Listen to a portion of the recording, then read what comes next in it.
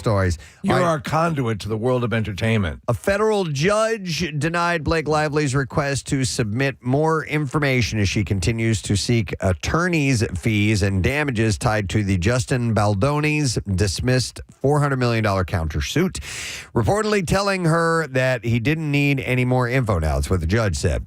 The former co-stars recently reached a settlement in Lively's lawsuit just days before trial, though neither side received money despite spending a reported $60 million combined on the legal fight.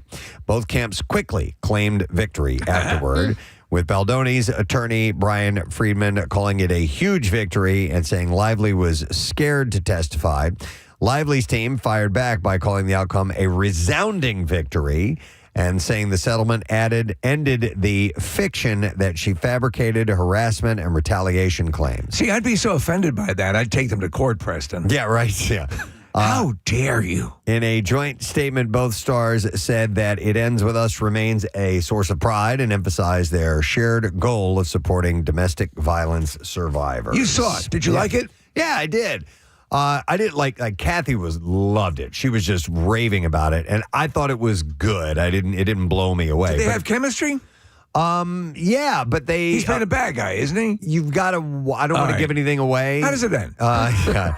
But you need to see it to find out what's going on because they do like this little bit of trickery. Okay. That you need to see to understand it. I like trickery. But it was good. It was a good movie. Sebastian Stan is opening up about major life changes as he prepares to welcome his first child with girlfriend Annabelle Wallace. While talking to Deadline, the actor reflected on how his role in Fjord pushed him to think more deeply about fatherhood and personal growth. Preston, it's Fjord. Oh, I'm sorry. Yeah. Fjord. He said,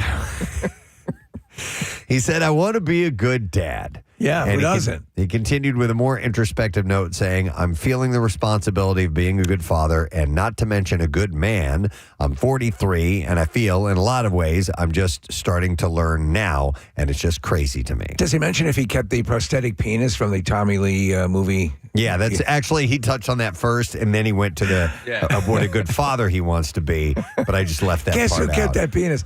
He's one of the few people who came in here that I asked for a specific picture by myself with. Sure. Yeah. I mean, he was Winter Soldier for so Christ's sake. great in the MCU. Sebastian and Annabelle, who first sparked romance rumors in 2022 and later made public appearances together at events like Cannes Film Festival and the Oscars, confirmed their pregnancy news in April after being spotted in New York. Do you know, I didn't realize that he's in the movie Hot Tub Time Machine. Is he? And he plays the dick character. Like he is the, he is the frat, always getting into fights. You hate his guts. But I'm like, that's Sebastian Stan.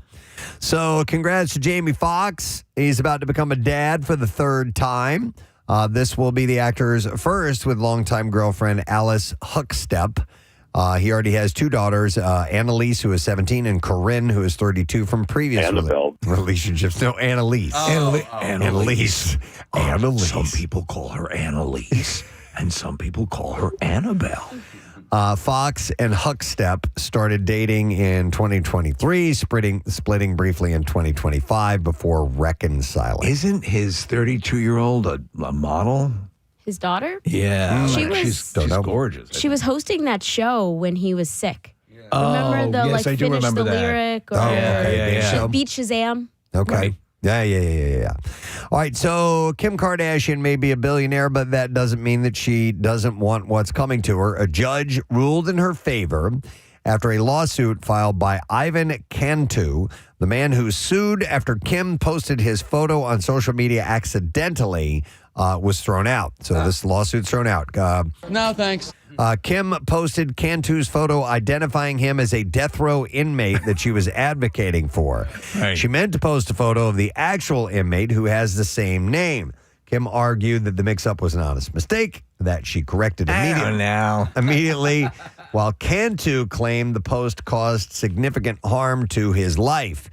Kim asked that Cantu pay her legal fees and was awarded $167,000 of the $186,000 that she requested after she successfully shut down his lawsuit. So he argued that being forced to pay Kim would financially devastate him, but the judge wasn't hearing it and says he's got to pay for it. So I can sort of see, I'd be curious to see how many people made that connection, how it really did affect him. Yeah. Or was it just, they saw here's an opportunity to go after Kim Kardashian for some money. It seems like the judge might have thought that way. Yeah, probably. I'm guessing that. I mean, listen, if the guy lost his job and Yeah. some things like that, tangible things happened, then yeah, he's got a case. But there was nothing to suggest that. But if he didn't have anything to back it up, then the judge got to go, look, dude, nothing happened. Sorry. Shut up. Yeah, so that's what it sounds like. I don't know the details of the case, though. All right, no good deed goes unpunished, and that's the saying, but it proved true yesterday as actors Keke Palmer and Lakeith Stanfield pulled up to a Shell gas station in Los Angeles to promote their upcoming movie, I Love Boosters, offering free gas to the first 70 drivers who rolled through. Along with some goodwill and happy people, the two also had the cops called on them. It seems that one person who was late to the giveaway ran out of gas while waiting and called 911 for whatever reason. Things were smoothed over, and the rest of the event went without a hitch. Sometimes you'll have those moments where you're giving away free things or whatever, and people's noses get out of joint, and it can be a nightmare. If for some reason they don't get their free thing. Yeah. And they'll get a little bit, over the top. So I guess that's I always what think, happened. well, I just didn't make it in time. Yeah, me too. I was, Damn the luck. yeah. Yep. I'm going to go home now and have a sandwich. Yep. They needed gas anyway. That's the thing. Yeah, you're at the gas You station. needed so much, you ran out of it. Get some gas. Yeah. Tiffany Haddish is tired of waiting on Georgia to get its act together, and she has made a formal request to have her 2022 DUI charge dismissed. She claims the court violated her constitutional right to a speedy trial after letting the matter drag on for more than 4 years. Yeah. The comedian says the pending DUI case has created issues getting travel documents for overseas work opportunities, adding that some companies have been reluctant to work with her because of the unresolved case, which she says has hurt her financially. So, I don't know. Sometimes DUI cases like going into Canada and stuff like that, they will sometimes not let you in for stuff like that. That's exactly right. I don't know if that's what she's referring to, but yeah. No, she was stealing maple syrup, Preston. That's crazy that it's gone for more than 4 years without being resolved and Yeah, I'd like not to see even it. started. Yeah. Kim Kardashian's her lawyer. And let's get her on. Yeah. So this was sad to see. Rex Reed, who for decades was one of the most renowned film critics in the business, passed away. I would read Rex Reed's columns all the time. Yeah, Reed's reviews were featured in publications like New York Times, GQ, Esquire, and Vogue. He's in Superman with Christopher Reeve. Okay. You remember Lois Lane passes him going into the Daily Planet. Okay. He eventually found himself in America's homes with frequent appearances on The Dick Cavett Show, The Tonight Show with Johnny Carson, and no cause of death has been announced. He was 87. He's also in a movie called Myra Breckenridge that had Mae West and Raquel Welch in it. Whoa. Yeah, and it was just it was like a sex change movie of its time. It was really controversial, and he's in it. I've never heard of it. What's it called, Ian? Myra Breckenridge, I think, is the name of Wow. it. Yeah. Okay. Conan O'Brien may need a friend, but he doesn't need work. The comedian has been announced as the host for the 2027 Academy Awards. So mark his third consecutive turn as host. He's been doing a solid job. The 99th Oscars are set to air live on ABC and Hulu. That'll be at the Dolby Theater at Ovation Hollywood on Sunday, March 14th of next year. And they have big plans for the 100th Academy Awards, Preston. It's going to stream on LinkedIn. So we will see if he does another great job. Yeah. Netflix reportedly tried to recruit Paul McCartney for one of its celebrity roasts. I don't want to do it. Roast master Jeff Ross told Variety that a McCartney roast was a dream of his, though the legendary Beatle apparently passed on the idea. He said, "We did ask Paul McCartney at one point. To me, that would be a fantasy roast." How do you, honestly, No. how do you beat up on Paul McCartney, even lovingly? Yeah. Because I'll tell you what, the Tom Brady roast was very good. The Kevin Hart one got a little angry. Yeah. Yeah. And I mean, it was like, And so I think some people walked away like, I mean, I don't know if I should have done this. Yeah. I don't like roasts. Yeah. I know people love them. I love them. It's not my thing. If they're done right. I don't like seeing people beat up on people. Yeah. Even lovingly so, because some of it's got a little venom to it. I just don't care for it. But Paul doesn't need anything, but a Paul McCartney roast would be good for the world, Ross said. It would be so funny to me because he's so loved. The roast franchise. Hey, guess who's a whore? Chelsea Handler. The Rose franchise kicked off in 2024 with Tom Brady's hit special. I think the roast they're making it too big.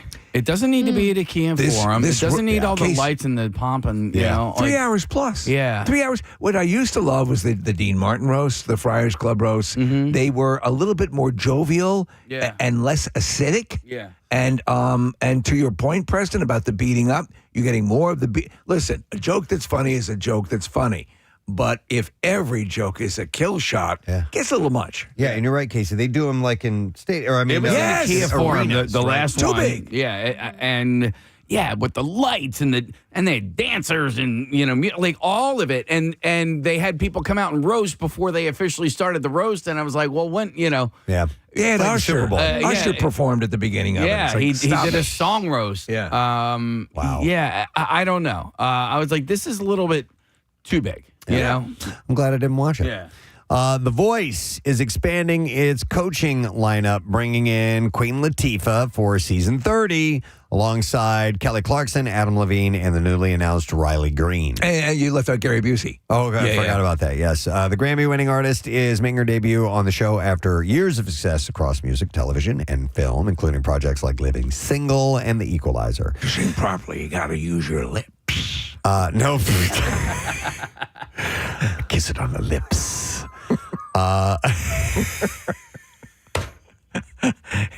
It's a parody thing, but it cracks us up. I love it, yeah. Known for hits like Unity and a career that spans decades, Queen Latifah is bringing a lifetime of experience that has helped shape the industry for female hip-hop performers. Season 30 is expected to premiere this fall on NBC.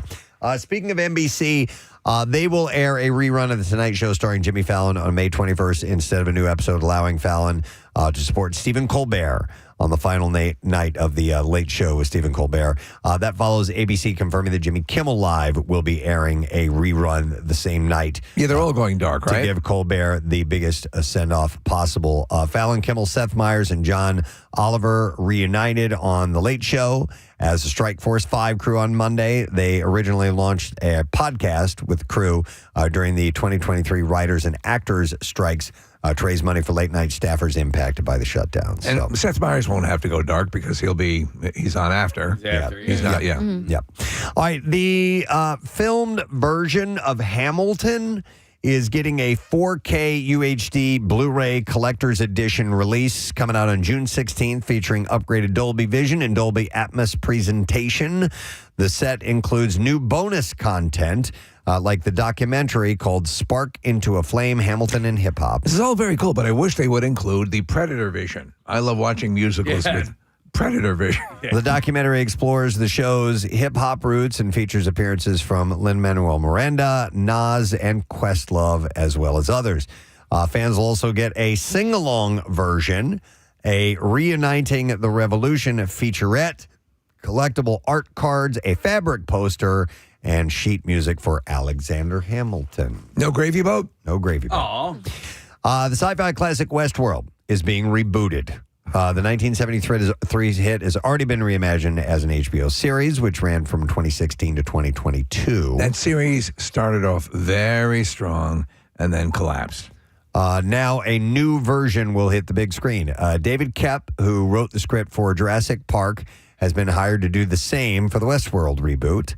As the film was just announced, no director or cast has been attached to the project, but apparently it's going to happen. I love the original Westworld. I know you're a fan as well, Preston, with Yul Brynner and Richard Benjamin and James Brolin. And Ms. Michael Crichton, I believe, wrote the original story in Jurassic Park. He also wrote Jurassic Park, but he might have directed. But it still holds up. I watched it recently. It's great. What did you think of Future World?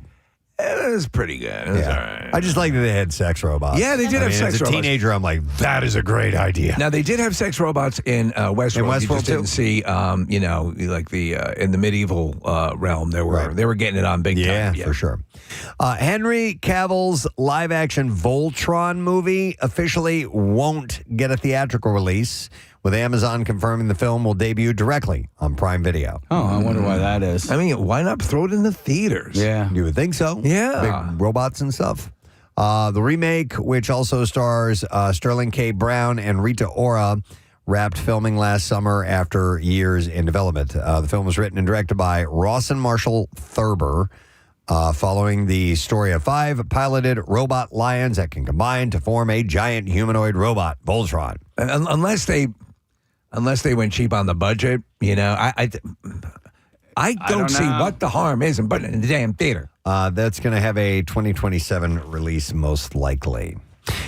Yes? Sorry, I just realized. I mean, does the streaming service pay enough money for it? That's my question. That- if you have a movie that, or at least for a while, put it in the theaters. Yeah. Action legends of the past and present will be meeting up for the upcoming holiday comedy called The Man with the Bag.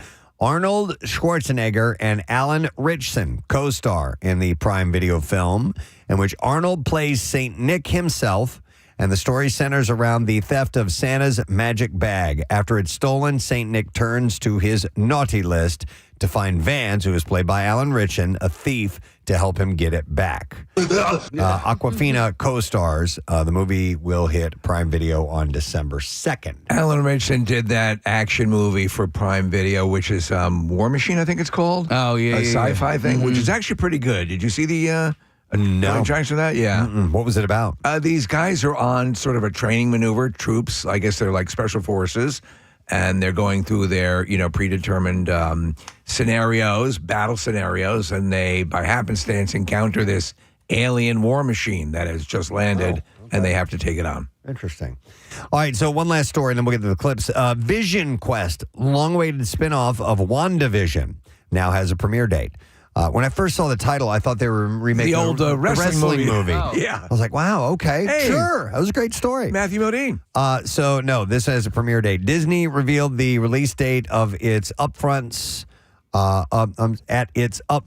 calling the series the final installment in the trilogy that began with WandaVision and continued in 2024 with Agatha all along. The theme song will be crazy for you, though, Preston. Oh, nice. Paul Bettany returns as Vision, an android and former Avenger, and the series will also feature James Spader reprising his role of Ultron. I'm very happy with that. Yeah. The cast also includes Henry Lewis, Jonathan Sayer, James Darcy, Orla Brady, Emily Hampshire, Rita Malika, Lauren Morris, and Diane Morgan. So I know a lot of people are split on WandaVision. I thought it was really solid. I still put it in the top tier of all those Marvel shows. I loved it. Yeah, I thought it was really solid. Yeah. Vision Quest will debut on Disney Plus October 14th. All right, we got a couple clips. Play for you. Chicago Med follows the professional and personal drama of a Windy City hospital. And here, Jesse Schramm shares how performing with Abby Corrigan is a full circle moment. I worked with them when they were 12 years old and I was 20. And so to get her now playing my younger protege almost that's coming out and now doing this, it's personally a full circle moment, but obviously adds to the dynamic within our characters on the show. The season 11 finale of Chicago Med airs tonight, 8 p.m. That's on CBS. Next clip. Opposites attract when a quiet songwriter falls for a college hockey player in Off Campus. Here, Josh Houston explains what makes the sport work well with a romance genre. Well, I think there's passion in both. Like sporting events are passionate by nature. Like that's why you follow it, and that's why romance is so compelling as well. And you put them together, and you've got a pretty good story. Where it all gone what? Thank you, Nell. All episodes of Off Campus are streaming today on Prime Video. I have an additional story. I didn't know this. I've seen a number of texts come in. Actor Donald Gibb, who played Ogre from Revenge of the Nerds, passed away. I did not know this. 71. Oh, man. Today. Oh, that's too bad. He was not only Revenge of the Nerds, he popped up in a few other He was in movies as well.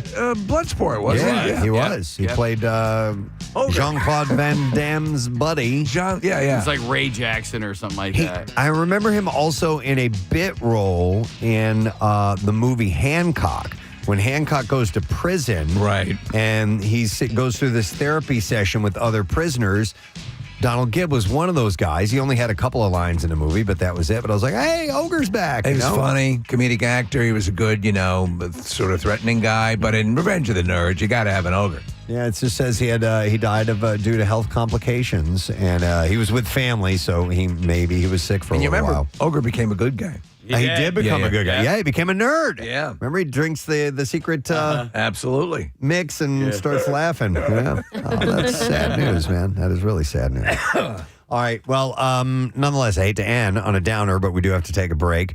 Don't forget, a little later this morning, Caroline Ray is going to be joining. She's at Helium Comedy Club. We have Chef Michael Solomonov here to help us celebrate International Hummus Day today, my friend. And we'll check in with Fox Good Day. And a reminder that Ben Salem High School, you're up next for Coolest Teacher. We need your vote, so you can go to PrestonandSteve.com and take care of that right now, or you can text the word teacher to 610-660-9333. We're going to take a break, and we'll be back in a moment. Stay with us.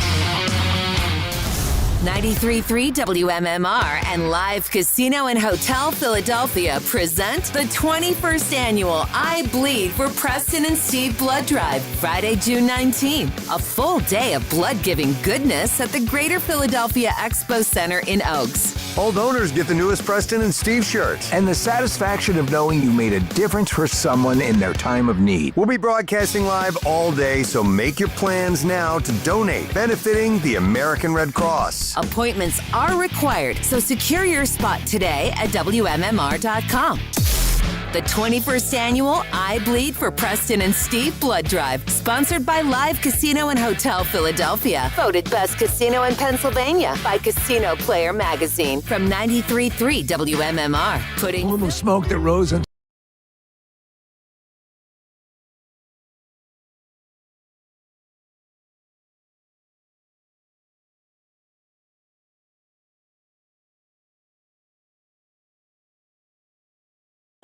I got this email. I would like to present this to you and those listening. I would like to have you maybe call in because, or you can text in as well. We have a phrase that we've used for years on the show just as a joke, which is the Preston and Steve Show. You learn stuff, and it's kind of tongue in cheek. But I got this email from Vince. Vince Schicciatano. Hey! He checked in on Monday and said, "Hey guys, love your show. But as I was listening today, I thought of a segment for your show called Everything I Learned from the Preston and Steve Show." Dear God. And then he points this out. He says, "Today I learned about EST and EDT, Eastern Standard Time and Eastern Daylight Time." Because we were talking about daylight savings time, and a caller called in with some information, and I never know whether we're in daylight time or we're in standard time. No. And Casey had pointed out we have this, our text message board has the time that people text in, and next to it, it says, 8:20 to 8 a.m. EDT. And Casey and I had never put together that means daylight time. So we learned on that day that this is something that we see every day and had no idea that, okay, now we can tell when it's daylight time or standard time. But Vince says, "I figured your audience can call you and comment on things that they learned or first heard on your show. The first time you heard about something and learned about it, you were today years old listening to the show. 610-660-9333 is the number." That's exactly what I was thinking. I was today years old when I realized this. We have espoused a lot of information over the 28 years. Some of it occasionally is accurate. So hopefully, yeah. And also, listen, a lot of times the stuff that you learned that day, we learned that day too. It's not like we are imparting this wisdom to you. It's being shared to us. Yeah. I've said this many times before when I used to listen to the broadcasters when I was a kid. I'm like, God, you must have to be really smart. And then, no, not a requirement at all. Years ago, Casey's wife was working with a dental organization, and you came in one day and said, after you brush your teeth, spit out the toothpaste and don't rinse because the fluoride stays on your. I haven't rinsed since then. Was that 3 or 4 years ago? I still have to rinse. Change. There are things that I've learned, and I still like. So on this show, I learned that it's all of a sudden.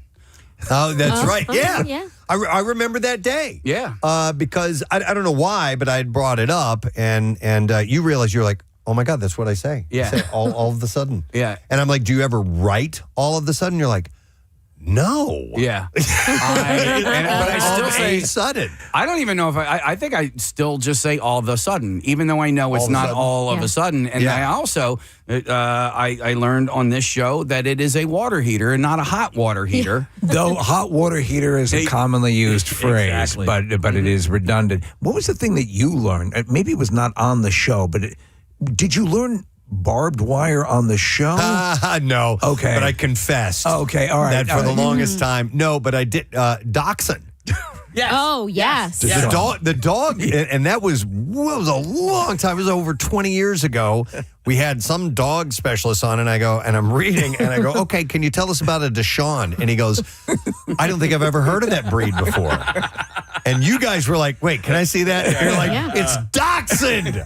And I always thought it was spelled, I'd never seen it spelled. I always thought it was DOXEN or ON or something like that. That's what it's pronounced like. And a similar thing happened, Steve, live on a game show. Wink Martindale. Oh, boy. Had never seen the word orangutan spelled out. Oh. And the answer the person gave was orangutan.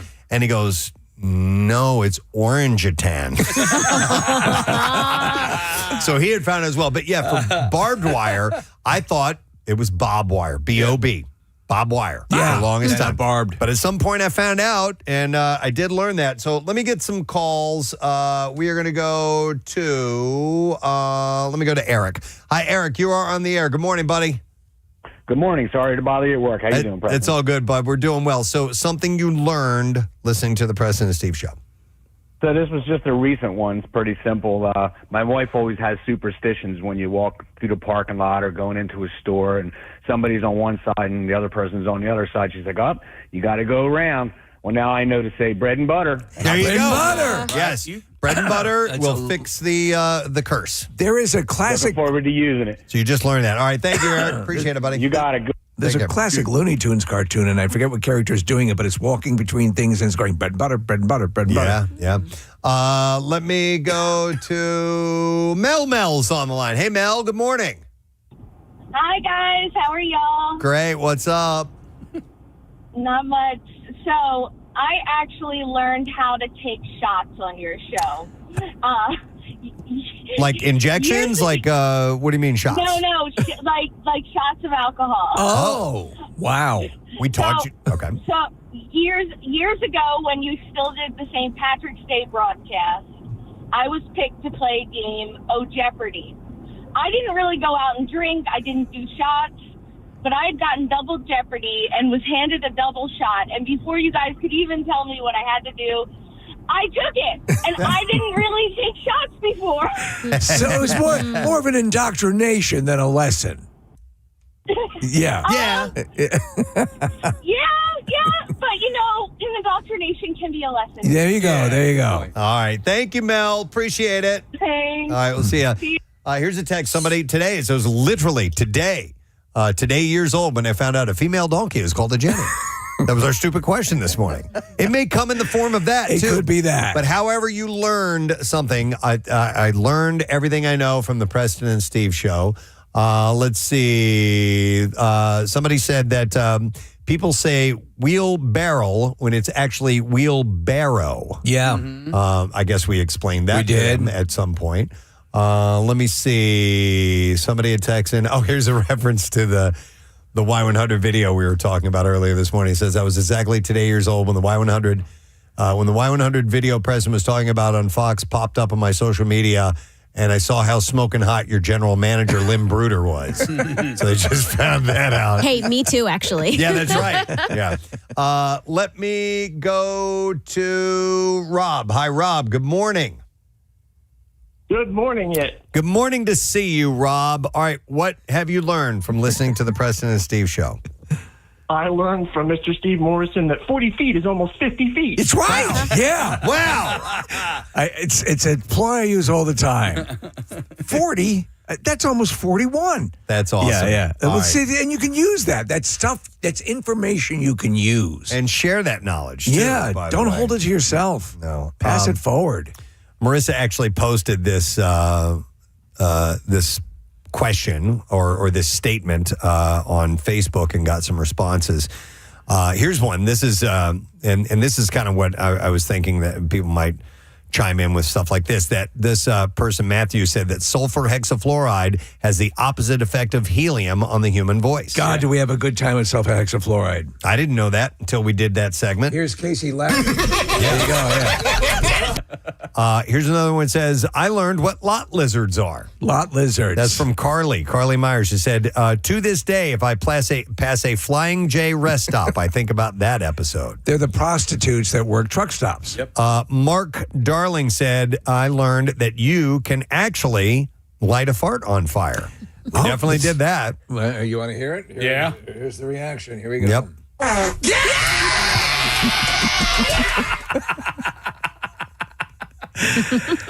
We tried so many times. We cut into a commercial break. Yeah. That's right. It was like we're waiting for like a NASA launch. Yes.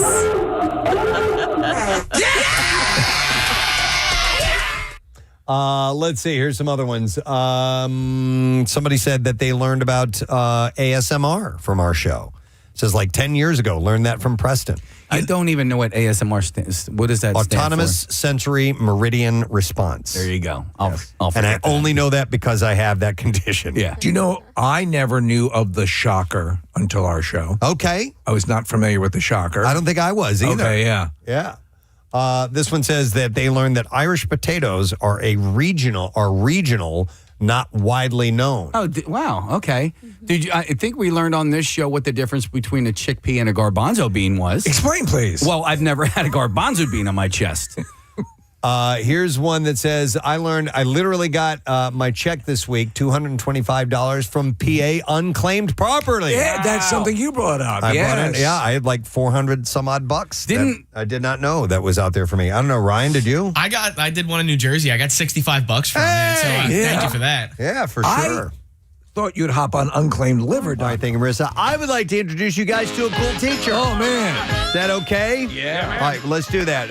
Ben Salem High School is our next school that people are voting for. But yesterday we had votes come out for Cardinal O'Hara. They came through, and the kid said the coolest teacher of the year is science teacher Sean Mayo. He is joining us now. Hey, Mr. Mayo. How you guys doing? Good. How are you, man? Not too bad. I would imagine you just won the coolest teacher of the year award. That's got to feel pretty decent.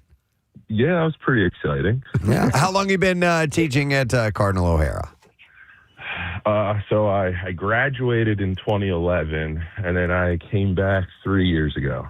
So this is my third year at O'Hara. This is pretty wild. We've had so many, at least a good amount of teachers who are teaching at the school they went to. That's pretty cool. I assume it's cool. It's different, but yeah, I think it's pretty cool. Would you have? Did you specifically want to come back and teach it there, or did it just the chips fell that way? Chips fell that way. Okay, that's interesting. All right, so you're a science teacher, just general science, or is there a specified area? Freshman environmental science, and then I teach AP environmental science as well. So it all falls under the earth science banner, correct? Correct. All right. Yeah, I loved earth science. Yeah, I loved all that. Yeah. Pretty cool. Did you do sports or anything like that when you were a student there? Yes, I played basketball at O'Hara, and then I went and played basketball at Cabrini. So, what do you think won it for you? We heard from the students that you'll let them use your refrigerator. Yeah, we did hear that. From time to time, I mean, reluctantly, but you do it. You give of yourself. There you go. Yeah, that's what you got to do. Go ahead, Sean. Is it tough having a last name Mayo? You know what? When I was younger, a little bit, but it's kind of calmed down. I think it would have been a real nightmare. I just get called Mayo now. Well, okay, because after an officer and a gentleman, mayonnaise. Right? Yeah. So you just get called. So that's something I found out with my kids when they were going to high school. Is it's fairly common now, if the teacher's cool with it, that you just go by the last name, like just not Mr. Mayo, just Mayo, and that's how you go. A lot of them just call me Mayo. Yeah. Okay. Oh wow. Yeah, we would have. I'm okay with it. Yeah. I think we would have gotten backhanded years ago. No, I think that makes that's a nice way to connect with the students, and have it be a little casual and personal. So, Mr. Mayo, I got to ask because you were an alum of Cardinal O'Hara. What parish are you from? St. Mary Magdalene. Okay, all right. So you grew up not too far from where I live right now, so that's pretty cool. All right, so you're from there, and then also, do you coach any sports or anything like that? Yeah, actually, I coach at Pencrest High School basketball. Okay. One of the coaches at Pencrest, yeah. All right, so I want to give a shout-out to Cardinal O'Hara's baseball team. They beat Bonner in the playoffs on Monday, and they have LaSalle, I believe, today. Is that correct?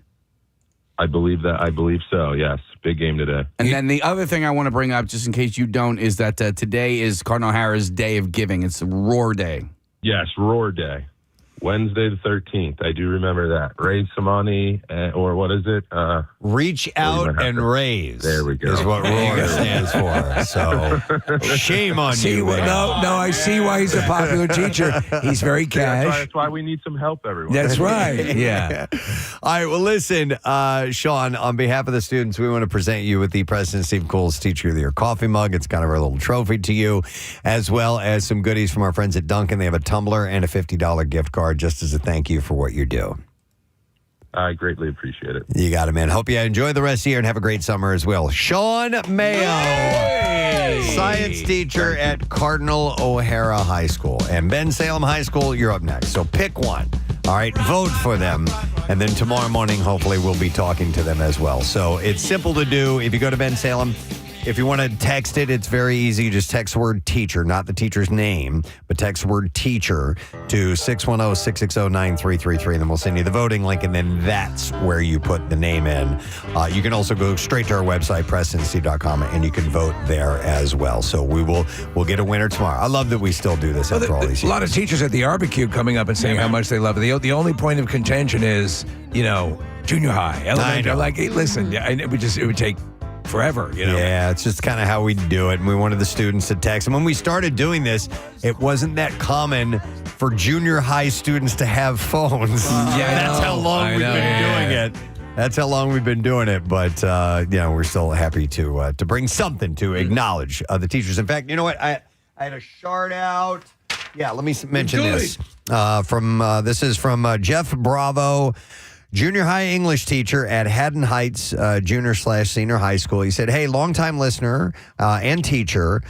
Since you are you're a mid coolest teacher, I wanted to pass along the retirement of one of the prior coolest teachers, Keith Chambers from Haddon Heights." He said, "Frankly, Chambers was and still is probably our coolest teacher. He's the most genuine person. Truly what you see is what you get. He is unapologetically him. At one point, he is El Diablo, sometimes airing things that some people wouldn't say. El Diablo. At others, he takes on the role of union president to help further our students. Really a cool guy. Garnet Country will not be the same without him. An end of an era." So we want to send a shout out to Keith Chambers, who's retiring. So congratulations on your retirement, sir. I like that commercial. I forget what the product is for, but it's the guy, Morgan Freeman's in it, the teacher getting his retirement party at the school, and maybe real or not, I'm not sure, but I haven't seen that. You think about, someone who spent a lot of time shaping a lot of minds and helping a lot of people realize their dreams, hopefully. It's important. It's a nice accomplishment. Most definitely. All right, some surveys have been conducted. I got the results. We're going to get into a little survey says. We're going to start with this subject, which is movies, music, and shows that get people in the mood. It was a poll of 2,000 U.S. adults. And what we watch and listen to for entertainment can have a big impact on our sex lives. Do you find that? No, not really. Not for me Movies either. or No, music no. and shows. I don't get horny. Porn. Yeah, Yeah. I mean, that's what that's for. But more than half, 53%, will blush while watching an intimate scene in a show or movie, and a quarter of respondents get shy or skip through those scenes when their partner is around. Unless it's two girls in a cup, I'm maybe no problem. Yeah. Some people do kind of cringe at sexy moments in The funniest was my mother-in-law, my wife's mother, was she any of that stuff. Nope. Turn it off. Turn away. No kidding. However, loved like gang fights and kung fu fights, and so yeah. Yeah, so violence is okay. Just not the sexy whoopee. sex. Yeah. 60% of those in relationships admit that they are likely to be intimate with their partner after watching a sexy scene. And 45% say explicit songs have the same effect. Now, listen, when I was younger, I think so. Most definitely. If I was in my, teens and 20s, that would, but it's been a long time. What would have more of an effect? Movies, television, or music? I think music would put me in the mood more. Probably, I don't know, sex scenes in a movie, maybe. Oh, all right. Yeah. If it's fairly, what's the word? I'm not explicit, but sexy, graphic, suggestive, maybe graphic, full of semen. Yeah, there's a point when you're younger, you could put on any movie, and it turns into, if you're intimate with somebody right then and there, give it a reason. Yeah. Look, they're on Wall Street. Some of the favorite steamy shows respondents have include Sex in the City. 22% said that. 18% said Game of Thrones. Well, I guess when somebody's not getting decapitated or burned to death. So there was a lot of nudity in sex. A lot of nudity? Okay. And 15% said The Vampire Diaries. Yeah. And 14% said Bridgerton. There was a lot of sex going on in Bridgerton. Another one would have been True Blood. That was another, very sexy vampire. Heated Rivalry as well, too. Yes. The newer one. Yes, exactly. Movies that tend to turn people on include classic rom-coms. 41% said Dirty Dancing. 39% said Pretty Woman. 38% said Titanic. And some other movies include 50 Shades of Grey at 33% and Magic Mike at 21%. But the America's favorite bedroom playlist songs. All right, let's hear this. I have those. I don't have any survey results on this, but these are what some people had mentioned. Do you know what I think is a very sexy song? I think you might agree with this. Miracles, Jefferson Starship, Preston. Sexy? Yeah. No. Yeah. No, I don't. I've never thought of that. That's okay. That's been one for me. Slow by Jamie Foxx. Perfect by Ed Sheeran. Earned It by The Weeknd. Pony by Genuine. Pass the Dutchie. Birthday Sex by Jeremiah. Is that how you say that? Jeremiah? It says Jeremih. Let's Get It On from Marvin Gaye. There you go. That's a classic. Yeah. That's absolutely a classic. Yep. That's the one. Adorn by Miguel. I'll Make Love to You by Boys to Men. Okay. Bedroom Boom by the Yin Yang Twins featuring Avant. Okay. Look, he's got a boner. Bedroom Boom, for sure. And Between the Sheets by Ron Isley. Look, he's got a boner. I love that song. I'm not familiar with some of these songs. Look, he's got a boner. Do you know what used to be sort of mood music was the the Gregorian chanting. Really? Sadness Part 1. Yeah. Is that Enya? No. Enigma. Enigma. That was it. Yeah, because there's a lot of she's sad. Sounds like that. Yeah. Look, he's got the burner. Is this the actual song? You're damn right. Yeah, that's how it begins. Oh, well, I haven't heard this in ages. I listen to this all the time. I remember when He's got a boner. That should be part of the song. I remember when this song hit, I'm like, really? Yeah. I couldn't figure it out. And whose idea it was to put this rhythm to the monks singing, but it was a massive hit. I think it was like a French producer that did this, and I had the whole album. The whole album is actually really good. Yeah. It kind of fell into that category of like world music. And the female vocalist in it is Right. and doing all that. Look, so he's got that bill now. Oh, you know another sexy song from the earlier day from the 70s was Tonight's the Night from Rod Stewart. Tonight's the night. Well, at the end of it, his girlfriend was speaking Right. in French and was kind of moaning along while she's speaking. I think that girlfriend was Britt Eklund, the actress. Don't know. Yes. Probably something like that. Yeah, there's a couple like that. What about Love to Love You, Baby? Love to love you, baby. Yeah, that's a good one, too. What about Fade Into You from Mazzy Star? Love that song. It's a great song. That I doesn't really get thought of me it as sexy. horned though. up. Really? Yeah. Maybe For it's you, be- though? It's more an emotional connection. Well, listen, I really love the song, but maybe because one time I don't remember which strip club it was, but there was a stripper who danced Stripping to that? No. But somebody stripped to that song. Yeah. And I was like, okay, that's pretty sexy. That's a slow song to strip. It is, but she, if you're moving, Yeah. like really sultrily. See how I'm moving? Like Negan. right now? Like Oh my Negan, God. Preston. Look, If I I get you got a turned boner. on. Just like that, Yeah, Preston. right. You're kind of like a slow, wacky, wavy, inflatable tube man. Slow motion. Slow motion like that. How about Red Light Special by TLC? That was playing the other night. Fred, Was it? Yeah, when we were in the back room at the M&M barbecue. Really? Yeah, I Really? was sitting down Wow. with a bunch of people having my dinner, and I was like, "What is this song?" And look, he's got a boner. Oh, look, I have it From hearing that Yeah. song. Look at that. Wow. All right. So, anyhow, movies, TV shows, and music can get people horny. There you go. All right. Survey says.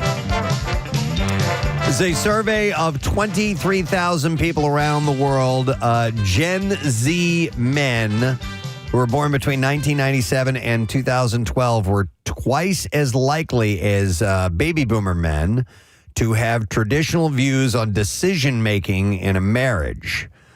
So researchers with Ipsos and the Global Institute for Women's Leadership at King's Business School in London polled people of all ages from 29 countries, including the U.S., U.K., Brazil, Australia, and India, about their thoughts on gender roles. And the results show that it's men under the age of 30 who have the most traditional views. 33% of Gen Z guys say a husband should have the final word on important decisions. This seems to be going contrary to what you'd think. I think so, yes. I mean, but boomers tend to be more sharing the decision responsibility. I guess so, according wonder to if that this opening line. has to do with that like stupid manosphere stuff going on right now. Maybe. Very misogynistic. And then you have like your trad wives who are also, they're supporting this thing. Well, here's the 31% of the survey believe that a wife should always obey her husband. Oh, I hate it. I know. I can't stand it either. This is kind of that storyline I was telling you guys on Euphoria. Sydney Sweeney's role in the show is she's kind of just a housewife that is not supposed to work. Is she doing be the at home. She doing the OnlyFans stuff at the behest of her husband? She is. Uh-huh. Yeah. Only 18% of Gen Z women agree, and 6% of baby boomer women feel the same. When it comes to sex, 21% of Gen Z males think a, quote, real woman should never initiate it. Okay, that's weird. What was the sample size? It was 23,000. Wow, that's pretty good. Yeah. Nearly a quarter, 24% of Gen Z men think a woman shouldn't appear too independent or self-sufficient, compared with 12% of baby boomer men. That's horrible to hear. Only 15% of Gen Z women and 9% of baby boomers feel the same. More than half, just about 60% of Gen Z men say they are expected to do too much to support equality, compared to 45% of baby boomer men and 41% of Gen Z women and 30% of baby boomer women. I wonder how it goes the further down you go, more recently. What is it? What's... Yeah.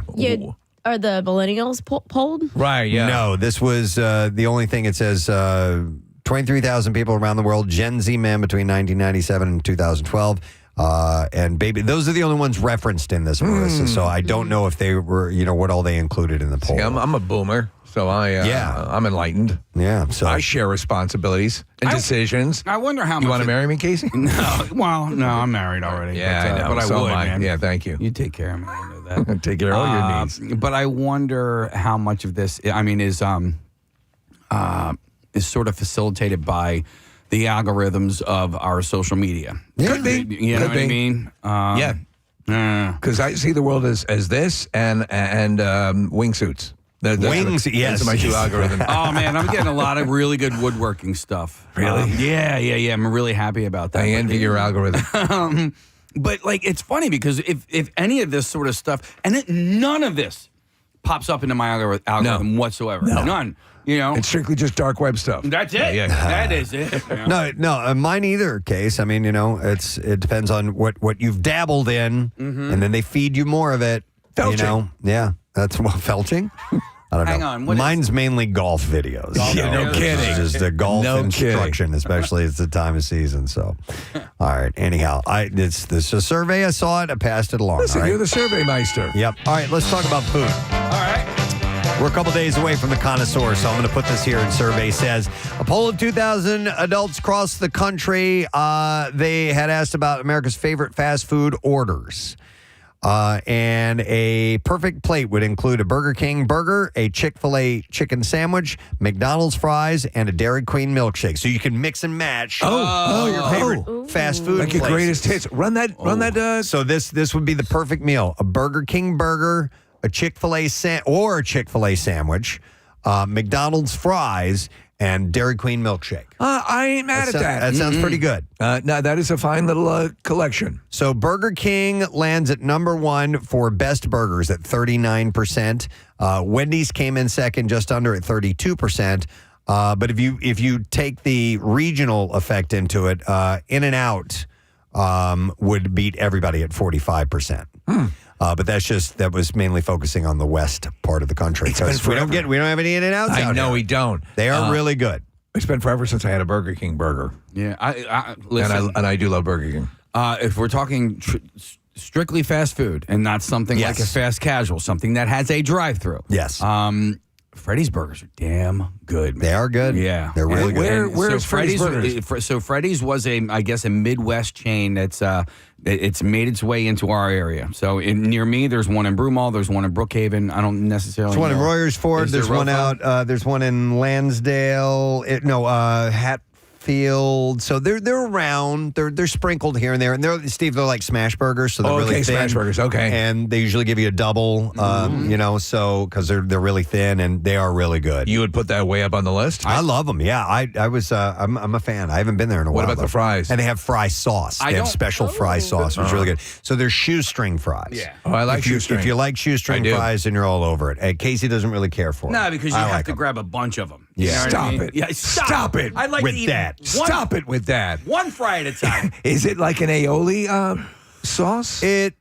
No, it's kind of maybe it's almost like a ketchup mustard thing. I don't. So it's been a while. Couch Tomato, who currently, or whatever the new name of it is, has way at the top of my list of favorite French fries. They give you an aioli dipping sauce, Marissa, which is really good. Steve, Freddy's has a steak burger bowl. So it's no bun. It's just kind of like a salad. There you go. That sounds right up your alley. That's right up my alley.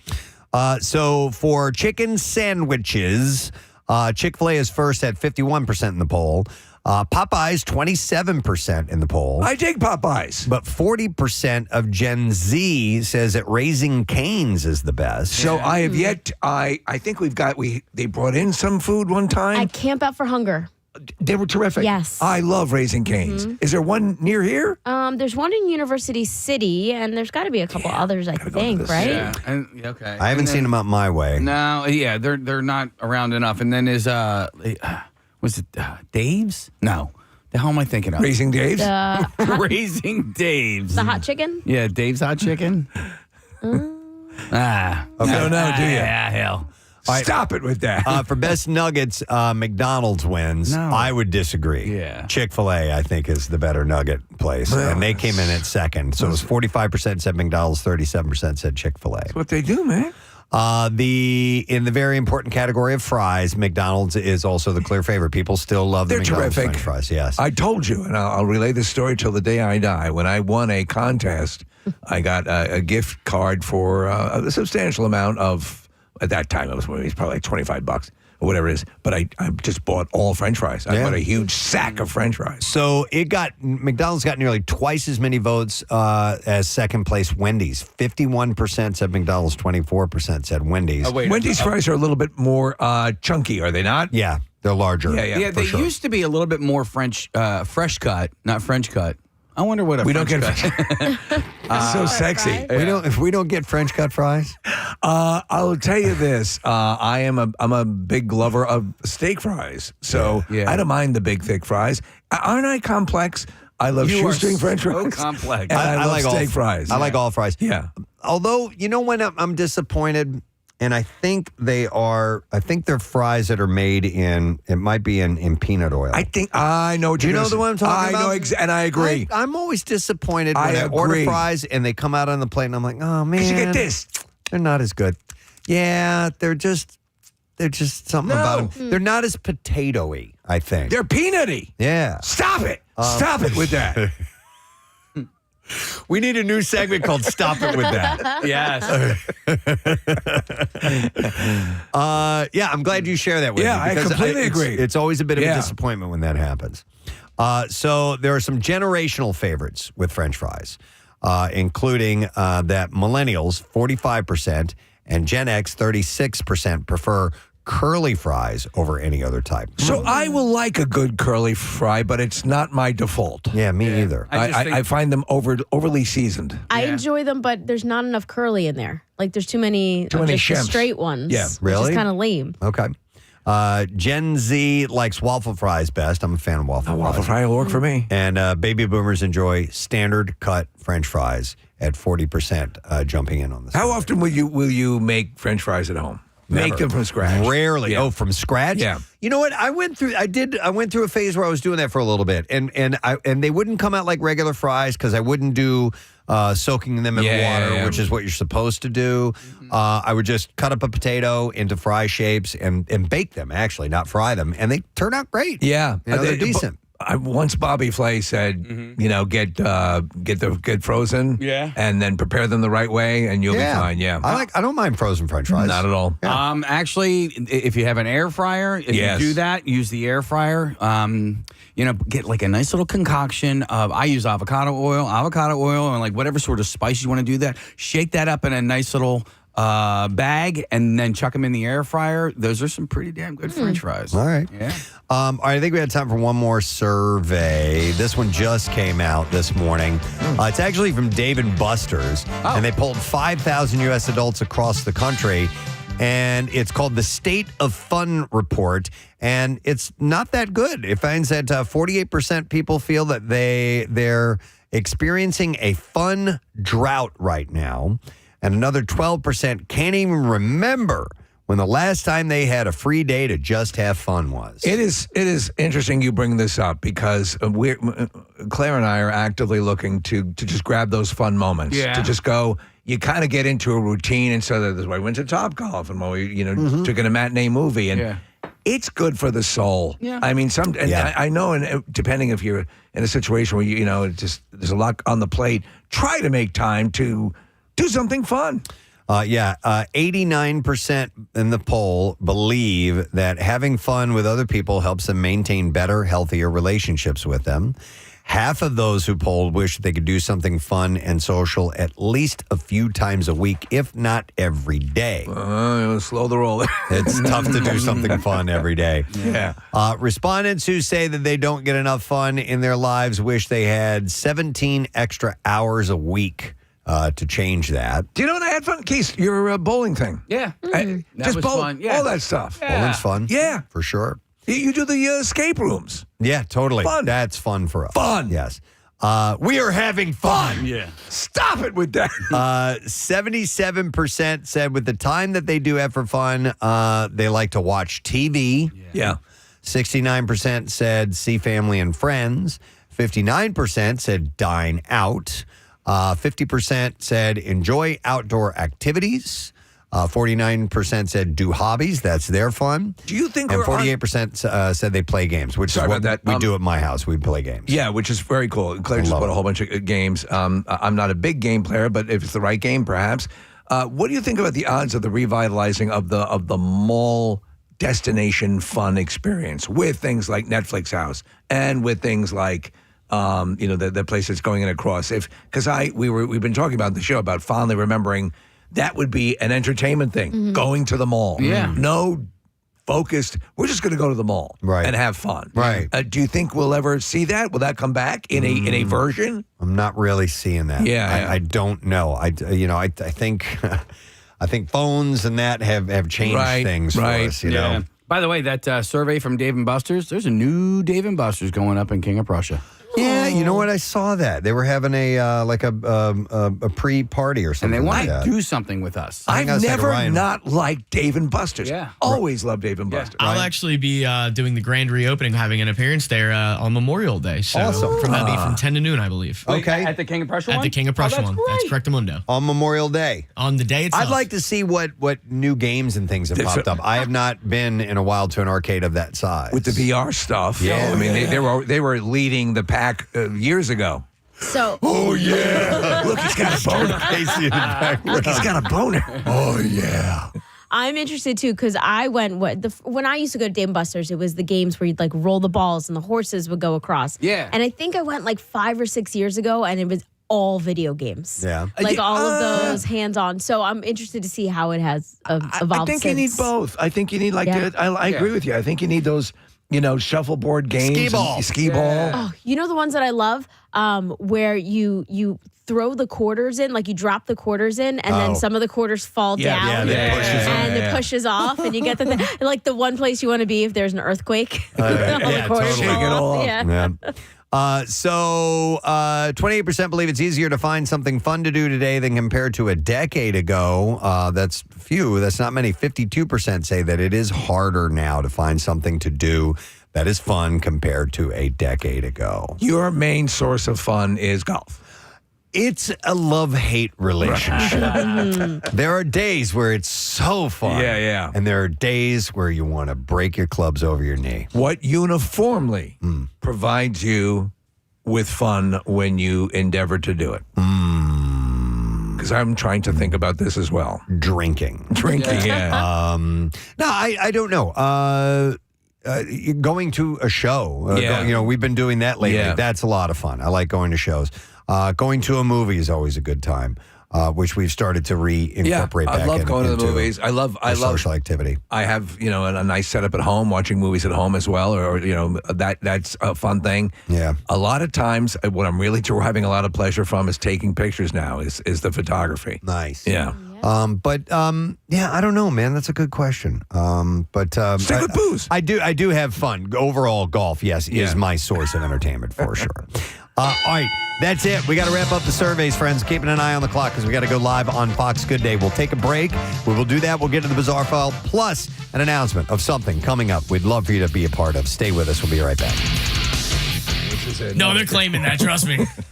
Stephen Gregory said, I found out my car's gas gauge points to the side of my car that the gas cap is on. Yep, maybe we instructed that. Mm-hmm. Sam just texted me, said, I learned Alabama wet wipe from when we talked about crapping on the side of the road.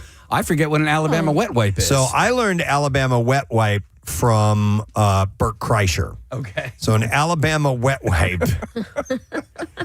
is when you spit in the toilet paper and then wipe your ass with it. Oh, okay. So that falls into things that I think we all sort of got up to speed on. Hot Carl, Dizzy Gillespie, Rusty Trombone, all of that. I mean, I was vaguely familiar with some of the nomenclature, but I didn't get the specifics. That was from the Urban Dictionary. Yeah. Urban Dictionary had all those weird things. Eiffel Tower. Yeah, and oh man, Pittsburgh platter. Did you say that? Felching. There's the Klondike is another one. Was it Kentucky Klondike or? No. I've forgotten. It's been so long since I looked at those things. Hang on, Ryan. So this just came to me. Packing a flounder. I learned from you. Yes. Yep. Packing a flounder we brought up. And that is where you take toilet paper. If you have, if you got swamp ass, you take toilet paper and you flatten it out a couple of squares and you just shove it in your butt and you leave it. It's like my buddies just called the butt tampon. I learned from Casey lily padding. Yes. I learned. Oh. No, we all learned together. because I shared on the air how I had to unfortunately go big potties in a porta pot. Yeah. And I had splashback, and it scarred me till this day. Explain how you lily pad. Well, so what these construction workers told us on the air was that if you do, unfortunately, have to go number 2 in a porta pot, you lay down a ton of toilet paper before you do that. Stops the splash. And it gives it a nice soft landing. That'll work in a regular toilet in your home, too. Yeah. All right, here's a bunch of really good ones, guys. Okay, so here's really good ones. Jim Henry said, I learned that you can mail things without putting them in a package. I did not know that either. I didn't always either. thought it had to be in some sort of receptacle. We had done this thing several years ago, and we told people to try just slap postage and an address onto something and throw it in the mail and see if we get it. You don't put it in a box or anything. And we got things like coconuts and bricks. Your museum. It's not part of the Shards and Crafts. All right, but we did have a But we collection. used to have a full collection. We finally got rid of it. There was tons of odd items that people sent to us through the mail. Right. This person, Crystal Wank, said, I learned the correct way to pronounce macabre. Yes. Oh. Which is spelled M-A-C-A-B-R-E. I need to hear Jackie Bam Bam say that word. Dude, because macabre is right in his wheelhouse in the things that he likes. He was doing commercials, and I want to say it was for the Oddities Festival where he says macabre. And he even gives it like good inflection, too. Okay. Corey Leeper said, I learned that Bajmir is rim job spelled backwards. Learned that on the Preston and Steve show. Diane Abbott Hemmer said they learned to never pick up a random dollar bill on the ground. Poo dollar. Poo dollar. We did Poo dollar for years. Yeah. It was a crowd favorite. Casey would rub a dollar in between his butt cheeks and set it on the ground, then sit and wait for somebody to pick up. And then he would jump out with a bullhorn and scream poo dollar. And then Bravo Channel bought that from us and created a whole show. You pick the dollar up, then you put it back down. Poo dollar. Poo dollar. Oh, dude, and you were dancing when you were doing that. All right, Debbie Carling Agostino said, I learned if your nose runs when you are eating, that is called gustatory rhinitis. Okay. Oh, okay. I remember talking about that, but I don't remember saying that. I remember you had a different scenario that had your nose. Mine is when I drink something hot. Okay. Oh, okay. Kim Boy said, I learned the lyrics of Foo Fighters' Monkey Wrench. I remember the discussion, what Dave was saying during a really long-winded vocal section of the song, and Marissa saying the lyrics. I'll never forget that, as I'm a lyric person and wanted to know too. Too many moments to list. Thanks, crew. Don't know what I'd do without you all. Let me see. And I haven't read through these. I'm just reading this as I go along. Let me see here. Shelley Wise said, question of the day. Summer, back in the early 2000s in Y100, the English word with the most definitions is the word set. Set. So she learned that. Kevin Jones said that they use day-old donuts and honey to catch bears hanging out in people's neighborhoods. Yeah, they do. Andrew Millichap said he learned the part of the body that people forget to clean the most is behind the ears. Guess we passed that along, too. I don't. Yeah, I wash my head, but I don't specifically target the backs of the ears. You know what I do now, and I've been doing for a little while now is, and I never used to do this. I wash my entire legs, like behind my knees. Like, do you shave? No. I mean, not often. Sometimes. Do you do it every time, or if you're a little short on time, you'll skip it? Every time. Okay. Every time. Yeah, because I'm a loofah guy and everything's all set up anyway, so it doesn't take a whole lot. Okay. You know? Donna Lee learned what a Pittsburgh toilet is. Yes. That's the one that just sits in the middle of the room. It's not really a bathroom. Sometimes it's mainly in the basement. The idea is if you'd come in from a particularly dirty job with, I guess, mining or anything industrial, and you'd come into a door that goes right into the basement, and you could go to the bathroom without having to get completely, changed. Dorian Lenz, by the way, we're doing everything I learned from the Preston and Steve show. Dorian Lenz said, I learned what an upside down pineapple means. Yes, you're down for swinging. Yeah. I just got rid of a hat that I had that had a pineapple on it. Was it like, upside down or right side up? Can't remember. Sometimes people interpret it. Yeah. Even if it's not upside down. Exactly. Have you ever seen anybody do that in a supermarket? No, but we do have some listeners. They were at our Christmas Miracle broadcast. And I can't remember if it was the husband or the wife, but they had a necklace with an upside down pineapple on it. And I was like, hang on a second. And they were like, yes, we are. What I did not know is that it is in that community, it is fairly common to put an upside down pineapple plate on your front door. That's what I've been seeing. Oh, yeah. Yes, Okay, yeah. I've been seeing that more and more, noticing it more and more. On somebody's front door? Yes. To basically say, as for this house, we worship the Lord and we swing. Remember those things you used to put on your front door? It was like if your house was like a safe haven for people. Do you guys know? I remember there was a sticker for like the fire department, like a child lives in this room, or I remember those. Them, yeah, which can also be bad. Yeah, for your local. So you were advertising your local predator. Yeah. Let me go to a couple of calls real quick, and then I got a bunch more of these to read. I have Doug, who is joining us on the phone. Hi, Doug. You're on the air. Good morning, bud. Gadzooks. Gadzooks, sir. What's up? That tells you how old I am. So I don't remember who it was, but it was Casey Boy or somebody was talking about for all intensive purposes. And I found out it's intense and purposes. Intense and purposes. Yes, it's one that people regularly get wrong. And from time to time, we'll try to reveal what they really like all of a sudden. What in the hell is... What's an intensive purpose? I am so intensive in my purpose. I mean, that's... You're very committed. You can have a purpose. Have a very intensive, very intensive purpose. Let's go to Kim. Hi, Kim. Good morning. Hey, good morning, guys. Hey, Kim. So my husband is very grateful that probably 10 years ago, I learned about steak and BJ Day. Steak and BJ Day. We used to have steak and BJ Day dinners. We may need to stir that back up again. People really responded well to that. Routinely, it would take place 1 month after Valentine's Day. Right. That's right. March 14th. Yeah. Do you still celebrate, Kim?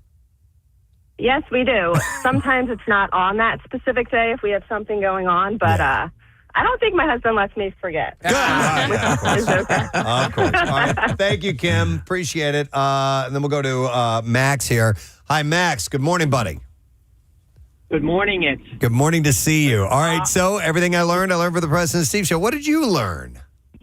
When I was 15, I learned what X-Hamster was. Oh, my God. Oh, my God. And on that day, that was a glorious day. Oh, that's so funny. A friend of mine was just on it the other day. Happy we could help, Max. Thanks, buddy. What were they? So there's X-Hamster, Lobster Tube, which is what I think Bert Kreischer introduced us to. Yeah. No, it was Big J. Was it Big J? Yeah, okay, yeah. Lobster Tube. And Pornhub. Corn Hub, which is an offshoot. Yeah, that's it's a food truck. Yeah, those are the ones that come to mind. All right, so here are a few other ones. Tom Masella Jr. said, I learned frying leftover pizza in the skillet is the best way to reheat it. And I stand by that. It really is, especially if you're just doing a couple of slices.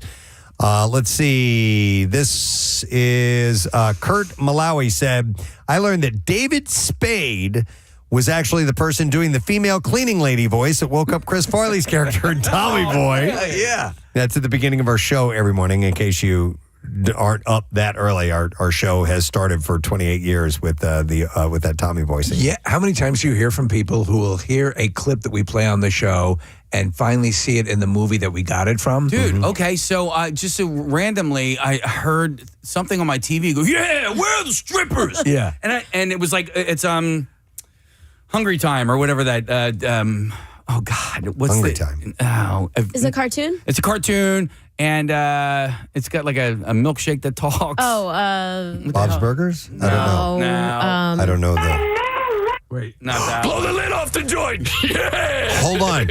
Go back to that other clip, the one that you hit. You remember that one? I do. And the reason I wanted to hear is I had somebody email me not that long ago looking for that woman. Oh my God. They wanted that whole, it was a woman who called up, she needed help with her computer, and she was leaving a voicemail for her son, and it starts off very calm. She's like,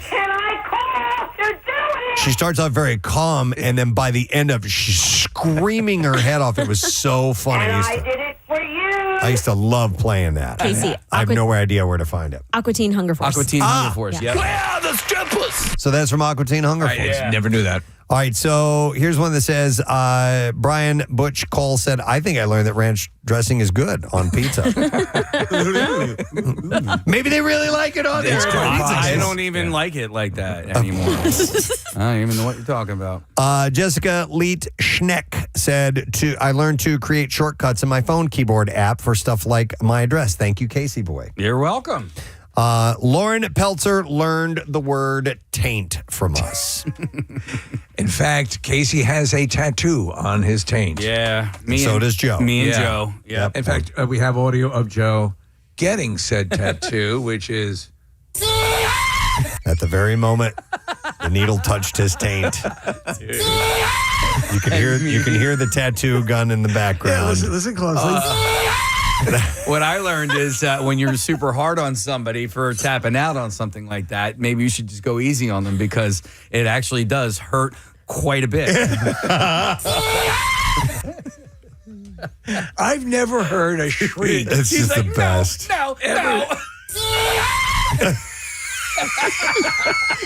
That is a 100%. Apparently, there is a nerve nexus in the taint area, and that's what he had hit. It is sensitive down there.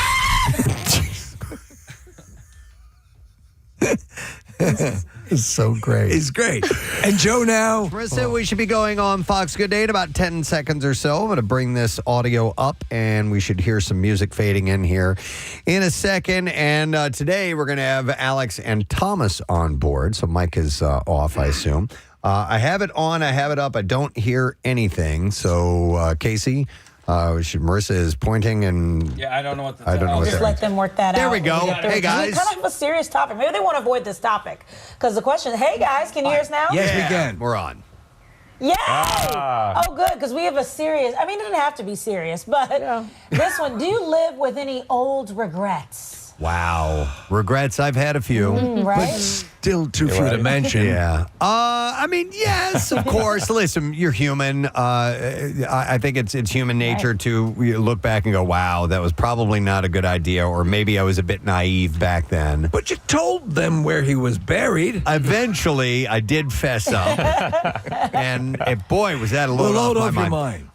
Yes, and usually they are kind of heavy, Alex, so nothing I really feel like sharing right now. But I think it's pretty common to regret things. I can tell you something in general, and it always has to go with it. Looking back, I wish I could go back and tell myself not to worry as much. Like not to, the things that you might have feared, in youth, that things play out.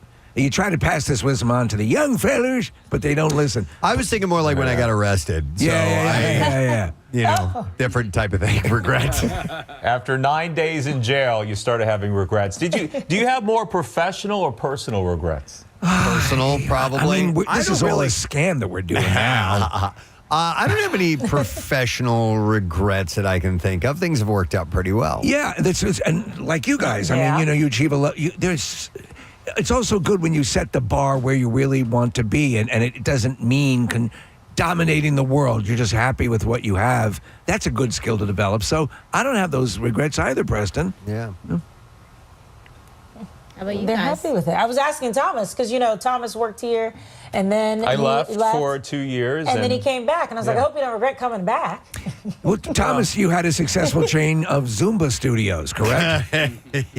Yes. We're, I believe, 22, and I have a franchise opportunity for you guys if you're interested. Down with the Zumba. And the one I was mentioning this morning is when I lived in Myrtle Beach. They're known for all their golf courses. I didn't play golf. I didn't learn. I went to the range once, and I do regret that. I feel like that could have been an opportunity to learn. Well, maybe I'd be in the PGA or. You should play with Preston. He plays all the time. We'll take you out, Alex. We'll go. Okay. I mean, listen, I know nothing. But I have regrets for not trying to preserve my hairline. Oh, my gosh. Yeah, Taking more aggressive steps. Look who you're talking to. Yeah, true. I was looking right at you. Yeah, you're Bon Jovi compared to me. I'm buying a wind machine this afternoon just to let it flow. Well, we certainly don't regret spending our Wednesdays with you guys. No. So thank you so much. Love this. Thank you, guys. Appreciate it. Mwah. We'll talk soon. We'll play golf, Alex. I'll see you. All right, so we have an announcement coming up, but let's get to the beef file. We'll do it on the back side. All right, my friend? WMMR presents Preston and Steve's Bizarre File. And it's brought to you this morning by Pella Windows and Doors. Right now, you can get 40% off installation or choose 60 months, 0% APR. Visit PellaPhilly.com to schedule your free in-home consultation today. We're going to start with a follow-up. Pretty intense story from just the other day that we had. Officials have identified the person who was fatally struck on a Denver airport runway Friday as 41-year-old Michael Mott, and it is believed that he died by suicide. The cause of it, and you were wondering that, Steve. Yeah. And I mean, that is an intricate way of committing suicide. So the cause of death was determined to be multiple blunt and sharp force injuries. The collision happened on Friday as the Frontier Airlines aircraft was accelerating to take off at Denver International Airport for a scheduled flight to Los Angeles. Security video released by airport officials shows a figure approaching the runway and starting to cross it at a walking pace. The Airbus A321 then sweeps in from the left and the person vanishes, and one of the plane's engines catches fire. Denver International Airport CEO Phil Washington said that the alarm went off at around 11:10 p.m. Friday, and an operator on duty reviewed the alarm and identified a herd of deer just outside of the perimeter fence. He said they did not initially see the trespasser and said the camera view was alternating between the wildlife and the individual, and there are some ditches in the area, so the person was out of view for a bit as well. Washington also mentioned that there was a gulch or a ravine between the fence line and the runway, which the airport is working to ensure it has a line of sight on. Minutes later, Washington said the airport was alerted by the FAA and that a person had been struck. He said it took approximately 15 seconds for this person to jump over the 8-foot fence topped with barbed wire. The time between climbing over the fence and being struck by the plane was approximately 2 minutes. The location of the incident is about 2 miles away from the terminal. Given the short time period, he said we were not able to intervene and prevent this person from reaching the runway. And bizarrely, though, he exposed a weakness at the airport. Yeah. You know? Wow. A sailor indulging in the time-honored military tradition of energy drink guzzling was reportedly greeted with a rude surprise this week when, after polishing off a Monster drink, he discovered the decomposing corpse of a rat at the bottom of his can. Is that what gives you the jolt of energy? Yeah. John Witt discovered an actual rotting beast after finishing the drink. Now with rat. Witt, who said that he purchased a pack of the drinks from a 7-Eleven in Norfolk, Virginia, promptly vomited several times, he said. He said it was a full-size rat, a big rat. The sailor first brought the issue to the attention of his chain of command, one member of which responded correctly and said, "Go to the ER, bro." Thank you, doctor. Thank you, sir. Witt then checked into Portsmouth Naval Hospital, where he said medical personnel informed him that it was more than likely it said that it was more than likely with the chemicals that are in Monster that I should be okay. Yeah, more than likely he'll get it done. Wow. He said my antibodies should be able to fight it off, adding that medical staff wanted to closely monitor the situation for the next 48 hours. Witt said that he has no plans to ever consume another Monster or even a closed can beverage for that matter. He said, I'm never going to be able to drink anything that I can't see again. Mentally scarred. Witt intends to file a report with the Food and Drug Administration. It's like the time I drank a Yoo-Hoo and there was a dead Shetland pony in it. Oh, my goodness. I'm like, how?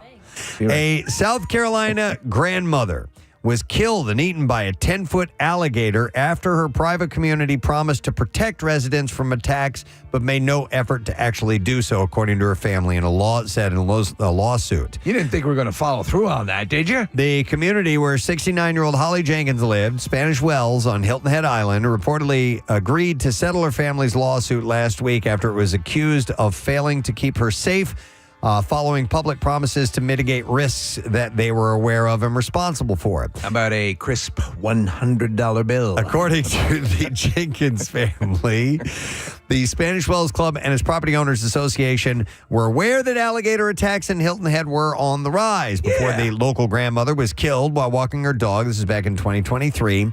The family alleged the residential neighborhoods and their authorized representatives were aware and responsible for mitigating the risks associated with large and frequently dangerous animals, but Spanish Wells failed to do so after vowing to provide on-site alligator risk management services for the community. The complaint said Jenkins' husband and her adult son were at her residence and saw their family dog in the backyard wearing its leash with Jenkins nowhere to be found. As she was going to take the dog for a walk, the two men began to search the neighborhood for Holly, and Holly's son heard splashing in a pond nearby the family's home. When he approached the pond in his golf cart, he saw that his mother was there lying face down in the water, and a large alligator was swimming nearby. They should, by law, have to post that, this many days since a resident has been eaten. Yeah. Wow. The family blamed her death on the community's failures to provide reasonable, safe premises. So, yeah, that's why the lawsuit. One last story. In San Jose de Buena Vista, 4 passengers on board a boat that capsized between the waters of the islands of Mararicin and Batbatan. Wednesday evening were rescued. The passengers were on their way home from the island when the incident happened. One of the passengers, 12-year-old Cherry Ann Mateo, sought help from officials and fisherfolk, it says, after swimming over 2 hours from the site of the incident to the island Barangay. Good for her. Yeah, so she actually was able to do that. A 60-year-old man actually managed to swim to the shorelines, but the girl went and got help. The 2 rescued passengers were spotted by rescuers hanging on to the boat. All 4 passengers who were supposedly on their way home have now returned with their families in the island as well. So, yeah, she was saved them. And there you go. That's what I have in the bizarre file for you this morning. All right, so we have an event coming up, and you are invited to join us for this. We've been talking about this for a little while, and now we have the official date that this is going to be taking place. Of course, there was efforts made to find some way to memorialize Pierre Robert publicly, and we had mentioned that there is going to be a bench at Rittenhouse Square that is going to be dedicated to Pierre Robert's life. And so beautiful. There is the unveiling of the event taking place, and it's going to be on Sunday, May 31st at noon in Rittenhouse Square, and you are invited to join. We want as many people to come out as possible. It's in partnership with Friends with Friends and Rittenhouse Square. It should be Friends of Rittenhouse Square, I believe, and with Pierre's family in attendance. The bench Pierre spent his last Sunday in October on will be dedicated in his name to memorialize the man that loved this city so much. Matt Cord's going to be hosting the ceremony, and we're inviting everybody who just had a connection with Pierre, who loved Pierre, who listened to Pierre, to come and share in the moment and gather and share some stories and make a beautiful day of it. I know it's going to be emotional and wonderful and beautiful, and I can't wait to see this. And see the reaction from the crowd. And it'll be wonderful. So it will be Sunday, May 31st at noon in Rittenhouse Square. So mark your calendar, come out and join us, and we'll reiterate the information. We just wanted to reveal it all right here and now. But that is coming up, and the unveiling of the Pierre Robert Rittenhouse bench happening. What I love about it is that it will stay that way in perpetuity. I mean, there's, they don't swap them out. That bench will stay that way, Yeah. Yep. So make sure that you set that time aside and come and join us, if you would, please. All right, let's take a quick break. We'll come back in a moment. Caroline Rhea a little bit later on the show, and Chef Michael Solomonov. We're celebrating International Hummus Day today, and we'll have him in. So stay put. We'll be right back. He's an ENT. Yes. He's saving lives. He's delivering babies. He's a family. He's a father. He is a father. A teacher. Husband. Boy, I feel bad about what we did to Joe all those years. He's stuck with us for years, 2-3 years, man, as an intern, unpaid. Joe, we love you. In the pantheon Joe, of Vinci. I love you. Yeah, I got that too. Right. Was that drunk day? No, I don't remember what it was. Joe, I love you. It was an email I had read or something. All right, so Mary Lynn Humes Lloyd said, I learned that Bam Bam doesn't wear underwear from the Preston and Steve show. Ever. Yep. Except when he's at the Oddities convention, when that's all he's wearing is just his underwear. So Carolyn Andrea learned to never scratch your nose after petting your cat. I don't remember that. Is that because you put the cat crap up your nose? Yes. Oh, my God, that's it. That story is legendary. You're petting your cat? Yeah, I'll tell it real quick. I was petting my cat, and he had, I guess, diarrhea on his ass, and I didn't know, and some of it got on my finger, and I went to go scratch my nose, the nostrils of my nose, and I shoved cat diarrhea up my nose. And you did what I would have done. You ran to the sink. I ran to the sink, and I couldn't get it all out, so I kind of snorted water, because I was panicking. Yeah. And then that led the cat diarrhea to go further into my nose. It was horrible. I don't want to talk about it anymore. Yeah, therapy. Jacqueline Ice learned that everyone has a barf bowl. A barf bowl. Yes. Yep. Or a barf bucket. Yep. Which is so funny because a lot of people's barf bowls is their popcorn bowl. Yep. Yeah, we found that Are you out. going to start puking in the Yoshi, Marissa? Is that going to be your new barf bowl? Hopefully not. Our barf bowl growing up was the bucket. It was the mop bucket. So we didn't Exactly. but not my household now. Yeah, we had the old popcorn bowl. Yep. If you need it, here it is. So Frank Accardo learned that taco is Spanish for taco. Okay. And then the last thing, Dan Uzdevenez said he learned the history of the ball peen hammer. No, you didn't, Dan. Every time I have it ready to go, we run out of time, and I never get a chance to share it. What was the complete sentence? Buffalo, buffalo, buffalo. Is it 5 buffaloes? I think it's eight. Eight. Buffaloes is a complete sentence. And you can look it up because buffalo has multiple meanings, has multiple definitions, and that 8 buffaloes in a row is actually a complete sentence. Yes, Marissa. I was going to say, I think the one, too, that I learned, that a lot of people learned, was about a poop knife. Yes, that's true. I did we have see. our own. I saw a text or a message from someone who said the same thing. It said, many years ago, I learned what a poop knife is and thought to myself, how could anyone ever need to do that? And then years later, I met my son. Question answered.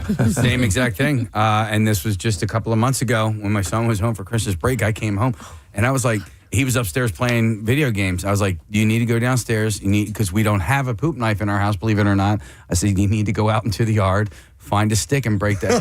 He's like, no way. He was so proud, and you should be proud. But I was like, I don't understand how that could come out of a human being. Like, have you seen the novelty? They sell them now.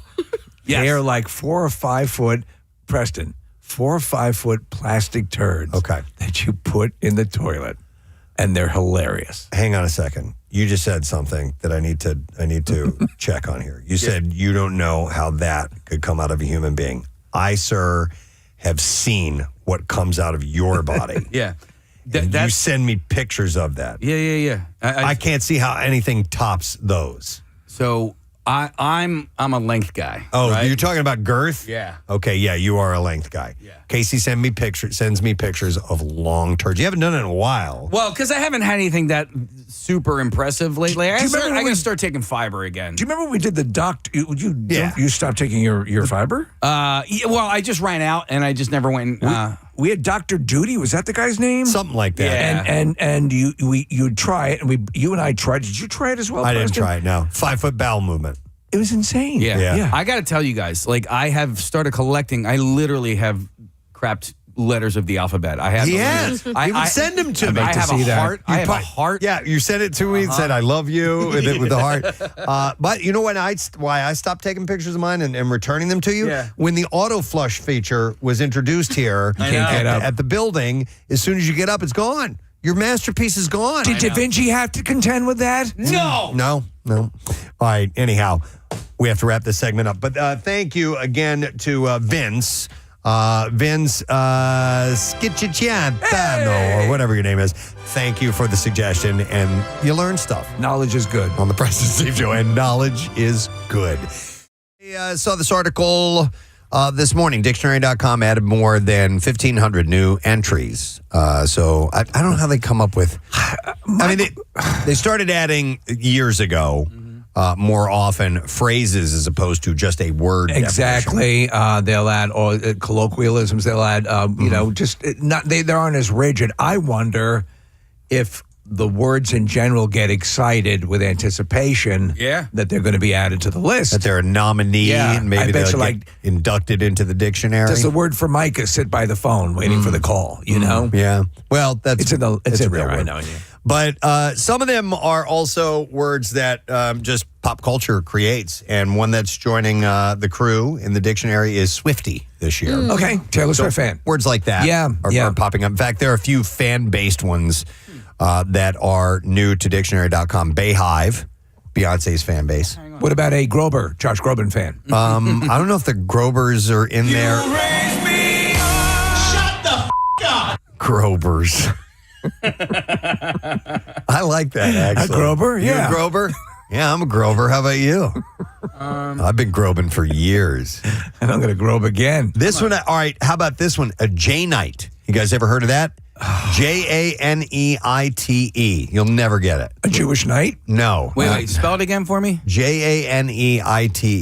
Janite. That's it sounds like that's something we should be able to figure out, but I can't quite do it. Jane Fonda fans, probably. Not Jane Fonda fans, but it is a fan of a Jane. Jane's Addiction. Not Jane's Addiction. No, it's got to be a bigger dude.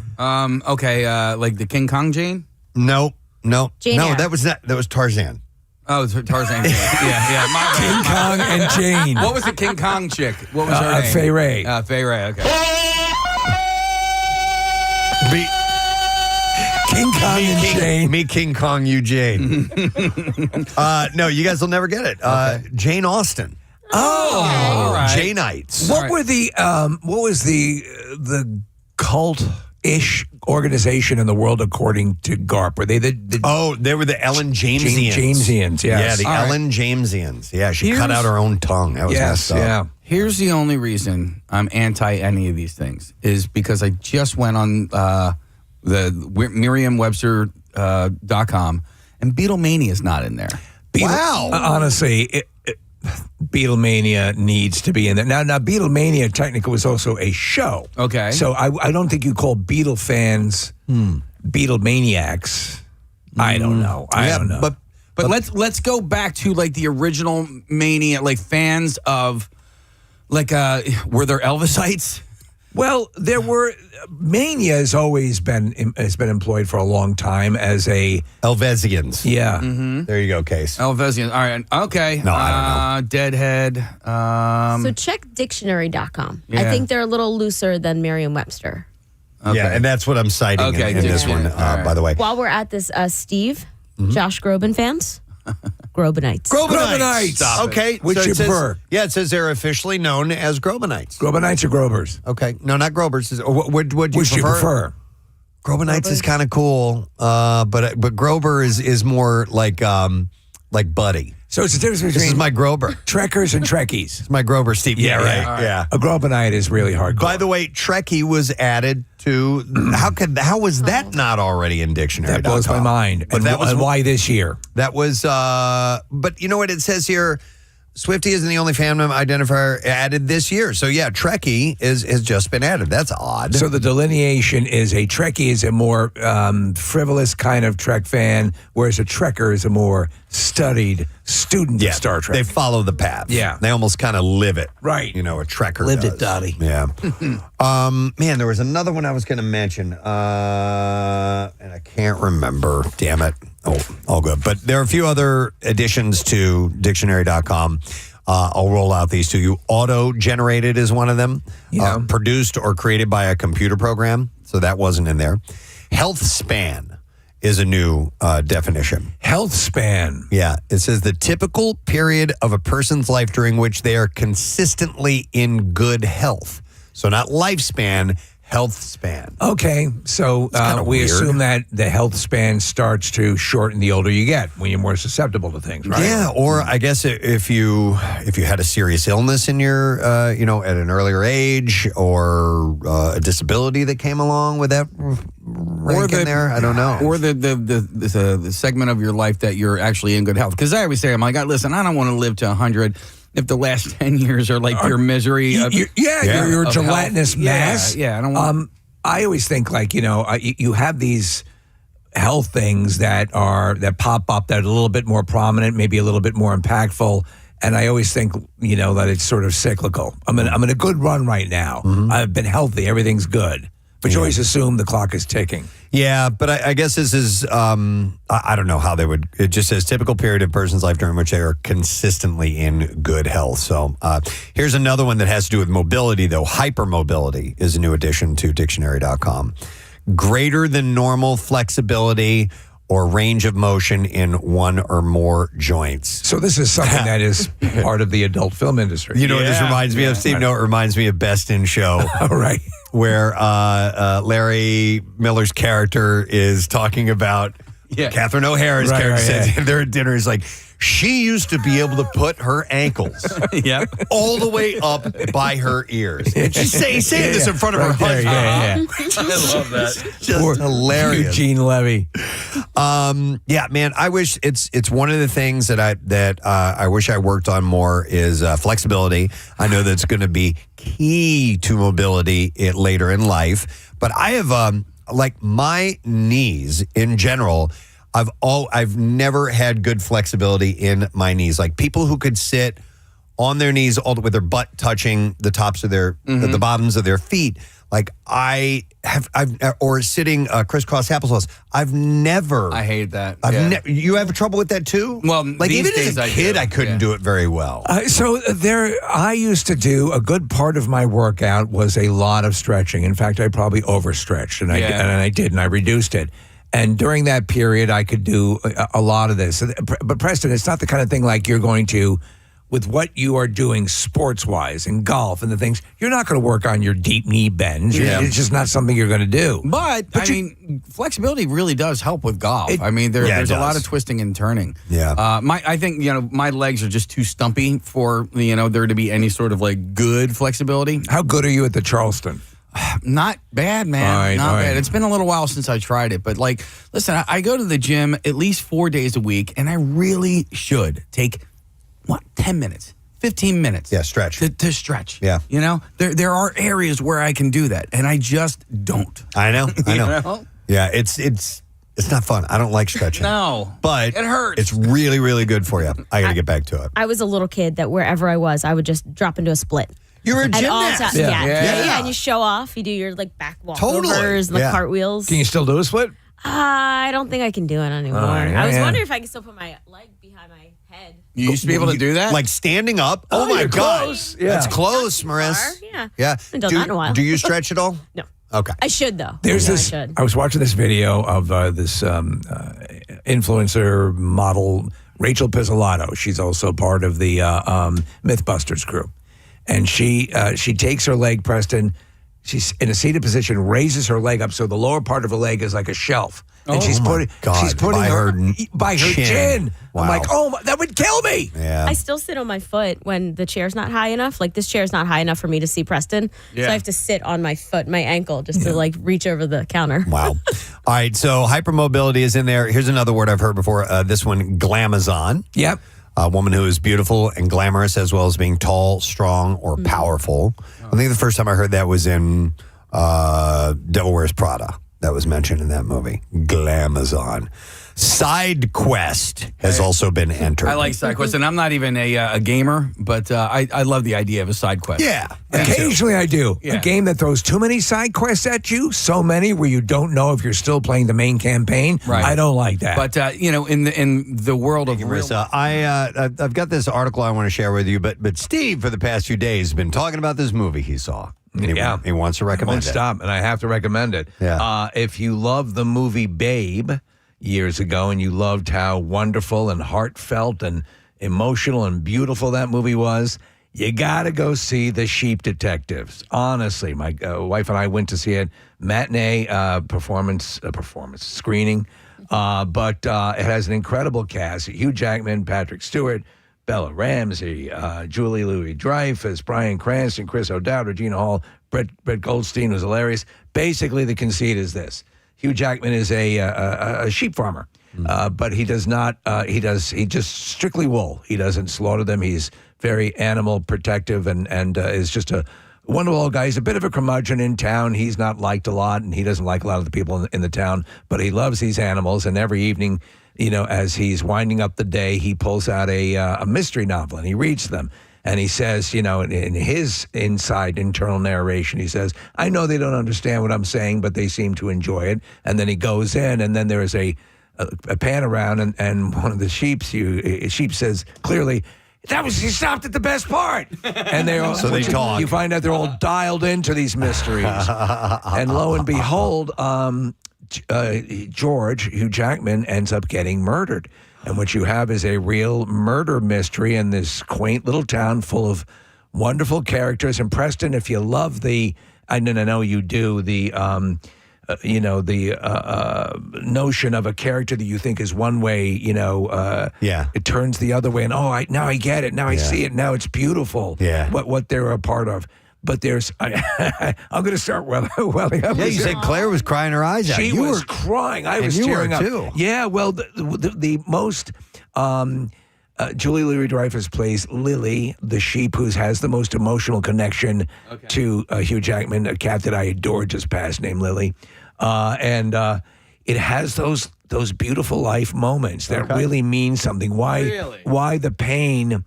The sheep possess the ability to just kind of count backwards and immediately forget things that are too painful, and then they learn that with the pain. The ease of forgetting things comes the loss of not being able to remember the wonderful things. And there's moments that make like the great Disney, movies and the great like Inside Out and all those that just live with you. Like it's like I want to carry this forward. I cannot recommend The Sheep Detectives more highly. So take the time. I might go to the movie theater and see if Rochelle wants to go see this. Be prepared to cry a bit, but also it's freaking funny. Britt Goldstein plays one of the Rams, and the two brothers, and they just love. They misunderstand, words like injustice, and they're always looking to ram cars.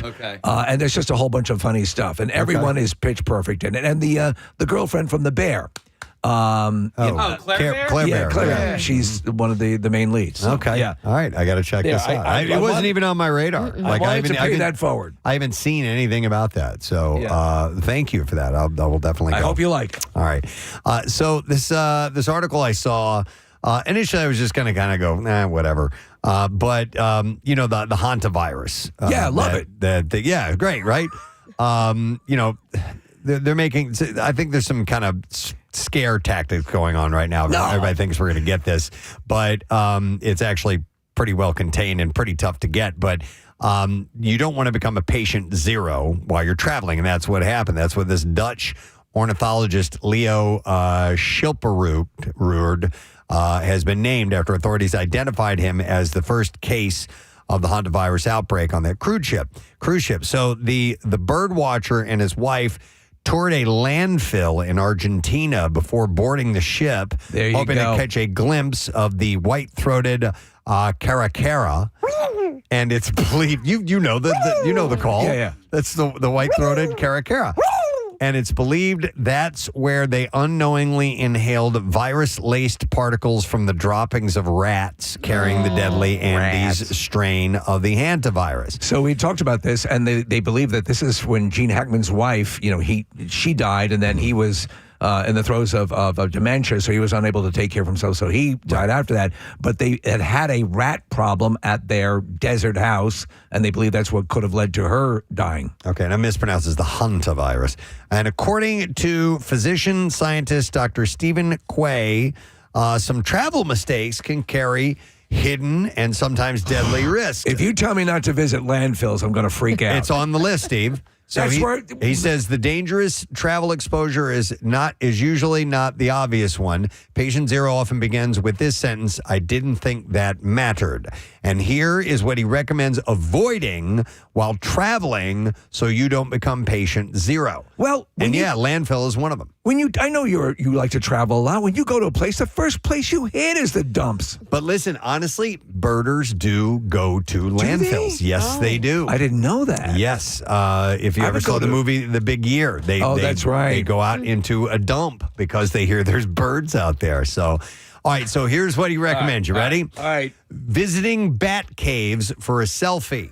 Yeah, I don't do that. Quay says that bats are reservoirs for serious viruses and fungi, and the CDC warns to avoid caves, tunnels, and mines with bats because of exposure risk for rabies, Ebola, and Marburg virus. You remember that series, and you read the book The Road? Right? Yes. Yeah. Doesn't that virus that they get that makes them vampire-like? Oh, wait. You mean the Passage? The Passage. It comes from bats. Yeah. That's where it starts. Yep. Now, listen, I've never been to a bat cave. I have no desires to go to a bat cave, but I have. Why won't you? Well, I do have a Batman sex. But I have gone to the Bat Bridge in Austin, and that is a place that everybody goes to. And it's not like a remote thing. It is just this straight up bridge. It's an open air. It's an open air thing. So listen, I've been to caves where there were bats in the caves, but they're saying a lot of times you're in these very confined sort of things. It's something to be aware of. You can also, when you're in there, wear a respirator mask, like something that's going to sort of filter it. And I think in fact, I was on a tour years ago and down into bat caves, and they had you wear like a mask. Yeah. And by the way, we'll go to our caller on the line on the Xfinity Guest mobile line in just a moment. But first, I have at least two others I want to get to, and then we'll talk to him, and then we'll go through. But Steve, this is one of the reasons I wanted to bring this up. It says, eating the local delicacy if it's bushmeat. It says, steer clear of monkey, come on, ape, bat, rodent, or other wild animal meat. Yeah. To avoid exposure to viruses and bacteria that cause Ebola, HIV, anthrax, and monkeypox. Gotta stop at this place. Great monkey. Wonderful ape. Yeah. Have you tried the ape? Oh, my God. Oh, my The goodness. capuchins to die for. And then listen, I know that there are cultures where they, and we've talked about, was it mukbang or whatever the videos that are very popular of Asian basically celebrities, influencers sitting down to eat, and in many cases, semi-living food. Yeah. Oh, yeah. But I mean, that's not my jam. Yeah, and it says rodents. I eat jam. And rodents, too. Yeah, monkey. More rat on a stick? Ape, bat, and rodent. And I said, how do you like your bat? They're medium rare. Yeah. You going to eat your wings? Actually, they do look tasty in Three Amigos. They do, actually. They remind me of crispy bacon. Yeah. But rodents, I mean, certain rodents are eaten like in Ecuador. Yes. I know that there are rodents that are eaten, and things like muskrat and stuff like that. Muskrat Love is the chain of restaurants. Isn't it in Jersey? I thought it was in Jersey. There's a place where they have it like a muskrat festival, and you eat a whole bunch of them. It's disturbing. Man. Listen, and I get that different societies, different cultures. Okay, I got it. Yeah. It's not. It's just. But not, Jersey, come on, man. That's where you get your weed. Stop it. Stop it with that. Stop it with that. Stop eating. All right, and then this one, and then we'll go to our caller. Bird watching, camping, or picnicking at landfills or dumps. So I had no idea that and you're right, I do remember that movie, that for the bird watcher or for other people, going to the dumps could be an issue here. It's possible that that's a destination. It says anywhere birds, rats, mice, feral animals, and contaminated dust overlap is risky. Well, yeah, I mean, there are people going and do like house cleanups, where they're our friend Greg, who is now doing exterminator work. Exterminating work. You've got to wear face coverings. All right, so I have several others, but the doctor's in. Yeah, we got to go to our buddy, of course, from Penn Medicine and Fox 29, the Dr. Mike Sirigliano. Hey! What's up, Dr. Mike? Well, look, if you're a virus and you're trying to eke out a living, this is what they do. Yeah. Right? Yeah. Everything on the planet wants to survive. And so what's interesting about this one is that it's a particular strain of the Hanta virus. And in Argentina and Chile, they have the Andes virus, or the Andes form of the Hanta virus. That can be spread from person to person. Now, you talked about it was the wife of Gene Hackman. Yes. Yeah. That was a different type of hantavirus, still can be very deadly. But this one was unique because, as you stated, Preston, he was bird watching, got exposed to, and I think it's a particular kind of mouse. It's a pygmy mouse. Yes. And the droppings in that area can lead to getting this type of the hantavirus, the Andes species. And so basically he gets on the boat, he gives it to the wife because they're in close quarters. Yeah. And the thing with this virus, you have to have close contact, we think, All right? So close contact, kissing, being in the same room for prolonged periods of time. And so that's how it all started. Now, cruise ships are like Club Med for things, right? Yeah. Norovirus. We had another cruise ship where 100 people got the norovirus with bad diarrhea, things like that. Yeah. So but it's not going to lead to, I don't think this is going to be another pandemic. Right. All right? Well, and Dr. Mike, the truth of the matter is that even the people who are the first to just go ape-s over this and just, are looking for clicks and so on and so forth, even a lot of them are saying, it's okay. It doesn't look like it's going to be anything tremendously bad. So, but some people will, and you got to be aware of that. Well, I've been getting a lot of calls, and the thing is that, look, it happens. You go to places and it happens. It's bad luck. And would I eat monkey? I don't think so. Well, you had recommended a good monkey place to me. Well, I'm not that adventurous. You said, Mike, you said it's just not my scene. Oysters, but look, sushi, and monkey were the three things you were going to get me in. Well, sushi. The key with sushi, you have to pick a good chef that knows what they're doing, or else you can get a parasite. That's true. That's true. But that's a far cry. We have treatment for that as opposed to the hantavirus, which we don't. Yeah, and by the way, if you do get it, it can be very deadly, very serious, and you need some specialized medical care if you get it's called the hantavirus pulmonary syndrome, where you get leaky lungs, you get fluid, you need a ventilator, and you can have cardiovascular collapse, where you need what's called ECMO. That's where you take the blood out of the body and you clean it up and put it back in. Well, let me ask you a quick question, because this around the summer, of course, people go on vacation. They're going to be going to local sites, and hey, check out the cave. Or whatever, and I've done my fair share. Once or twice, I was asked to wear like a protective a mask. But I mean, what should people do if they're going to like a Crystal Caves kind of thing or whatever? Should they be worried, or is it probably fine? Well, especially if you're immunocompromised, if your immune system isn't up to speed, if you're going to go, I mean, I might wear a mask. Yeah. Look, did you see the movie Contagion? Yes. Yeah. All right. That was so spot on during the pandemic. Oh, my God, this is so real.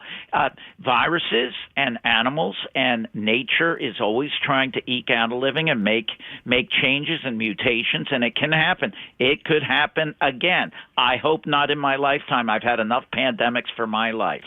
All right. Well, it was salient, good advice as always. And avoid the monkey sushi. Yeah, monkey sushi. Yeah, I wouldn't do monkey. Yeah. Yeah, there I am, chewing on my monkey hoagie while at the dumps. Yes. I love you guys. We love you, Dr. Mike. We'll see you soon. All right. All right, love you. Thanks, bud. Bye-bye. All right. It's Temple of Doom when they bring out the monkey skulls. But for some people, there's their dream and their goal is to own a monkey. To own one day own a monkey. I'll never forget when I was a young fella growing up in Texas. My dream was to one day eat a monkey. Got a little story to tell you. I was always famished as a child, and I really wanted to eat a monkey. I didn't do this by myself. I lost a bet. There's always somebody behind the scenes that's always helping me, the unknown soldier. I lost a bet. 33 years. We got to hear his declaration. Come on, man. And in 1962, a little boy was born, and his dream and his goal was to own a monkey. So he took his monkey down to the dumps and started eating its head and inhaled some rat poop. Let's just call that a stew of death. All right, I have some other tips of things you should avoid. Okay. To maybe not getting sick while you're out and about and traveling. So, women? This isn't traveling, but yes, an unclean woman. No, listen to this. Sweeping a cabin, shed, or rural lodge without protection. So this goes to cleaning out the garage or whatever. Always put a condom on, I always right? put a condom Yes. on, yeah. No, what I do is you raise the door, and you know. Yeah. But especially if it's been like, so I had a mouse problem in my shed. Yeah. I cleaned it all out. Not even thinking that might be dangerous. While you're sweeping, it kicks all that stuff up. It does, yeah. I didn't even consider that. And now I will think about that if I'm going to be cleaning out something that might have especially rodents. So your local hardware store, in a hardware store has those. You just pop them on and you'll be fine. By the way, speaking of rodents and the muskrat dinner, somebody texted in and said it's in Alloway annually. They do this. All right. It's in Alloway, New Jersey. And then somebody texted in, Presbo, I used to work in a prison in Leesburg, New Jersey, and they had some country boys that worked there, and one guy used to smoke muskrat. Wow. And I asked him for one, and I got it and ate it. I'm totally normal, he adds. Can I bum a muskrat? No, I don't think he means smoke like that. I mean, put him in a smoker. I can't stand walking into the office every day and past the people smoking muskrats. All right, listen to this. Swimming in fresh water that looks pristine. Well, still stagnant water. And a lot of times you'll hear that the flesh-eating disease, people can get that if they have open wounds. And brain-eating amoebas and stuff. Yeah. So it says pools, floodwaters, and slow-moving rivers can harbor bacteria from animals that can lead to life-threatening illnesses, especially floodwaters. Because when I was a kid, the sewage kicks up. There was flooding, and we would go out and play in the water. And it's like not a good idea. This one I didn't see coming. It says getting water or ice at an airport. What? It says refilling your water bottle in an airport bathroom or getting ice in a country where you wouldn't drink the water. Okay, so if you're traveling internationally, then you need to avoid that. If you're flown into town for the monkey eating festival. Yeah, what do they call that when the something virus begins with an M? Montezuma's Revenge. Montezuma's Revenge. That's it. Revenge, Yeah, and I always forget in those countries not to drink cocktails with ice in it.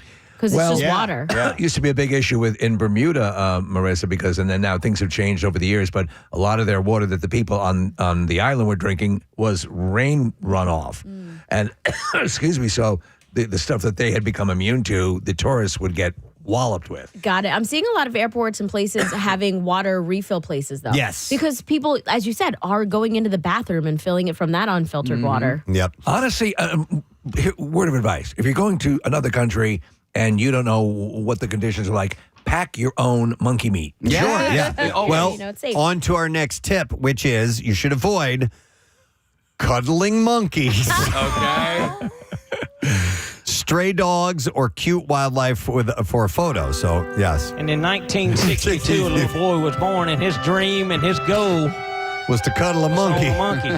Then a number of years later, the monkey and I grew very close, and I married that monkey. But it says there is a difference in genitalia size, and I'm not going to lie to you, that monkey was in pain for a while.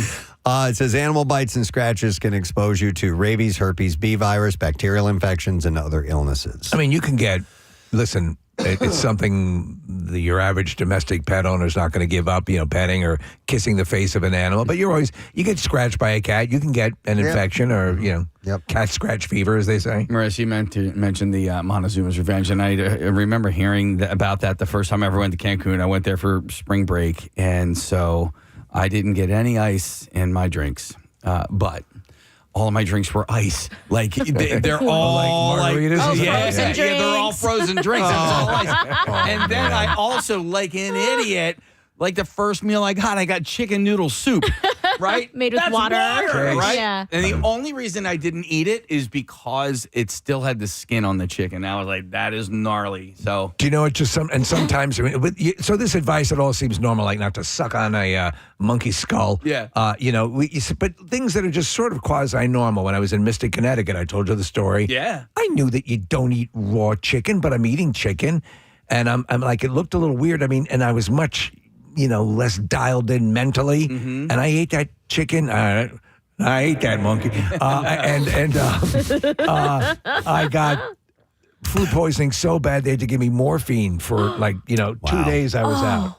I mean, you speaking of monkeys, when we were in Rio, when we were in Brazil, there were monkeys climbing around and I did not care. Yeah. I wanted to go. It's part of the close deal. to I know. them. They're so cute. I'm looking at a video right now. Its tail comes up and almost hits you in the face. Yep. It's a bonobo. It is what it looks like. I think it's what those are. But you know what? Did you wash afterwards, or just you can take some precautions? So I didn't actively touch him. If he chose me, then we would have been best friends. He likes me. He likes me. All right, other tips on here. Eating raw shellfish or undercooked seafood somewhere with sketchy water quality. So shellfish filter the water they live in, so anything it's contaminated with can end up in your body. What is the process with oysters and things of that nature? So is there some sort of testing that goes on? Is it it's just simply, I mean, they're eaten so frequently. Yeah. And they're sort of farmed from certain areas. Oh, yeah. There's a farm in Jersey, Marissa. You told me about it. Sweet Amalia's in Cape May. Mm-hmm. Wandering through live animal markets. They don't recommend that. Yeah. Visiting these places where live animals are kept, sold, and butchered, and then getting on crowded transit can be risky. They're just horrifying places. And then people will eat, again, that I think it's called mukbang, where they will eat that half. Yeah, you said that earlier. I don't know what mukbang is. So if you call up a mukbang video, a lot of times it's also people eating to excess in front of you. But it's a lot of times it's like living eels and stuff that they'll eat live. So like still alive. Still alive. Yeah. Whoa. Yeah. That I would never ever do that. I will eat some raw stuff. Right. From time to time, but no, something that's just still alive. No, disgusting. Thank you. Yeah, mukbang. Marissa pulled this up. Yeah, it just shows people like shoving giant, huge spoonfuls of macaroni and cheese in their mouths. Right. So. That's the softer side of mukbang. Online audiovisual trend originating from South Korea. It involves a host consuming large quantities of food while interacting with an audience. All right, well then what's muck and pates? That is a lovely stream. Okay. In, is that in Delaware County? Delco, yeah. Okay, yeah. Muck and pates. All right, and this last tip from this doctor is ignoring a fever after traveling. You should not. It says you think it's probably nothing, but a fever and other symptoms like diarrhea, cough, or rash could signal exposure, and delaying medical care makes it more dangerous. Have you ever been really sick out of the country? I have not, fortunately. So talking about going to Bermuda, I think it was probably the rainwater or something like that. This is when I was a kid. We had taken a cruise. They had diagnosed me, the doctor on board the ship, he had diagnosed me with something that had long been discounted in the general medical community. So it was a wrong diagnosis. They treated me and I got better. They originally said my appendix needed to be removed, which it did not. Wow. And so I was fine. But I remember Nick had appendicitis when he was in France. Right. And then we used to have a friend, Dr. Bill. I remember one time he traveled to another country and got really sick while he was there. And I was like, what'd you do? He's like, well, I take antibiotics with me. When I travel out of the country, he's like, I do not trust another country's system to get me what I know as a doctor I need. And so he takes his, in advance. Smart, which, as a doctor, you're allowed to do that type of thing. Take some monkeys and call me in the morning. No, but I did that when I went to the Grand Canyon because I was, like off the grid. So I went with, what do they call that? The Z-Pack and dude. Yep. It's great also having the fantastic Dr. Mike in your life because and he always says, I don't care if you're in Timbuktu. He'll find a place that can give you the right stuff. Yep. All right. So those are some tips if you're traveling. I know we got to wrap up here in just a second, but I want to mention one thing, a personal thing, because we've mentioned birds a few times in this. Yeah. My son turned me on to an app I have fallen in love with. It's called Merlin Bird ID. You were casually mentioning this. Did right? I mention it already on Just air? to us. No. Dude, it's so cool. So out in the back, in my backyard, I hear birds singing all the time. And you can't see them. You know, they're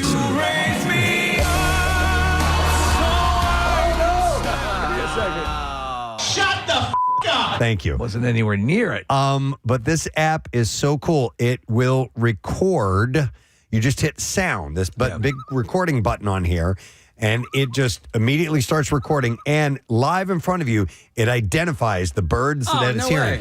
And so it will pull up a picture of the bird. That's great. It will say what type of bird it is.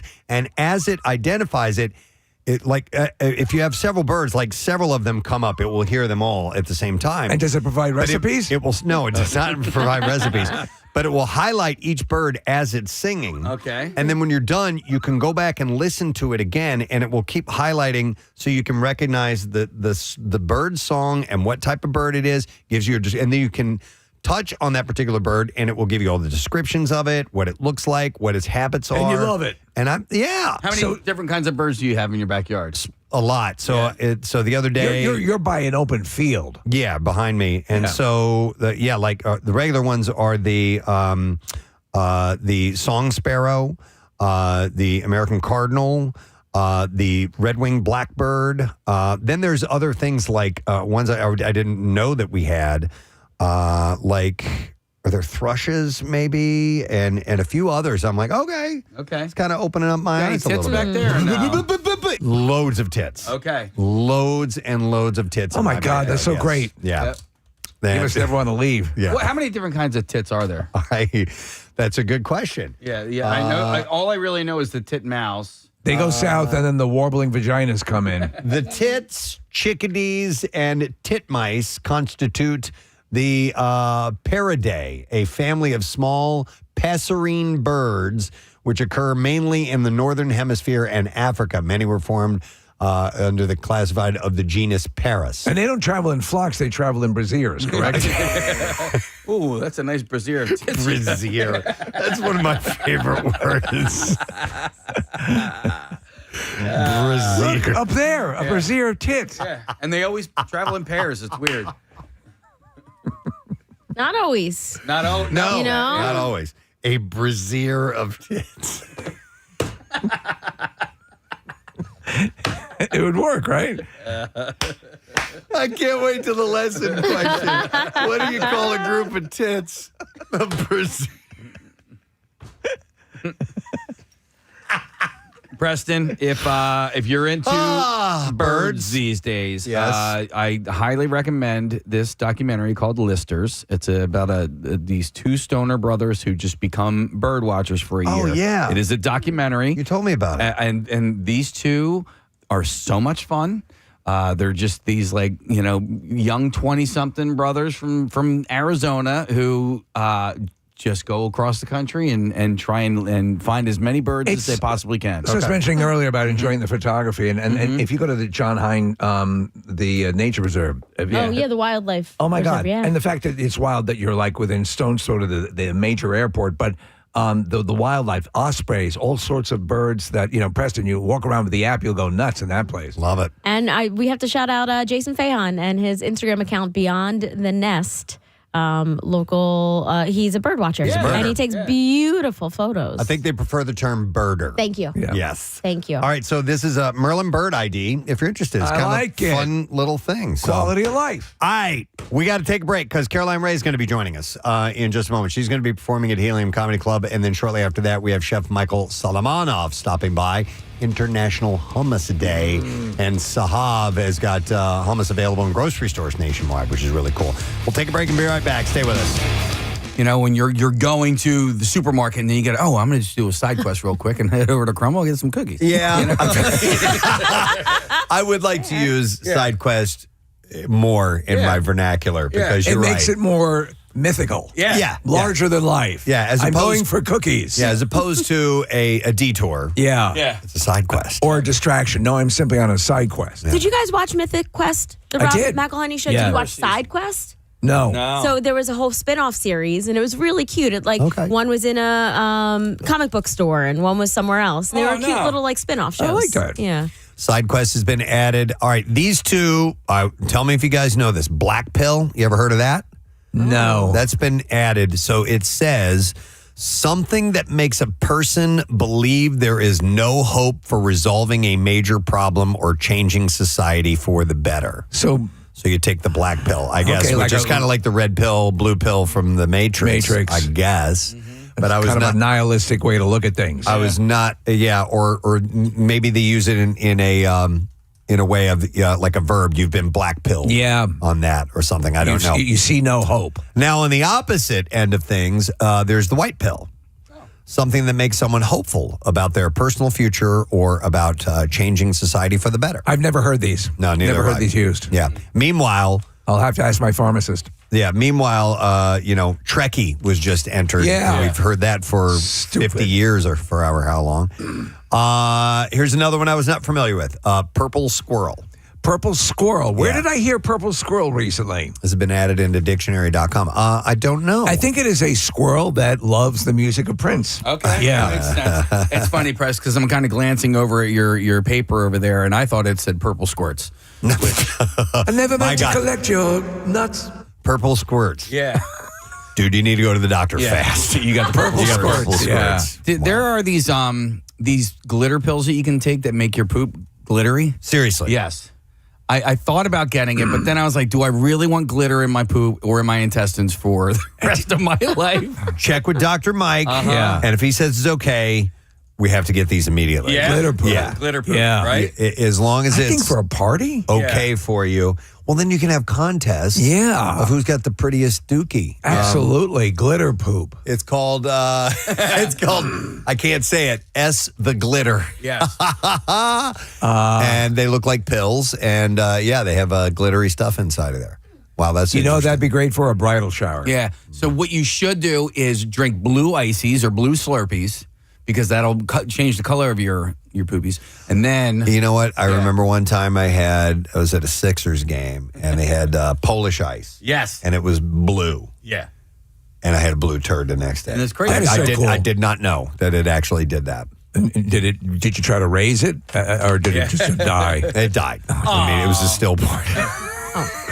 A blue turd. I'd tell you this. One time, I forget what I was eating. It might have been beets, and it was reddish looking. Sure. Yeah. And I nearly had a seizure. Well, and I have to remind myself, because I do love beets. Yeah. That after, I have them for dinner or whatever, like tomorrow. Get ready. When you take a leak. Yeah. Don't freak out. Because, and it's not that it comes out like solid red. No, but it's a enough. darker color, and you're like, what? What happened? What, am I okay? Yeah. And beets can definitely do that. Okay, back to purple squirrel. Purple squirrels. Yeah, not purple squirrel. A hypothetical person sought by an employer with the ideal combination of temperament, experience, and education for a particular job. So it's a unicorn. A unicorn. Hypothetical person. Yeah. Yeah, okay. All right, so I guess, I don't know where purple squirrel I don't know where that guess comes from. it's just as rare as a unicorn. Yeah, no, the unicorns are real. Yeah.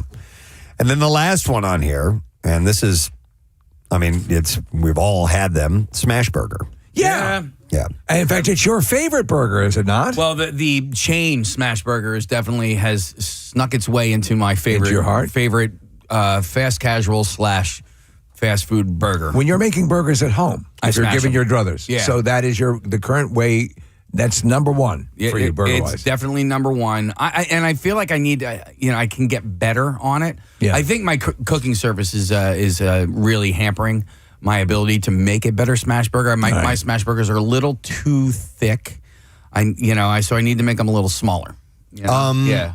You said your cooking services? What do you mean? Yeah, so when I make a smash burger, I have a griddle, one of those Hampton Bay griddles. Are you saying surfaces or services? Surfaces. Oh, I thought you said services. I'm sorry. No. Tip for you. Yeah. If you want to get it to flatten out a little bit better, do you take the meat right out of the fridge and then do it? Well, the last one, no, because it was a frozen piece of block of meat that we let. But yeah, normally, just to answer your question quickly, yes. So let it sit at room temperature for at least a half hour. Okay. Maybe longer. All right. Okay, and you will be able to smash it out thinner. It'll be more malleable. Yeah. I'm making them too big, right? So let's say I get a pound of meat. I make them into 4 big blobs, and then I take each blob and I rip those in half. That's your problem right there, because if you're doing a quarter pound per patty, that's if you just want a regular burger patty. Yeah. But there's a reason why a lot of times smash burgers are doubles, because they're super, super thin. They're not that a whole lot of meat. Correct. And if you want it crispy all the way through, which I know you like your meat cooked well, yes, then you need to use less. Yeah. So the thing is, and you're right. You're right. I don't need to contest this. I'm feeding 4 people, and then if I make so I make them into quarter pounder thingies or whatever. But you're right. When you're right, you're right. Yeah, and you're right. I can make them into 5s. Yeah, you can do that. Yeah.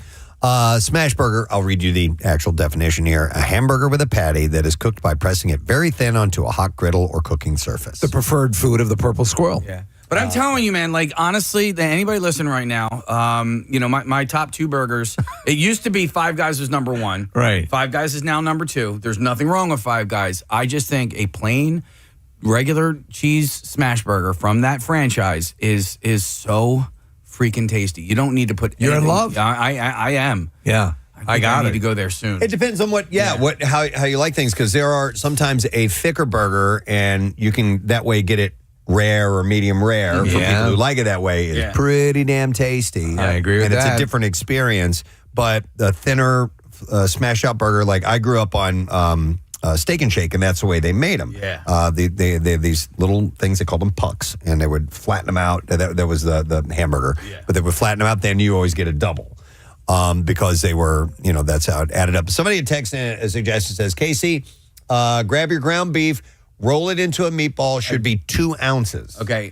That's pretty small. I do roll them into meatballs. I definitely do that. It says 2 ounces makes the perfect smash burger. Use a metal flat spatula and then use the back of a wooden spoon to press down. Yeah. Sometimes, you'll see people doing that over the grill. Yeah, so the other issue that I have is, like I said, I'm making them on a Hampton Bay griddle, and I can't smash as hard as I want because I don't want to. You don't break it? Do you have enough room for a steamroller? No, I don't. All right. I don't. You think that would work? Yeah, I think it would probably work. Yeah. I actually have a steamroller story coming up in the Bizarre. Yay! Believe it or not, in a little while. So I got something I'm going to share with you guys. Oh, yeah? Yes. Casey, do me a favor. Just have a big fanfare, like crazy, over the top, because I'm going to make an announcement. Oh, wow. Yeah, about something that's, I'll give you a second to get it together. Okay.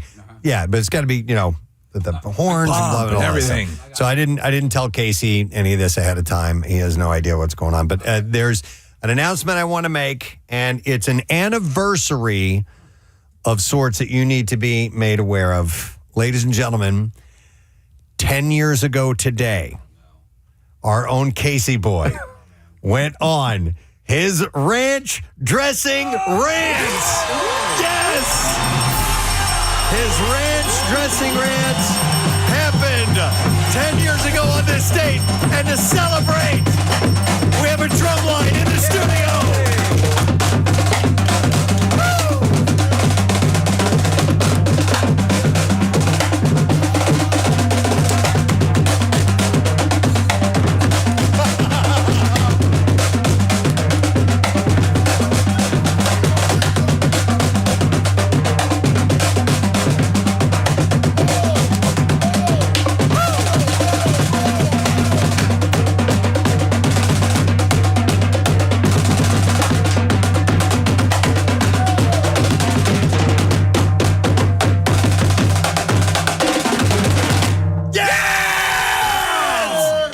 Philadelphia 76ers drum line here in the studio this morning. And Casey had no idea. It's the West Powelton Steppers and Drum Squad that we thank for being here. We're going to talk to them in just a moment. Casey, you had no idea. We were celebrating a decade of your ranch dressing rant. This is oh my God. I don't even know what to say right now. This was absolutely unexpected. I had zero clue. The rant that the gift that just keeps on giving. Yep. Because it's not even like I don't even love ranch on my pizza. Can we play? Do we have a bit of it to play? We're going to do that. We're going to play the whole thing, actually, in just a moment. We're going to play the whole thing. But just to set the stage, behind you, Casey, is a ranch dressing fountain that we have set up. And that's going to be turned on here in just a moment. We'll get that rigged up.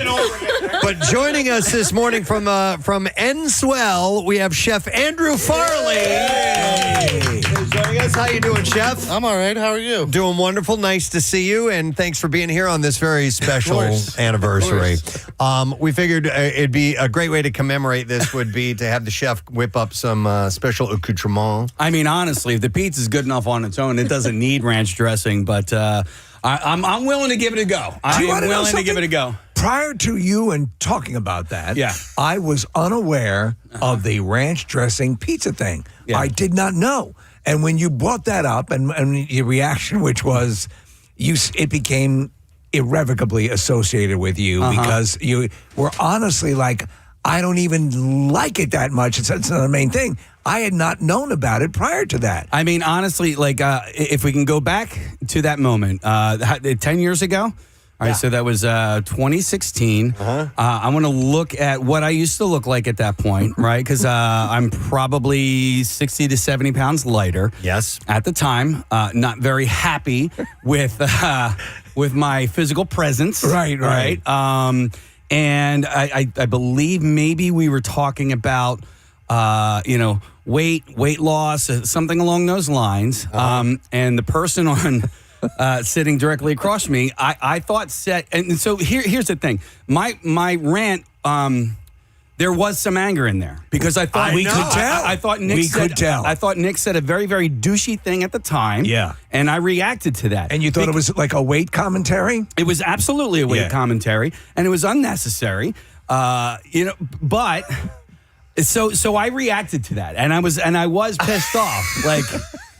No doubt. Yeah. Have you watched it again? Oh, yeah. I've watched it many times. I've watched it many times. You loved it. And it was one of those things where I went off and I could see your reaction out of the corner of my eye. Yeah. And I knew you loved it. So I just kept going. I was like, and so for me, it was sort of, it was cathartic, right? Yeah. I need to just get this out. And so anybody that struggles with like weight issues, it's a lot easier said than done, right? And so like at 260 or maybe even at that point 270 pounds, I knew what I needed to do. It's a lot easier said than done. So anybody out there struggling with your weight, like I get it. It's a battle that you fought and you look fantastic. Thank you. Reverse things. Everything is great. At the moment, I completely understand that. At that point in time, if one were to say that you enjoyed dipping pizza in ranch dressing, would they be correct? No. Okay. No, it's something that I had tried from time to time. And that's what I thought, that's like where I took exception to like the things that were being said. It's not like every single thing I did, like, oh, well, I'm going to dip that in jelly, and I'm going to dip this in ranch dressing, and I'm going to dip but at that time, I had like you mentioned it a couple times on air up till then as an option. When I've seen you do it. We talk about food a lot, and you'd mention it. But that wasn't like my go-to. It wasn't like, oh, every single time Casey gets pizza, he gets ranch dressing. But it just seemed like some excess, and I think Nick's point at the time was just try to back off on moments like that. Moments of something funny just happened. Okay. You were doing the traffic. I was looking down some information about our next guest, and then I looked up at the Zoom screen, and she had her head down. Her glasses are up on top of her head, and her hair is up in a tie, and I thought it was some kind of creature. 'Cause it looked really strange. I'm not saying you're a creature, Caroline, but the way it looked like you didn't have a face when I first saw it. Caroline Rhea is joining us. Intro. First and foremost, I'm sorry, your head was like sticking right at the camera. And yes, there it is. There you go. How you doing, Caroline? You know what? I have. I'm exhausted. I'm in my pajamas. It's dawn. On mornings like this, I wish I'd never sold Apple, but whatever. No, you listen. You look very comfortably presentable, and we appreciate you getting up early for us. Comfortably presentable is what no woman has ever dreamed of. Oh my God! Well, I saw you earlier, and I told you looked adorable in your jammies. So thank you. Yeah, I saw my daughter's jammies. Comfortably presentable. Oh my God! But your lashes are on and your makeup's done. You look great. Yeah. You know what, though? I got my lipstick in my hair because I have a scar and I have Vaseline and it looks like I haven't washed my hair. It's all happening. What's the scar from? I had the non-scary skin cancer. I had to have something removed, so I have like a little Frankenstein scar. It's really pretty. Well, it's a my sign. whole morning look. It's a sign of victory. You beat it, so that's good, right? No, it's basal cell. It's not scary. All right, very good. Very good. Not scary. So we're excited you're coming to the area, and we were all having sort of a nostalgic. Obviously, Sabrina the Teenage Witch is one of the central parts of your career, and we were breaking down, the different moments, and I just occurred to me, and Marissa says, "Oh, you guys were into Sabrina the Teenage Witch." I'm like, there was such a wonderful lineup of feel good shows, and that whole time in general was a feel-good time. You have to look back fondly at that period, correct?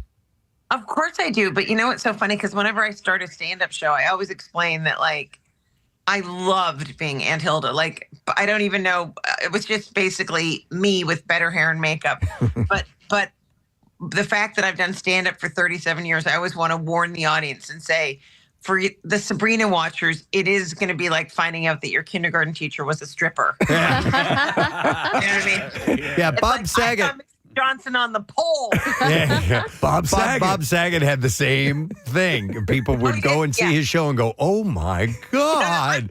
Oh, God bless Bob, but I was never. No, I'm not like that. It's just that I think that there's certain things I won't tolerate anymore. Like, you can't ask me if the cat was real. I can't take it anymore. Yeah, fair. Mm-hmm. No, fair.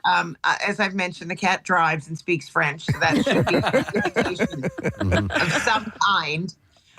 But it's just funny to me that, like, bald men tell me that they grew up watching me, and nothing makes me feel older than the fact that I've been through someone's entire hair follicle cycle. No. It was well out of my age range to be watching it, but I'm a TV fan, and listen. Again, you could not be. You're not even the bald man I was thinking of. I don't have my glasses on. You could have a full head of hair. I have no idea. I'm completely bald. Okay. Yeah, but it was a good time. But actually, it was so innocent and so happy, and so, like, the world was in a much calmer place. And the thing about the gift of TGIF was it was your whole family. Like, yeah. Sometimes it's torture to watch children's television with your kids, but this was, like, joyful. The funny thing is, I was always aware of your stand-up. Always was a fan of your stuff, and but you weren't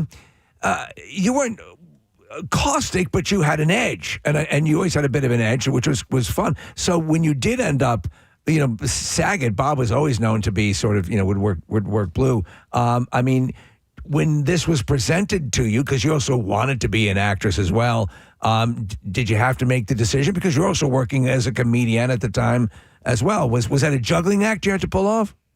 It's so funny. I had this show that I had to do because it was Netflix as a joke. So we just did. LA was like full of shows, and I just did Steph Tolev's show. Yeah. Called Filthy. Yeah. And then I was literally thinking, I was like, I don't have any filthy material anymore. And then I remembered, but I used to. Yes. I remember getting called the Liz Phair of comedy, and I guess what I always wanted to do was I never wanted it to be that there was anything that a woman couldn't talk about on stage. So I talked about everything. But then when Sabrina came around and there were 8-year-olds in my audience, I was like, okay, bye-bye. Not going to happen. No, I remember that. I remember that early, and it was always very funny. And I think you did it very deftly, and made the transition. But it was just one of those things. But I think you were kind of, first you're born in Canada, came down to New York, and kind of broke into the comedy scene. And your contemporaries would have been like David Tell and Mark Maron and people like that, correct?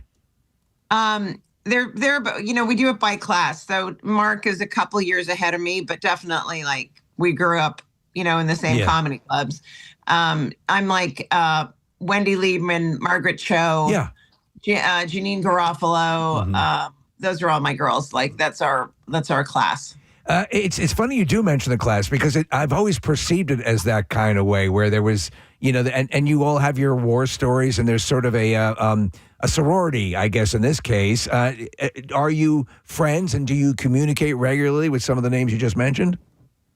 Yeah, some of them. And I mean, we're always sort of happy to see each other. The person I really grew up with was Jeff Ross, who was, he started as Jeff Lifschultz and then changed his name. Right. So on occasion, but I mean, he and I did a gig at his uncle's catering hall. Wow. In New Jersey. Wow. Where we just like got up on a like a platform and told jokes with like a lot of deli meat being cut in the background. and we thought it was like the biggest gig we'd ever had. I think we got paid like $100. We were just like, I just went to that Netflix as a joke party and it was the craziest, like, to talk to Letterman. Like, for my generation, Letterman was like the stamp of approval. Like, once you got on Letterman, that was, he's like the father figure for all of us. You just wanted to, like, and he kind of looked like my dad, which was weird. And now we're talking about the fact, like, my daughter's going to college and his son is coming back from college and how hard it is when you're an empty nester. And I'm like, where am I and where has the time gone? Like, it's really weird. It's I feel trippy. like my whole life got reset once my daughter was born, you know? Well, that's a part of your act. Obviously, your life is an open book in many ways. Does she possess? Because you said, reading about your own family, your mother and father, they were very funny. The family was very funny. Has she inherited the humor gene from you, your daughter? It's so hilarious. It is. And she said something to me the other day, and she said, "I can't hear you over your breath." And I was like, and I was like, you know, like, I don't know if you have a teenager, but one of their sole purposes is to suck the self-confidence out of your soul on a daily basis. Like, the word "ooh" has been said many times. I was watching a clip of you on Instagram where you said she told you that you smelled like ranch. Yeah, I'm like, what does that mean? I don't even eat ranch. She's like, oh my God, you smell of ranch. I'm like, no, I don't. But it's always when I'm like about to go out somewhere important. I'm like, no, don't tell me. Don't tell me that I smell like a salad dressing. I love that. I finally had my, I'm sure that you get this because you are very popular people, but you know how when people meet you, especially I would imagine, well, now that's all on television, but like on the radio, you probably get this a lot, but like, you know how people, because you are sort of in the public eye, people say anything to you? Yes, absolutely. Yeah. And they make all sorts of personal comments that, you know, my mother always said, never make a personal comments. But people are always like, the one that I normally get is, you're so much taller in person. I thought you were going to be so short. And I'm thinking, why? Melissa Joan Hart is 9 or 10 inches tall. That is why. She is no more than a foot tall. And she's just a tiny little person. Anyway, so I did the Moon Terror Comedy Festival, and I'm in this elevator in Austin.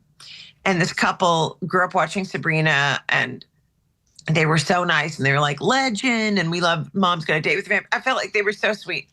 And they're like, can we take a picture? I'm like, of course we can take a picture. So as the guy is leaving the elevator, he turns around and he goes, so you still acting? I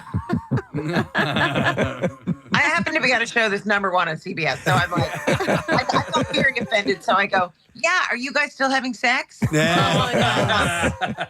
And the guy goes, yeah. So I turned to his wife and I said, so you're still acting? Oh, nice. Yeah, it was so satisfying. It was just like, stop making personal comments. The thing I get, you talk about being bald, is I'll get. I wasn't talking about you. I'll put my glasses. No, it's absolutely fine.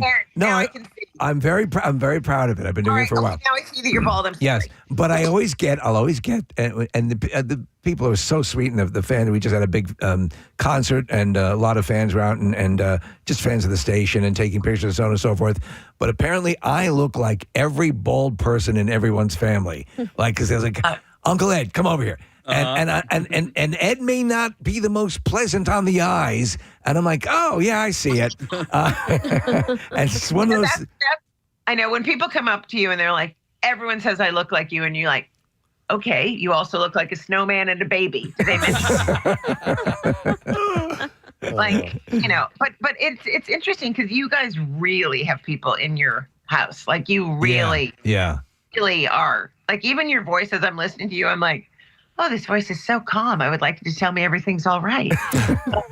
Like, I know that I just have to ask this because this is what I ask at every dinner party. Mm-hmm. What was the first concert that each of you went to? I know. It was the band America. Oh, my God. Yeah. So Loved good. It. Yeah. No Name, right? Yeah, Horse with No Name, Ventura Highway, Sister Golden Hair. My first real concert was Rush. I went to see them. So how Canadian of you? Very much so, right? Yes. Are you Canadian? I am not, but I have a tremendous respect for a lot of Canadian artists. So yeah, they were. You know who played at my high school, my college? Whatever, it's all a blur. Whatever, some college dance. Brian Adams. Brian, that's a good score. Extremely Canadian. It's a damn good score. Yeah, I know. That's extremely Canadian. What was your first concert though? Yours? Billy Joel, 1979, Montreal Forum. Oh, that's a good one. Excellent time for Billy Joel. Yeah. The Turnstiles would have been out by that time, right? Sure. Yeah. 79. And, it was incredible. And then afterwards, my dad was a doctor. He was an obstetrician gynecologist and a really big Star Wars fan, so he loved it if you called him OBGYNOB. OBGYNOB. It's very early. Anyway, he had taken care of one of his patients. The security guy was at the forum, so then we went backstage and met Billy Joel. Wow. Who is the loveliest, but just a little bit taller than Melissa Joan Hart for the president. he's not a big guy. With the Canadian thing, we actually the band Triumph is back on tour. This is it's a good, and so as is Rush. Yeah, it's a good time for legendary Canadian rock bands. Do you get time to take in concerts, or is that off the docket? You know what? After COVID, you know how COVID sort of like, it bent our brains and it shifted us. For me, I was like, I want to go to concerts all the time now because I was just like, I just missed that so much. So my favorite person in concert is Pink. And you have to understand that because Sabrina, because in my mind, the 90s were 10 years ago, not, and I, like, it's just so bizarre. But all these little girls who are mega stars, I have gotten to get to meet my daughter because they grew up watching Sabrina. Oh, wow. Yeah. With Pink. Sabrina Carpenter. Wow. Yeah. Then most recently Jennifer Hudson. They all watched Sabrina. By the way, Sabrina Carpenter and Pink, both from this area. Yeah. Oh, really? Well, You guys- and Taylor Swift. Taylor Swift as well. Wow. Yeah. You know what's really funny? One of the only gig I ever ran away from in my entire life was like in Pittsburgh, like in maybe 1990. Because the guy said something so horrible to me, I literally was like, okay, and like just left in the middle of the night. But one of the gigs that I did there was in Beaver Falls. Beaver Falls, yes, yeah. And there was a club, and I remember going up, and I was like, well, it's certainly nice to be here at Susie's Big Beaver. That was the name of the club. That was the name of oh my God. But everyone was like, it's Vicky's. I'm like, oh, I'm so sorry. I'm so sorry. Because if you said Caroline's or Carolyn's Big Beaver instead of Caroline, I'd be furious. Okay? Well, we had for the longest time, there's a college here that is now Arcadia, was Beaver College. Yes. For the longest time. They had to change the name. What college wasn't? Yeah, you're right. Good point. If you're just tuning in, we're talking to Caroline Rhea, who's going to be at Helium Comedy Club Thursday night at 7:30. You can get tickets at heliumcomedy.com. Caroline, I was just on your Instagram and I saw the picture of you and David Letterman from Netflix as a joke. And then you shared a story that has a Philadelphia connection with Terrell Owens. Can you recount that story? Okay, this is so crazy. So, the thing about Letterman was, like I said, he's our father figure. So I'm very upset about my hair. I just keep catching. This is Vaseline from my scar. I just washed my hair. This is lipstick because I really missed this morning. Anyway. No idea. Yeah, you take a wide street. Oh, my God. You know what? My mother always used to say to me whenever I'd be like upset about something, and it was like a joke from forever, but she would literally go, I go, Mommy, I don't know what to do about whatever. And she'd go, darling, just put on a little lipstick. And now I just put it in the wrong place. Anyway. So when you went on Letterman, Eddie Brill would like go through your set with you, but you would practice that set for like months because it had to be exactly 4.5 minutes. And you were also secretly trying to woo Letterman with your comedy. Like, he didn't want anything, like he wanted nothing scatological, which I'm not, but like any joke, he had to be really specific because you wanted to do the set in the minus 30 degrees, shaking because it was so cold in there. And you always wanted to hear, ha! Like that's how he laughed. Anyway, okay. So I practiced. I have like $1,500 worth of hair and makeup. I am like all set. It was supposed to be me and Jeff Goldblum. And at the last minute, T.O., Terrell Owens, gets booked. So they were like, okay, he'll do it. And then you'll come on and do your set. So backstage, I'm with my boyfriend and I go into T.O.'s dressing room and T.O. watched Sabrina because T.O. goes, oh my God, you're that crazy witch from television. Anyway. And I'm like, yes, I am. And then I said to him, missing a keyword, I introduced my boyfriend. I said, oh my God, my boyfriend loves you. You're one of his fantasy guys. And Kasaki's like, you didn't even say football. Right. You're a fantasy guy. So he's all mad. Anyway, when T.O. goes on stage, just as he's going down in the elevator, I said, well, break a leg. And he's like, well, what does that mean? I go, well, that's what actors say to each other. For good luck, break a leg. So he goes down and he spoke very slowly on this interview. And I was like, let's go. Yeah, Pick it up. But he was telling like a long, sort of, he's got a low, slow way of telling the story. So when they're about to say, hey, coming up next, we have Caroline Rhea, they say instead, we'll be right back with more Tara Lone. Because they didn't know where you were. No, I got bumped. You got full on bumped. Yeah. Oh, man. They would do that. So when he came up, and then sometimes he wouldn't go on again for like 4 months. And anyway, so he comes up the elevator and he's like, did I break a leg, witchy poo? And I go, yeah, great. Anyway, the next day he broke his leg. Seriously? I've heard this story. This is so wild, and maybe clearly that you invoked your powers because that's wild.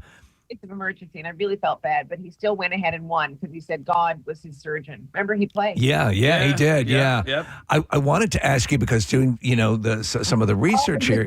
Boys, tell me everything's going to be okay. You were on the set, and you appear in the movie Man in the Moon, which is the Andy Kaufman story, Milos Forman directing. There was a documentary about the making of the movie. It was so tumultuous.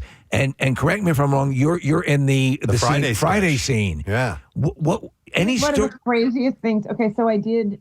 This is the great. You know how you have those days of your life where just everything shifts. Like there's something in the. You know what I mean? Like yeah. And you back. Okay, so at the last minute, I got booked on Comic Relief, and on that day after that, I got booked from that set on Comic Relief. I got booked on Hollywood Squares, which like really changed my stand-up career. I met my fiance, and Milos Forman was in the audience, and he booked me on that movie. That's wild.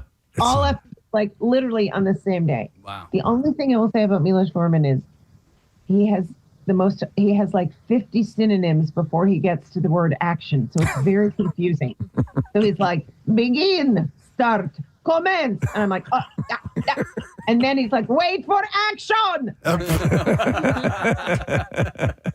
Anyway, I had met Jim Carrey like years before. I'd had dinner with Jim Carrey, Ben Stiller, Janine Garofalo, and Andy Nelman, who started Just for Laughs. And I remember this because this beeper went off. And he was waiting for his son to be born. And it was so long ago, you would get like a pager. Right.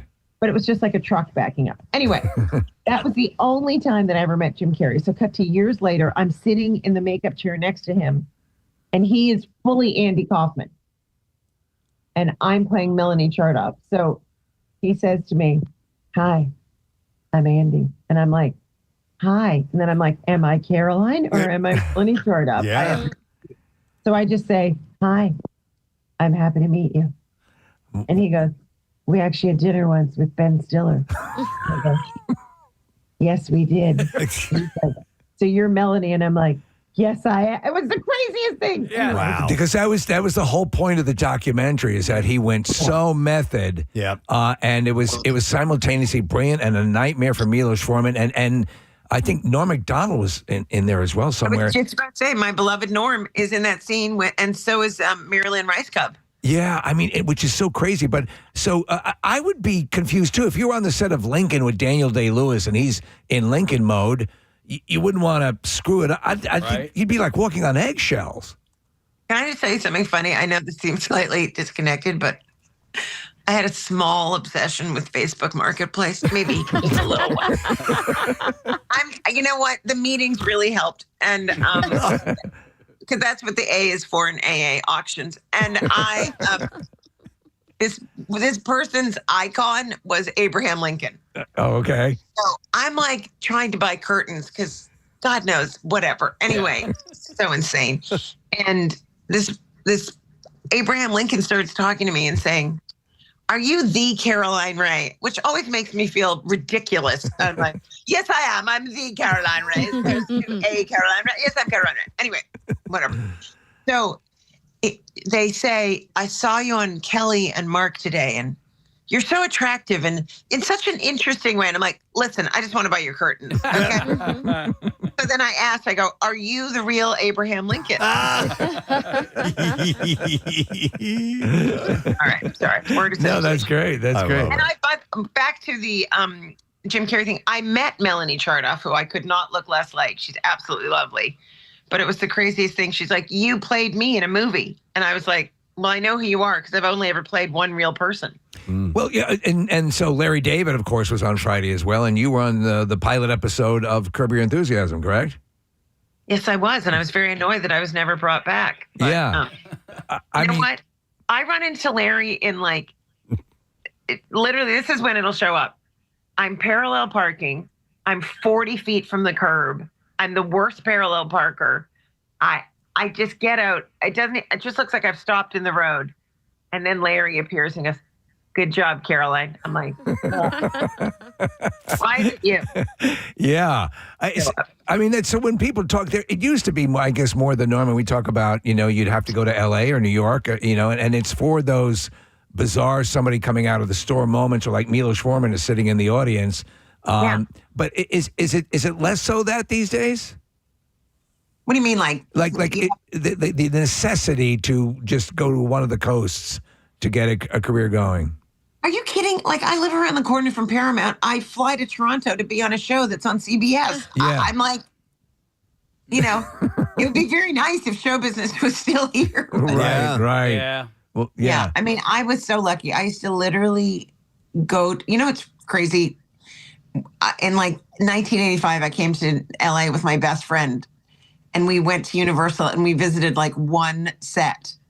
And years later, that's the set Sabrina was on. So that's wild. All right. So I know. I have to ask you, now, much has been made about your level of fascination with astrology. Is that really something that you firmly believe in, dabble with, find kind of fun? What's your level of astrology awareness? Why? Because I had to have an emergency C-section because I was very high risk for having a Scorpio. And I didn't want my daughter born that good at sex and unable to forgive. Yeah, that part's true. Wow. That seems very committed. What are you? I'm a Gemini. You know what? I really should just say it when I feel it. Yeah. I'm going to say something, though. My sister's a Gemini, and she just had surgery. She had all of her tact removed. And he literally can do that. She ends conversations like this: boring, goodbye. But I always say, it's a Gemini because you ask them a yes or no question, and then you find yourself moonwalking out of the room after 35 minutes. You're like, yeah, that's me. Yeah, they're going to keep talking even if I leave. I'm not going to feel that bad. Yeah. Well, you're Mercutio. You have the gift of gab. Well, yeah, and sometimes way too much. But let me ask you: has it ever held sway over dating decisions throughout your life? Absolutely, God, yes. You know what? I can't believe people I guess we're all kind of archetypes because I decided to do this line of astrological cards. So I studied a bunch of different astrology. And I would go in and out thinking, this is complete crap. And then I would go, no, there's something to this. I don't know. I can't justify it. But yeah, I know which signs I'm not meant to be with. It's the ones I date. And no. That's the litmus test. I've dated 3 men born June 10th. Wow. What sign is that? Gemini. Triplets. What a night. But no, honestly, 3. Come on, there's a little Shecky Green in me, and it's dawn. My hair is full of Vaseline and lipstick. I'm so upset. I'm gonna hold it like this. Now, Gemini, have you ever been married? Yeah, I've been married for many decades now. Happily married. And to which sign? So she's April. April what? April 17th. Yes, I'm an Aries too. Okay. Now, would you like any insight about your relationship? Sure. Wow. You're the ultimate playmates. Oh. Okay. Meaning that we photo shoot wise, or that we just play well together? You just play well together. Okay. You play well together, and you. She is that. She is. My wife is very.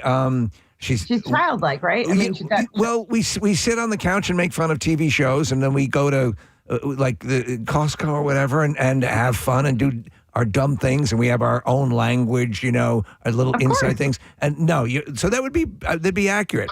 All right, I want an analysis, please. We're going to get this. Okay. All right, good. What are you? Well, you tell me. What do you? I mean, I haven't spoken. Steve's done most of the speaking here, but what do you think? Me, the Zoom is very much blocking my magical powers. Okay. Okay. Got it. I'm going to.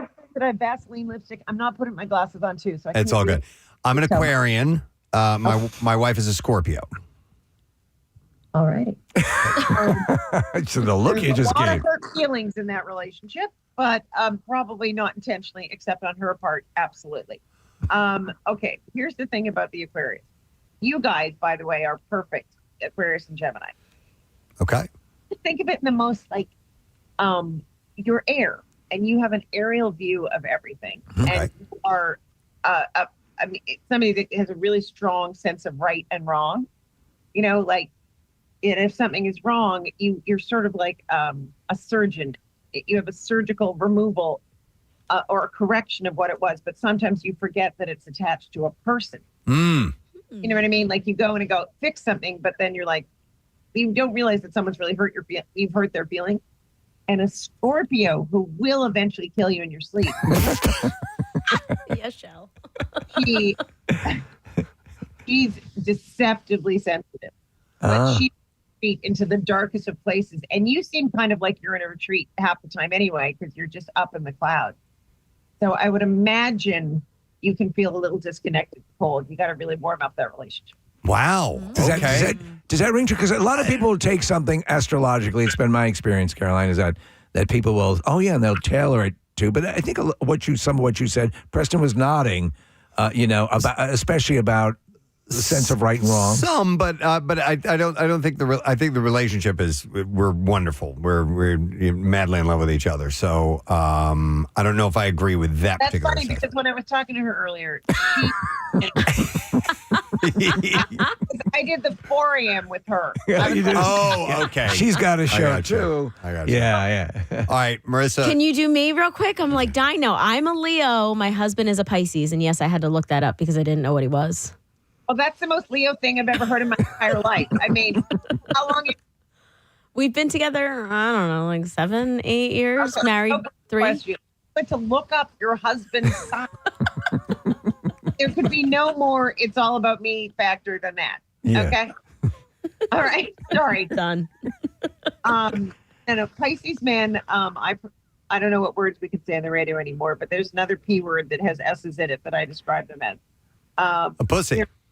Yeah, okay. I don't know. Yeah. I'm just going to call it a Salem. Okay, Salem. All right. That works well. Yeah.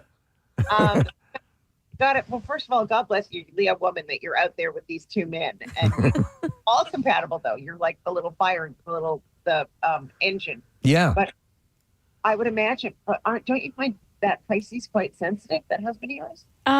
We balance each other very well. I would not use that word you used to describe him. Right. But we're definitely very different. Okay, well, you kind of used it then. All right. No, I love you, babe. I find this stuff. And you have a great way of describing it. Like you is this stuff nonsense? But then you find so much that you can incorporate. So I think on a basic fun level, it's there. Well, if it helps to inform some decisions throughout your life, and that's another cool element. Yeah, for just like the past 2 weeks, Caroline, I've for whatever reason gone and looked up my horoscope. Have you? And I haven't done it since I was, in my teens probably. And I've just, because I stumbled across it, it happened to be online. It had today's horoscopes. And I'm like, let me look it up. And it was, I was kind of using it as a bit of a guide. Yeah. To look out for the things that it pointed out and for this particular day and see if I notice any of them. That's pretty wild. In the first place. And actually some of it, a lot of it is positive, or maybe avoiding certain things that day and be aware of these things, and they might be like traps and pitfalls. And that's not such a bad thing. You know what I mean? Well, no, I agree. I studied Kabbalistic astrology when I was I have a line of they're postcards. Unfortunately, I started them during COVID, so but it was like each sign, it was like to or from. The one to Aquarius said, Oh, dear Aquarius, your compliment hurt my feelings. I love that. And then the one that was from Aquarius said, I prefer you in concept. On paper, you should work. Yeah, exactly. I love that.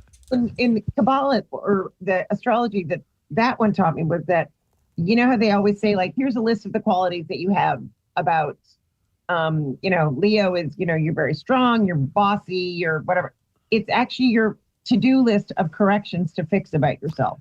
Oh, interesting. Okay. Yeah. Okay. And that every sign has like a strength and a weakness. Like Taurus has like incredible loyalty, but they are totally in denial. So it's less about attributes and more about what you should work on. Yeah. It's like it's like everybody thinks that when you get married, your work is done because you found the person, but it's actually that's day one of all the work. No, we just had about a year and a half ago. My wife and I had one at this decades into our relationship. We had an exchange of conversation that reset everything in a phenomenal way. And I mean, you always have to be in there and always have to be doing the work. It shouldn't be. As some people say, it's a lot of work. It shouldn't be that much work, but you should want to do the work to be with the person you adore. Yeah, right? I agree. Of course. Yeah. Okay, wait. Now, Preston, did you get married later in life? I was 30 when we got married.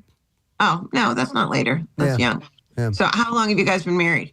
We've been married, since we got married in 1999, so 27 years, yeah. Oh, that's a long time. Okay. Yeah. And sweet Leo, who doesn't know anything about her husband. Did you look up his middle name while I was gone? It's Lee. I do know that.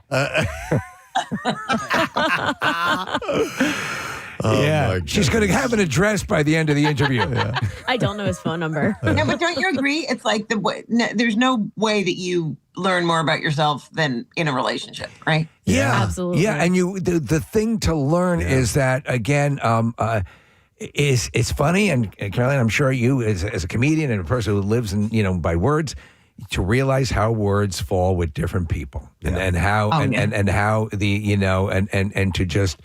It's such a very intricate thing, but it's so critical. Yep. Yeah, but a Gemini, you can really like pierce somebody's soul with your words. You can be like, it's like, what just happened? I was stabbed by a verb. Yeah. It's true. Yeah. Well, Caroline's going to be throwing out a lot of verbs and nouns and adjectives at her show tomorrow night. That is so that after school special song, Yeah, you're right. You know what I mean? Yeah, totally. Yeah, the Schoolhouse Rock. Yeah. Yeah, we all got the same thing without having to say, okay, but can I just tell you one thing about relationships before you make me go? Sure. Certainly.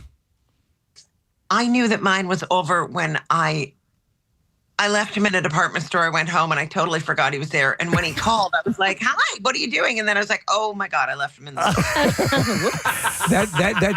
that shows an issue. Yeah. That was a problem. And by the way, he was a Pisces. Okay. So tomorrow night, Helium Comedy Club, 7:30. You can get your tickets at heliumcomedy.com. It's just one show. But you better go see her. Do not miss Caroline. This has been a lovely conversation. Yeah, man. Thanks for you joining us, lovely, you Caroline. guys. We hope Thank you so much. if you come back to Philly, come by and see us in person. We'd love to spend some time with you, okay? Okay, but I'm going to wear my hair and makeup like this. And please, yes, lipstick on the forehead. Yes. Starting a trend.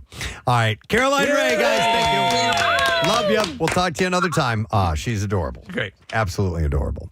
All right. We do need to take a break because we're not done yet. It's International Hummus Day. What? And yes, I know. And when we return, we are going to have Chef Michael Solomonov here in our studio. Stay put. We'll be back in a moment. Preston and Steve. Using that as an example, but it was just enough. Mm-hmm. Just enough to nudge you over the cliffside. Yeah. Mm-hmm. Casey, it is the 2016 trend that brought this to our attention not too long ago. Remember, they were like, what do you look like in 2016? So we're going through all of these old videos and photos, and that popped up. And it was inevitable that this was going to come to light, that it had been the 10-year anniversary. And I'll guarantee you, you're 60 pounds. You've got to be 50, 60 pounds less easily. Yeah, I don't know how much I weighed back then, but here, so for 10 years, I have been getting people sending me videos on Instagram with ranch dressing. So this fountain that we have back here. I have seen many of a ranch dressing fountain videos, or the person who takes an entire slice of pizza and dips their hand into a vat of ranch dressing. I have here, this is a magnetic ranch dressing pizza like Beanie Baby thing that somebody sent me in the mail.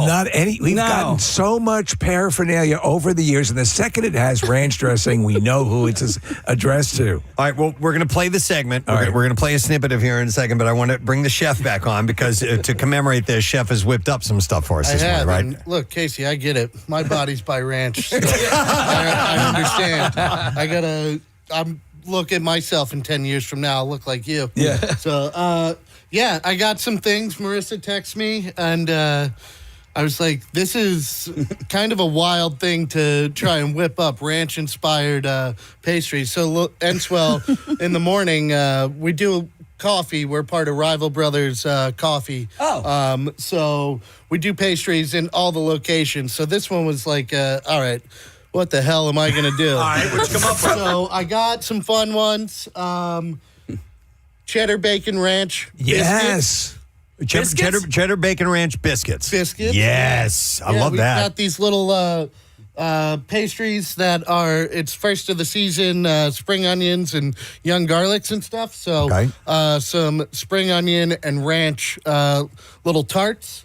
And I've also got this sort of monkey bread inspired ranch pull apart. Pull apart? Yeah. Oh, yum. So You're trying what to we put did the weight with that back one, we took all the bread and we dipped it in ranch dressing and then baked it. So that one's basically 100% ranch. From your point of view, was it, even though it was a chore, was it kind of fun to work with? It was fun. I mean, this is sort of like my approach to a lot of the way I view food is this highbrow, lowbrow technique. And Philadelphia, you can't pull any fast ones on them. So, take the fancy, but dumb it down a little bit. By the way, Enswell is at 1528 Spruce Street in Philadelphia. And fortunately, with the West Pelton Steppers and Drum Squad are going to help us eat this today. I hope you guys are hungry. Yes. Do you like ranch dressing at all, guys? All right, we're getting a couple nods here. So, we'll give that a shot in no here in a one's little opposed bit. to it. And they're going to play another cadence for us here in just a moment, which is going to be cool.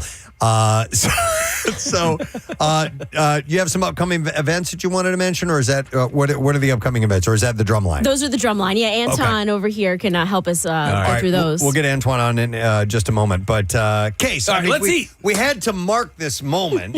Because it was just. I'm good. Do you remember years ago for our Daily Rush videos, our YouTube videos that we have, we did a bracket style breakdown of the Preston and Steve Show listeners' favorites. Yeah. And that won. Did it win? Yes, dude. You don't remember that? You were very proud of that. Yeah, I guess maybe I don't. But that one is our all-time favorite Daily Rush video, and so people love it. It's one of the best. All right, so should I dig in here right now?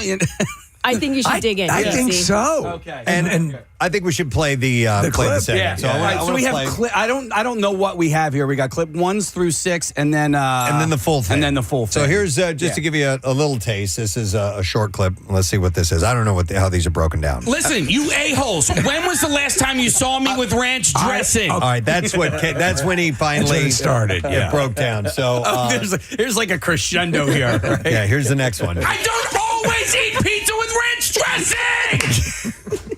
I didn't invent it.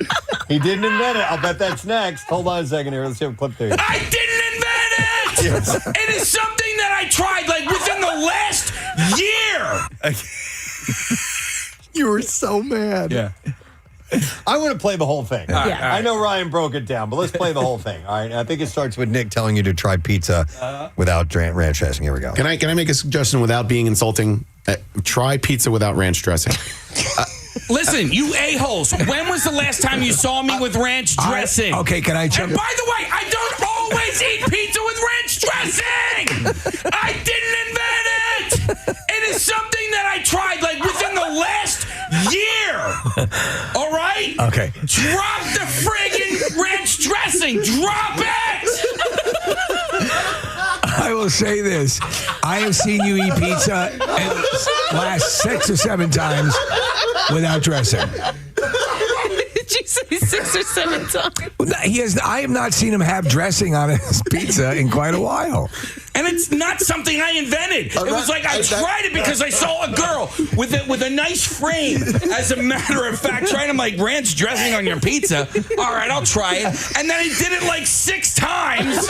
And next thing you know, I'm making ranch dressing pizza sandwiches or something. Shut up! Nick, that was a good suggestion. Thanks. I love you. Well, my God. At least cut back on the drinking cheese. Okay. It's so good, though. I don't know that my morning can get any better. I don't think it can. Okay. All right. And it's only 7 a.m. Thank you for filling out the entertainment portion of the. It was an epic meltdown, and that was in the 7 o'clock hour. That was the start of the day. It was the start of the day. Entertainment news. Okay. Oh, is that what it was? Oh my God! Yeah, that's the story in the 6:30. was Rob Kardashian was going to lose 50 pounds in 6 weeks. Okay. And we were doing the math, and we were like, how do you lose 5 pounds a week? That is just crazy. That's where it kicked off. Okay. Yeah. And you'd been trying different things. And honestly, when you say something like, can I say something without being insulting? Like, shut up, man. Yeah. Like, I swear to God, Well, I'm an adult. I know what freaking calories are. Yeah. All right, no. Like, it was absolutely insulting. And at that time, I was at a low. Mentally? No, I mean, self-esteem moment, right? Yeah. And so, like, it was kind of like we used to have that nutritionist at Dr. Mike's, and okay, can you name me some fruits? Like apple? That's great. Like, like eat an apple instead of candy. I'm very sensitive to food shaming. It's been part of my life, my family around me, people around me. I'm very sensitive to it when anybody talks about it. I showed this video to my husband, Casey. He was cracking up laughing so much. And he was just like, this is what makes your show great. It is those moments, right? We're characters of ourselves at points. Like we have to, we are genuine and we put ourselves out on the line. But when these moments come out and they live on forever, it is Preston and Steve Lore. It is part of our history and it is an amazing moment. And you are an amazing human being. Well, we are all flawed people, and I don't think we ever try and portray ourselves as But you ended up as an amazing human being, so that's cool. Yeah, I'm okay. I'm all right. But no, listen, I've been working hard for the past 6 years. I don't eat great all the time, but I do make sure that I get out and I exercise, on a pretty consistent basis. And I think that's key. And You've also, done well. I ran into this gentleman who ended up winning The Biggest Loser, and that was the beginning of my journey. At that time, I weighed 279 pounds. And I'm stepping in at like. I got down to 180 and I put a couple of pounds back on, but I'm 200 pounds right now. And you look great. You work and out. I still love junk food. But you know that's what? The problem. What you did spur on is a whole bunch of people coming out of the woodwork talking about the love of ranch dressing and its application to so many. That's why you provided a nexus of people to savor their ranch dressing pairings in public and come out of the shadows. And I can't believe you guys got the Sixer Sticksers to be here, man. This is, I love you. I love you guys. Yeah, you guys are. Yeah. And by the way, they don't have you out there enough. I think you guys should be out there like all the time. Get rid of the dancers and just have you guys come out. Yes. Well, all right, maybe not. That guy's like, no, don't get rid of the dancers. By the way, real quick, so we're sampling some of Chef Farley's wares here, and I had this monkey bread version, which is really, really good. Is it? I'm going to try it right now. Yeah, try it. What did you have so far? Well, I just a little bit of the cheese of this of the biscuit. No, the cheese of the biscuit. No. The, whatever it looks like a cinnamon roll. Yeah, those tarts. It's kind of it's new. It's invented. It hasn't been invented. It doesn't have a name yet. Do we call it Casey? The Casey. It's the Casey. Call it the Casey roll. The Casey roll. I love that. Ooh. These are really good, by the way. Really good. I love it. Well, that one's actually kind of, it's on our menu, a different version. I don't dip it in ranch, but. Okay. Have you dipped it in ranch? Oh, yeah, go over there. We got to go over to the fountain. Casey is now going over to the ranch fountain, and he's going to dive in. Is this just a chocolate fountain that we put ranch? Yeah, it seems like it. Yeah. All right, so go ahead. Yeah, do whatever you want to do, man. It's your fountain, bro. Go crazy. All right, come on. I'm going to get, All right. Get it all covered in there. Oh, that yummy ranch dressing. What do you think? Well, I don't always dip my monkey bread in ranch dressing. Yeah, oh my when God, you it's do. amazing. Yeah, all right. But this is better without the ranch dressing. I'm telling you, this is better just plain by itself. Let me ask you, on your salad, do you ever use ranch dressing? That's not my go-to. Yeah. What is your go-to? I mean, honestly, I think probably like Thousand Island's my favorite. All right. But usually I just go, oh, you know what? I do like a good blue cheese. Oh, all right. Yeah, All right. yeah. Like a wedge. So, but the let me ask you this question. Uh-huh. After that discussion that day, and that legendary video now, and your rant, did you ever have ranch dressing on your pizza again after that? Or did that kill it for you? Probably, but like I haven't had it in a long time. It's not really my go-to. Okay. Yeah. Never was. It never really said was. Yeah. from the get-go, it's not your go-to. The thing is, you were fighting that uphill battle. It was locked. No one was going to believe that it was not what you were eating all the time around the clock. My favorite was, I didn't invent it. You said it a couple of times. It was a lady with a nice frame, by the way. Like, what the hell is that?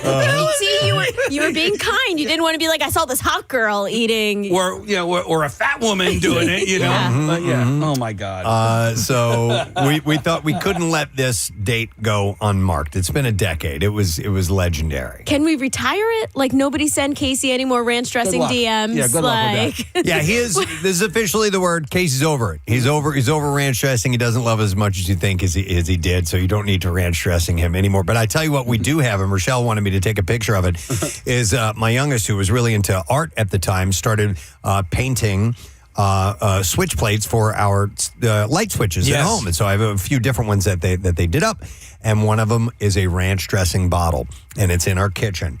And that has now been there for almost 10 years because it was right after this. They painted that, made it for it. So it's been hanging in my house for 10 years right there in our main living space. So my daughter has a friend who she went to high school with. She's now a freshman at Boston University. And one of the first things and her parents are huge fans of the show. And one of the first things she ever said to me as this little 14-year-old little brat, and I love her, but she was like, hey, maybe you shouldn't eat pizza with ranch. I was like, oh, you little bitch. You little bitch. Wow.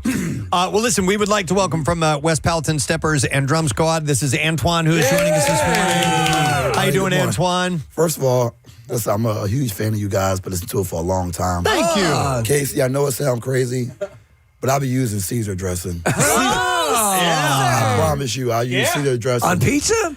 Yeah, it sounds crazy, but I could see that. It's really good. No, listen, sometimes you have a Caesar salad with some pizza and Italian food. Makes total sense. And it's left over, and you just go ahead and dip it. So I understand where that came from. Actually, that makes total sense. You have a Caesar salad. Yes. I think I would prefer that, actually. It's really good. All right. So you know what you're talking about. Yes, sir. Ranch ain't too bad either. So, Antoine, at the Sixers game, where do people find you performing? How are you guys all over the place while you're there? So before the game, we do something called the teaser, which is the pregame show. And then whatever night it could be, we could perform first quarter timeout, second quarter timeout, third quarter timeout, or halftime. And then no matter we win or lose. Thank you, Marissa. Before we welcome our next guest, we need to do the Bizarre File. We're going to do a quickie here, and then we have a guest in the studio. WMMR presents Preston and Steve's Bizarre File. All right, B-File is brought to you this morning by Sunny Mac Solar, your trusted full-service solar partner and the solar company that Steve trusts. You can go to sunnymac.com to find out how much you can save by switching to solar. Okay, this may fall under the same heading as scaring someone to cure their hiccups. A Queens man his racing heartbeat got an unexpected fix during a routine exam. The 29-year-old arrived at the hospital one night with his heart beating at 140 beats per minute, and an EKG quickly showed that he was in atrial fibrillation, a common arrhythmia where the heart's upper and lower chambers fall out of sync. So before starting treatment, the attending doctor needed to check for internal bleeding and did so by using his finger to do a quick exam in his butt. A rectal exam? He did a rectal exam, and to everyone's surprise, That procedure slowed the patient's heartbeat to 80 beats per minute and eliminated the arrhythmia entirely, a result that held up months later at a follow-up. I'd have to say that an unwanted finger in my butt would raise my heart rate. Doctors theorize that the exam, combined with Valsalva maneuver breathing exercises that the patient was instructed to perform at the same time, simulated the vagus nerve, which runs from the brain through the gut and heart and helps regulate the body's rest and relaxation response. More research is needed before anyone suggests the approach as a substitute for medication or cardioversion. But don't worry, it might be something that you end up using. You were congested last week. Might this have worked? You know what? Yeah. Let's try it next time that happens. I'll get my finger ready. Please do. Yeah. A tourist who threw a huge rock at an endangered Hawaiian monk seal in Maui boasted that he didn't care about the consequences because he's, quote, rich, before he was detained over the attack. The man was filmed lifting a large rock from the beach and throwing it towards an endangered seal as it swam off the Lahaina shoreline last Tuesday, narrowly missing the animal's head. Kaylee Schnitzer, who filmed the video, can be heard yelling at the man, "What are you doing? Why did you throw a rock at it?" She later said to TV News that we told him that we called the cops, and he was like, "I don't care. Find me. I'm rich. I can kill all the seals I want." And he kept walking. The Division of Conservation Resources Enforcement dispatched officers to the beach where they detained the suspect. Hawaii's Department of Land and Natural... Yeah, that was him. And Natural Resources said that it will not be sharing the suspect's identity as he's not been criminally charged at this time. He's understood to be a 37-year-old man from Seattle. Is he in fact rich? You know what? I did not find that out. Hawaiian monk seals, by the way, are among the most endangered marine animals in the world, and harassing, injuring, or killing one is against both state and federal law. Violators face fines or criminal penalties as well. Oh, it turns out he's a cardiac surgeon who revolutionized the finger in the butt system, Preston. No wonder he's rich. That's why he's wealthy. I'm going to look up his net worth real quick, all right? Okay. And I'll let you guys know. All right, so I thought this was a cute story. We'll probably wrap this up here so we can welcome our guests. When one little boy was upset with his parents after they had to correct a behavior, he didn't just get mad, he got even, at least by 9-year-old standards. So Stacy Lynn Golding says that her son JR was mad and crying one night after getting in trouble and told his parents, "I'm going to go and I'm going to write a book about you guys to embarrass you." And that's when his career as a young writer began. JR created a graphic novel called Emerald Warrior versus Stupid Parents. I love it. That turned his mom and dad into a terrible twosome who tried to ruin the plans of the heroic protagonist, Emerald Warrior. Stacy Lynn explains, "We don't say the word stupid in our house," which is exactly why he used it here. And he now created a series of books, and his mom is featured in another one called Emerald Warrior versus No Mom, which has him spray the mom with yes spray. Wow. So she says yes instead of no when the kid asks her a question. So when is My Mom's a Cranky Hooker coming out? Stacy Lynn and her husband, Zach, love that their son has made these books. They just didn't, know that they'd become the villains in them. She said, "We think it's really funny, but also we think it's a great outlet to be creative and to use his brain to share his frustrations with us. Even though he makes them in anger, he also loves our reaction. And we haven't heard the last from Emerald Warrior. As JR says, there are more stories in the works. Off and running. I think it's a great revenge for a kid. And there you go. That's what I have in the bizarre file for you. Casey, did you find anything out? No, because the guy's name isn't in here. So I can't really look up 37-year-old man from Seattle. That's right. They said they weren't identified. That might be a generic search. Yes. Yes. All right. Our next guest is here. There's a couple things on the way that he's going to be talking about. First of all, there is a Taste of Home event, which we're going to explain in just a moment, that's coming up in October. But today is International Hummus Day. And he makes a mean hummus. Ladies and gentlemen, restaurants like Zahav and Laser Wolf and Federal Donuts and Chicken and Dizengoff and more. The proprietor, the chef, Michael Solomonov is joining us. Hey, man, how you doing? Hey, everybody. How are you? Good. Happy Hummus Day. Happy Hummus Day to all of you. Oh, he says it so much better. Or you say it way better than I do. Hummus? Yeah, well, I gotta add a little style. Of course. It's definitely. Really honored to be here. Thank you so much. We're honored to have you. Yeah, we used to work with somebody who made their own personal hummus hummus, as you said. And I was like, I'm going to start doing that. And I made the most expensive hummus of my entire life because I had to, buy all the ingredients. I had to buy a food processor, but it was really, really good. And I have never made it since. Oh. Well, yeah. It's very easy for you to buy right now. Yeah. Yes. Michael has made it for you. So you don't have to. But it is, listen, it's not that hard to make. I feel like everybody gets the ingredients. They don't know how to work with the tahina and they end up making what looks like peanut butter. Yeah. And they're like, this sucks. And then you're used to most of the store-bought stuff. Yeah. Which tastes like Italian salad dressing. Like it's not, it's very acidic. Yeah. So we're really happy to make it for you. Yeah. All right. Well, so I want to ask, because I love, and I apologize, Steve. I love a spicy hummus, but I have not found a good hummus that has the right amount of spice. It's either too spicy or not spicy enough. Do you know what I mean? I do know what you mean. Yeah. We have a couple different versions. We have a hummus schrug, which is like a Yemenite chili spice, which is really, really good. And then harissa. So I think we got you covered. Well, let's talk about the product line here. Yeah, this Zahav. This is very so very this is cool. really cool. Listen, we opened Zahav restaurant nearly 18 years ago, predicated on the fact that people they weren't exposed to great hummus. They didn't know great pita. We wanted to bring a lot of the stuff that we grew up with. And then, 18 years later, we have it now at every Whole Foods. We have it now at Giant, a bunch of Giants in Delco even that have this. So we've got our little snack packs. We've got a couple different varieties as well. Can we see a couple of snack packs? Yeah, look at that. Snack pack. Little individual. You can shoot them on the way. Wow. You can drink them. Shots of hummus. Take a shot of hummus. Yeah. I have to say it that way. I like it much better. It's funny because, and this is terrific to know that this is available. And you as a chef and somebody who knows the whole culinary world, this happens often. I hated hummus, hated it.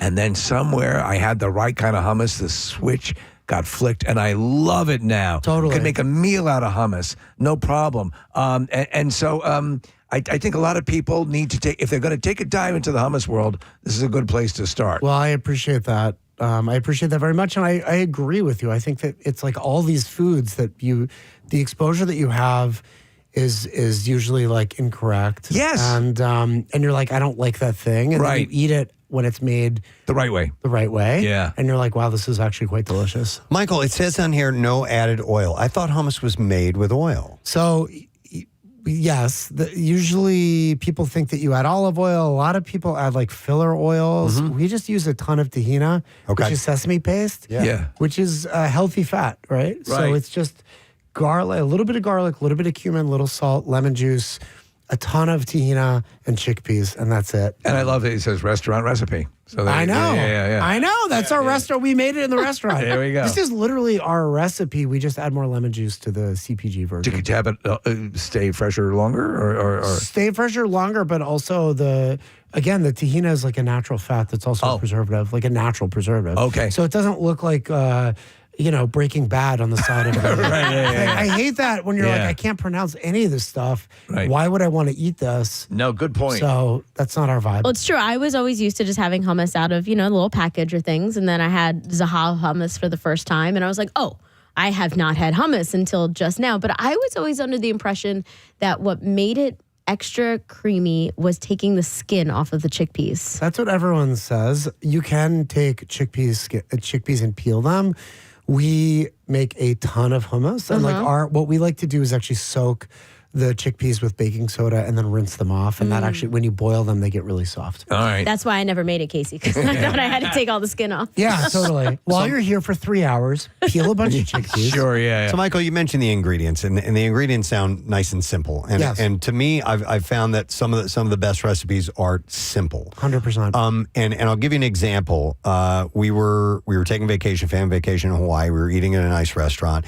I had an appetizer that was shrimp, and I tasted it. I'm wow. I'm this is really popping. This something tastes really good. I'm I can't quite place what the seasoning is. So I asked the server. Server goes back. Asked chef. Chef comes back to me. You know what it was? Salt. Wow. But for whatever reason, it was the right amount. It was the right type. It was, of course, the product, the shrimp itself had to have been really good too. Yeah. But aren't you surprised to find out sometimes that these simple combinations just absolutely nail it? No, so I spent, I've worked at a bunch of fine dining restaurants, and I remember when I started working at Vetri restaurant, and it was like the first time I'd worked for like an Italian chef that was like, stop using so much stuff, right? I was used to fancy these rules, and it was like gnocchi, brown butter, Parmesan cheese, and you're like, oh my God, there's nothing as good as this. Polenta, water, olive oil, salt. Yeah. And you're just like, you nail it, and it's like so good, and I think that the simple recipes are the hardest ones to pull off because you don't like bedazzle. You don't have. There's no tricks. I guess you got to get the technique right, though. You got to cook the polenta correctly. I was going to say when you were in Hawaii, like the chef came back and he was like, "All we do is salt, but then we throw rocks at monk seals." We do that, yeah. That's what really did. That's It was so good and so simple. We decided to like go after an endangered species. You have to appease the gods by slaughtering. No, but that's exactly right. Middle Eastern food, and I used to hate the Mediterranean. Real authentic. And then I had it. It was that moment in life where you go, oh my God, now I love this. So that is a very salient point, is almost the simplicity is what makes it so difficult to nail it. Correct? 100%. Yeah. That's cool. So is this are there more products in the line that are available? So we've got our traditional recipe, and then we've got the schug, which is coming out, which is a hard word to say. Yeah, a lot of I won't even consonants. say. You're going to like that. It's spicy green chilies. We have harissa, which is kind of like red. It's like a North African chili paste, a little bit more mild. And then we've got another hard one, matbucha, which is, again, North African, that is more of like red pepper, tomato kind of jam. So a little bit sweet. Are you going to use those words in the on it? Oh yeah, bro. Okay. We don't mess around. Will it have to explain to neophytes? Everybody's going to start. It's like everybody's like speaking Klingon. Yeah. Let me tell you. Yeah. You ever had any Klingon blood pie, right, Preston? Yeah, totally. Oh my gosh! So this is very cool. Are you a fan of because a lot of places will have rolling through the seasons, there'll be a pumpkin aspect to Oh my God, like a pumpkin spice latte version? Absolutely not. No, but there are pumpkin applications, but it will not be spice latte. We're not going to do chocolate hummus, whatever the hell that is. I was like I want the authentic. This. We want to keep it real. Yeah. Well, what's the Italian restaurant we had in here, and she was great. The Pesto. The father Giovanna. refused any Americanized. If you're going to come to his Italian restaurant, you're going to get Italian food. Was it meatballs or lasagna? He wouldn't do meatballs. He doesn't do meatballs. Well, he might do it now. They might have won that battle, but he was like hardline against it. Yeah, I mean, those are, it's a little hard to die by the sword when you're a business owner. Yeah. What we've found, though, is that people want this, and that it takes a little bit. It's like a learning curve a little bit, but when you eat this, you're like, there is a very, very clear difference between what we're kind of used to and what we're eating now. Well, to that point, when I've had the authentic version of something, like I was a very finicky eater, and Mexican food, and once I actually had Mexican food, it was like, okay, now I get it. I was wrong. Yeah, I was wrong. But you have to have the authentic. Yeah, exactly. Michael, you brought in pita, and that's obviously what you eat with hummus, and sometimes you'll order these plates or platters in restaurants, and they'll come with carrots and cucumbers and things like that. What's more traditional? What is I'm sure some of that's been Americanized a little bit. Well, so pita and laffa, which is the kind of pita that we make at Zahav. I mean, I think that like chips are fine, honestly. Like I think whatever you want. I like olives, as like a meze spread, great. I think cucumber's great. Tomatoes, great.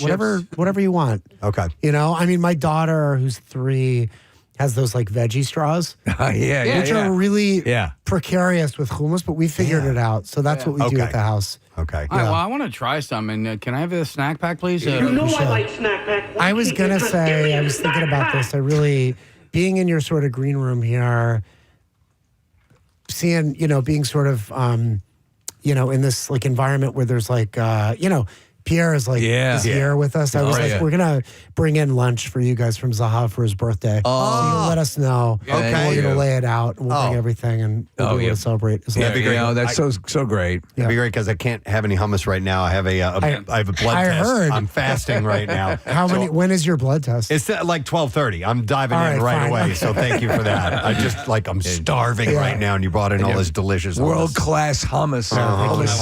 Hey, I saw Federal Donuts and Chicken at the airport. Yeah. Recently. Is that new? Because I hadn't flown in a Yeah, while. that's Okay. under a year. So we've got Federal Donuts and Chicken. I think it's in between B and C terminals, so you can wolf down some donuts, have a little breakfast sandwich. When did the chicken get added to the name? Or is it always chicken been? we added a couple years ago. Okay. We've been serving chicken obviously from the get-go, but we just didn't tell anybody. Why Right. not? Get people aware. and that's always, But it's nice to have like food at the airport, obviously, like real food. It's something to, obviously you have a brand and what we appreciate it is, and obviously your devotion to this area, but reinventing, changing, and it's got to be a constant. The restaurateurs that we have known and have come in and talked about their craft, it is a constant 24/7. Your mind is always kind of, what's next? What do I add here? Is that the world you live in, or can you just, okay. Yeah. Very much so. I mean, listen, for us, we say this all the time. It is not cliche. You get better or get worse. In restaurants, maybe in life, but like every single day. I mean, Zahav is 18 years old. You all know, you've been on the air forever. Yeah. You got to keep it moving. Evolve. You got to like be fresh. And we're not the new kids on the block anymore. But that comes with super serving your clients, the people who come in, and then also helping them to really quality hummus. Well, I think that, like, listen, it's a competitive Yeah. world that we're living in, and Philly is the best city ever. Yeah. The concentration of wealth in Philly is different than like New York and DC. Sure. You have to be competitive. This is not a city that cares about hype, about press. You Right. got to bring it over and over again. No, agreed. I mentioned at the top, you have this event coming up in October, A Taste of Home. Yeah. And that's going to be at the Highmark Mann Center. What's going on with that? My gosh, this is going to be really sick. You guys should come to it. So our really good friends in Israel, Polyphony, which is a group of, it's a music conservatory that started in Nazareth by a Palestinian Israeli, my good friend Nabil, who was teaching kids classical music. And basically it's bringing Jewish Israelis and Palestinian Israelis together to play classical music. That's and great. Heat, Yeah. and it is unbelievable. And so what we're going to actually do is use music to inspire a menu that we're going to create, and we're going to do it on the stage at the Man. So it'll be a live cooking event. It'll be dinner and a live concert. Oh, okay. It's going to be like everything. That's unbelievable. awesome. It's going to be Yeah, sick. yeah. There's nothing I've ever done like this. I can't wait. Wow. And so is it all your restaurants, or are there other chefs involved? No, it's all of our food inspired entirely by the music choice. Okay. And the experience of growing up on this shared land. Yeah. Are No, tick- that's tremendous. Love it. Tickets available now for that? Tickets are available now. They are selling very, very quickly. I think it's only, I think it's a total of 200 people.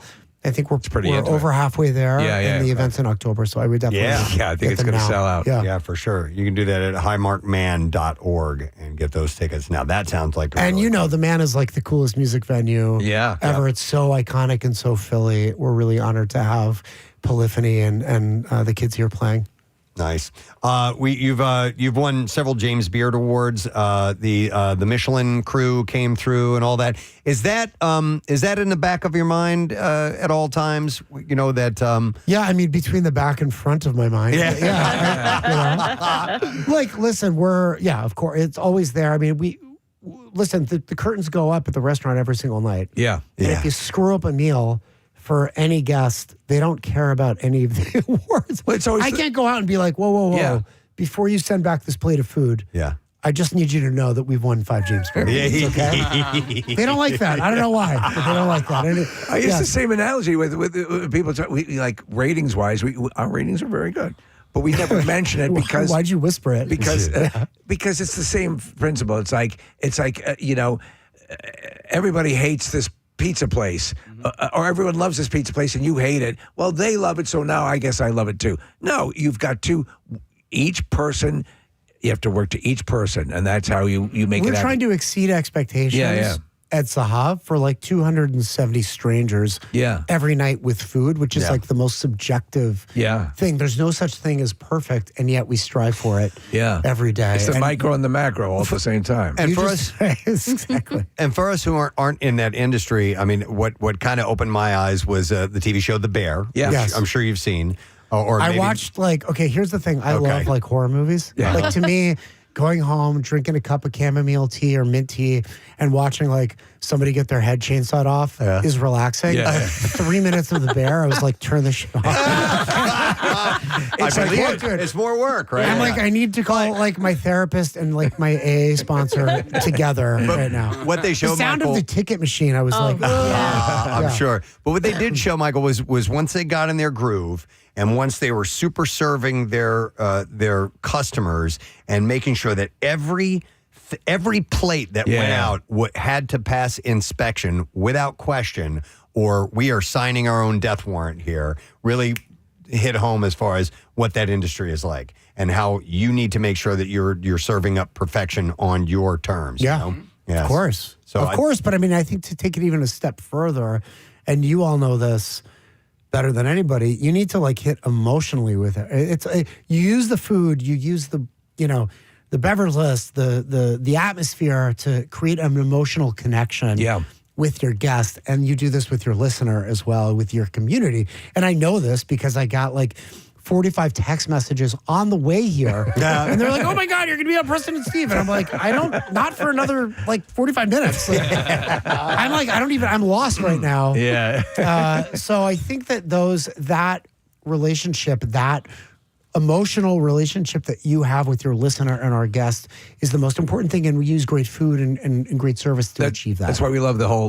That's why Preston does the connoisseur feature on Friday. It's dialing in. Marissa's obviously actively plugged into so much because it's the same ballpark. 100%. Yep. All right. Well, Taste of Home with Chef Mike Solomonov. The tickets are available October 8th at the Mann Center, and you can get tickets at highmarkman.org. But today, it's International Hummus Day.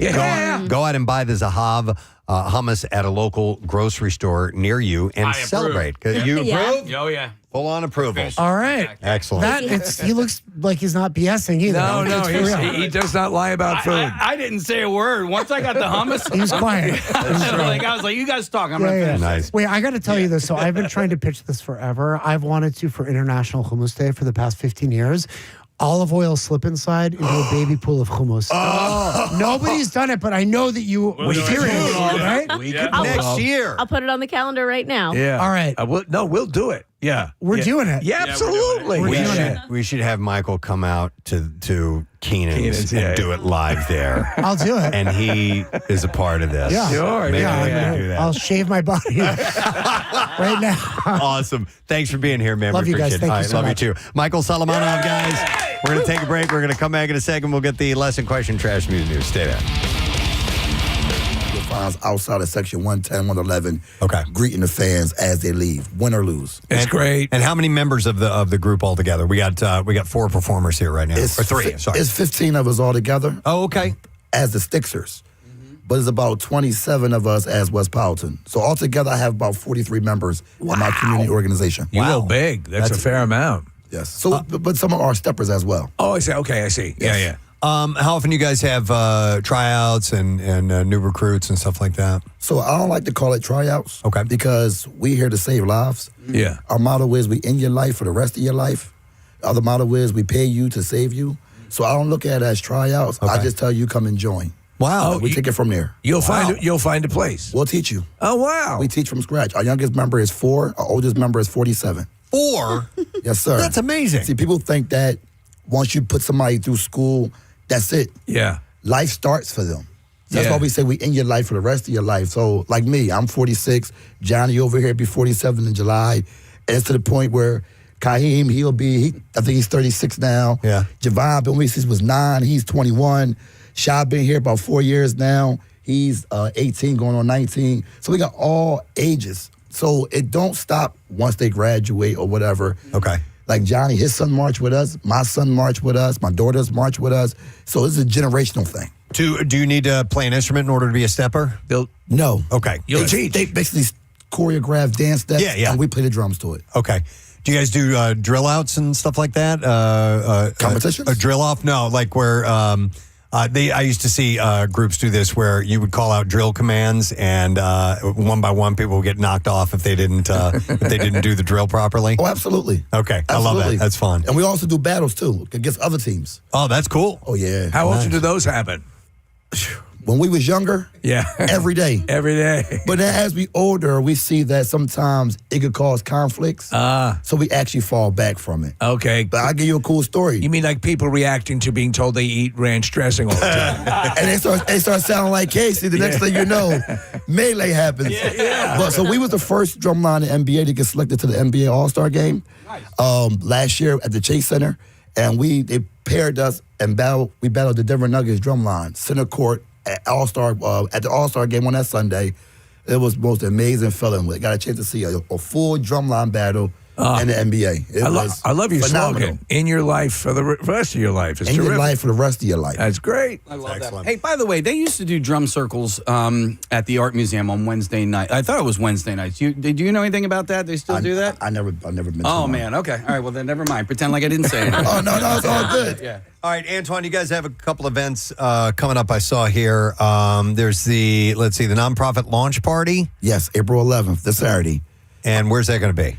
It says Osnora's event space. It's up in East Falls, 35 something. You have that? Yeah, address over there? 3510 Scotts Lane. Yep. Yeah, so we basically launching our launch party called The Wise Way, named after my grandmother. Her name was Elsie Wise. Yeah. She started our group back in 91. Me and Johnny been there since day one. Wow. And when she passed away, we lost everything. So I decided to start a new nonprofit and name it after her. That's great. really wonderful. There's a fish fry fundraiser coming up at Checkmates. That's May 15th. Yes. And then West Palton's 35th anniversary. 35 years straight of us having our program. And that day, first of all, I hope you guys be able to come and make it out. June 27th. It's going to be amazing. We got the Governor Josh Shapiro coming. We got Mayor Parker coming, a bunch of dignitaries. I got some artists coming, about 10 to 15 teams coming. And for this from a grassroots effort that you started. A small community group. Yeah. Where we know school, we not know high school, middle school. It's all inner city kids that kept getting in trouble every single day.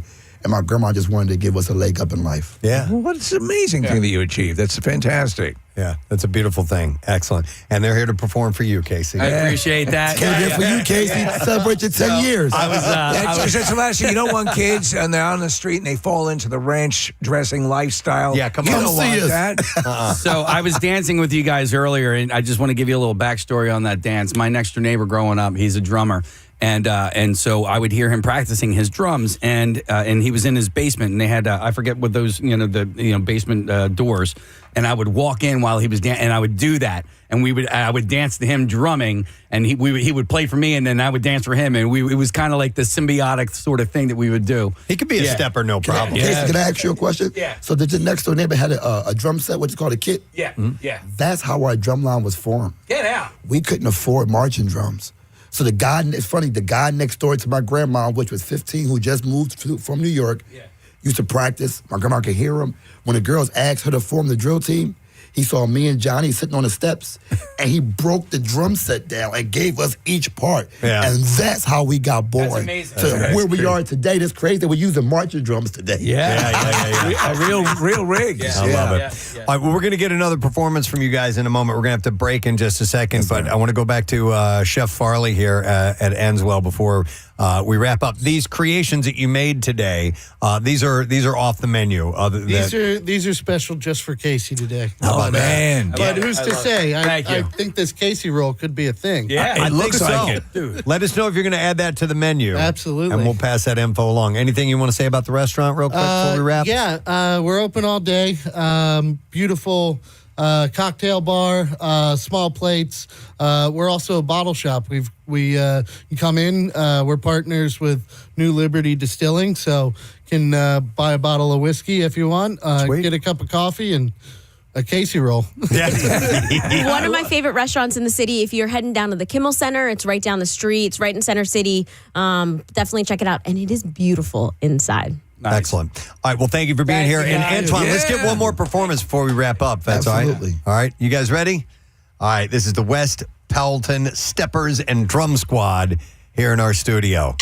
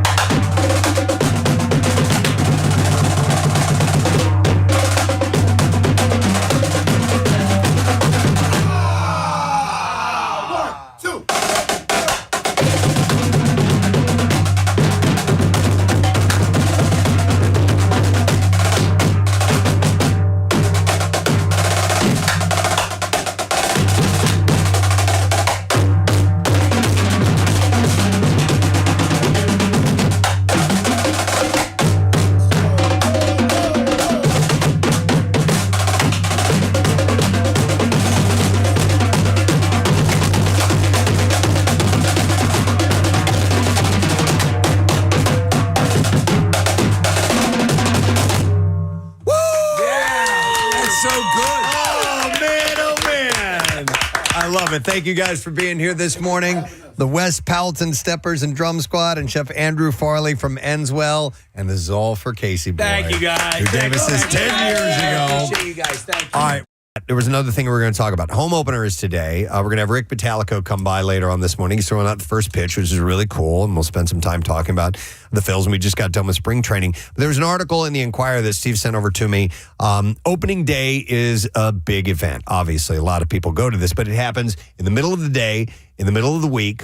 Not the middle, but, on a work day. Presents a problem. And if you would like to go, but you work, what do? Do you ask for time off to go to a baseball game, or do you pull the old call-in sick routine? Right. And try to show up? And if so, you're going to be out in public. This is not you staying at home doing your own thing where it doesn't matter if you're sick or not and you just get a day off. This is you going out in public.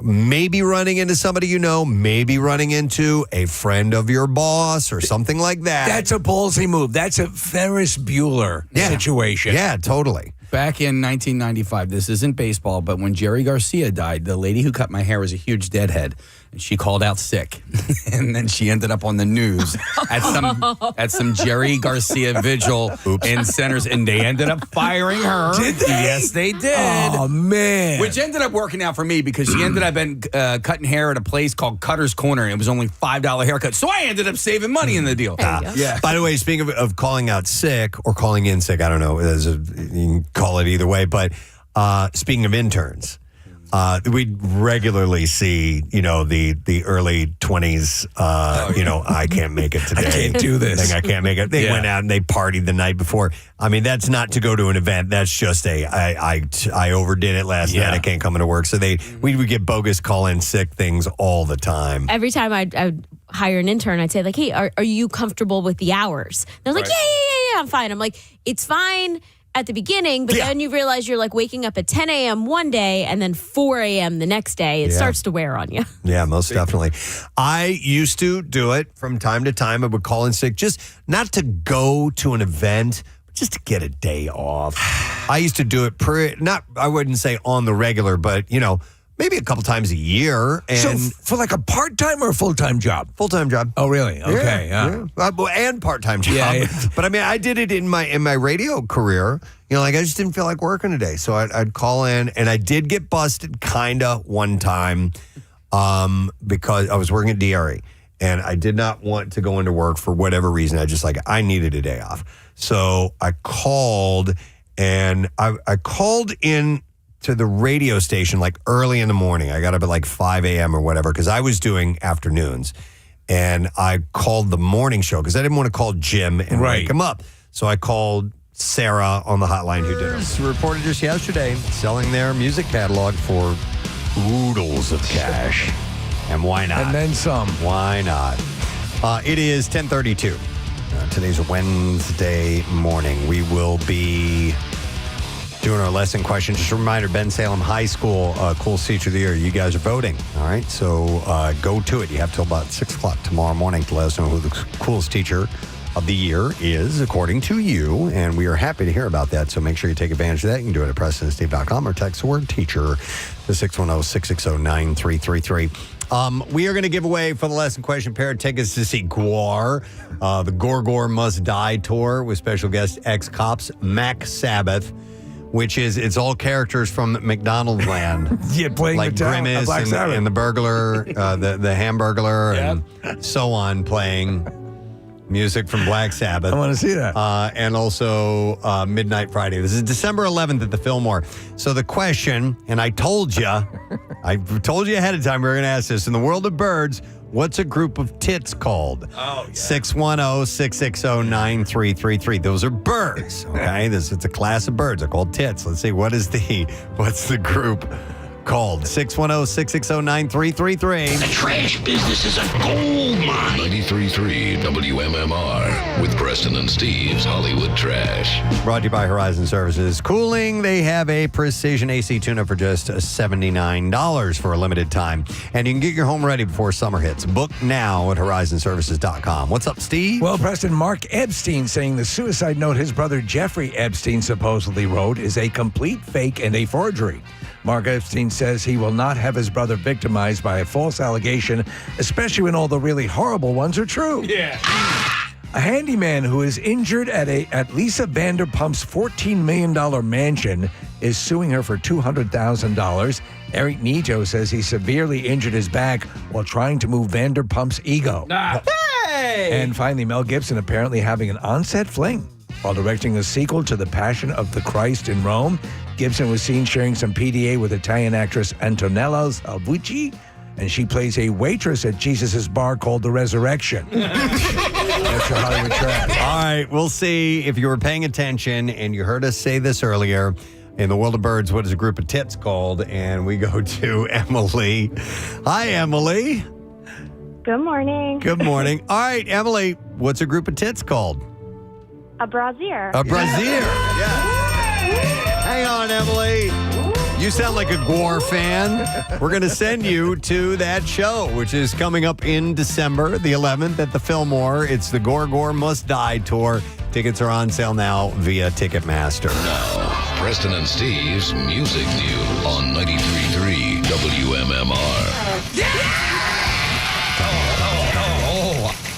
All right, brought to you by Coors Light. Join us, the Preston and Steve Show, live from Keenan's North Wildwood. Friday, May 22nd, to the official opening of the Jersey Shore from Coors Light, cold as the Rockies.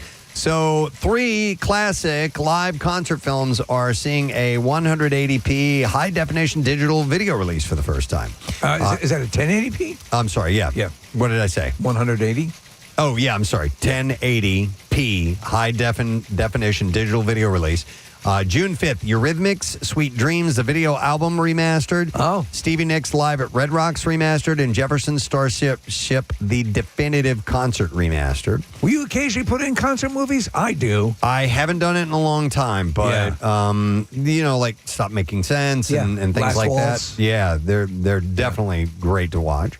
The Eurythmics film was shot at London's Heaven Club when the band was just breaking. The Stevie Nicks film was a document of a legendary appearance at Red Rocks in 1986, and the Starship film is of a 1983 Vancouver concert and includes a mix of Jefferson Airplane and Jefferson Starship hits. I just watched a re-release, I believe it was 1080p, of this woman in concert at a thrift store singing a biscuit song. Taste the biscuit. We haven't heard this at all today. Taste the goodness of the biscuit. Love it. Come on, biscuit baby. Taste the honey sauce.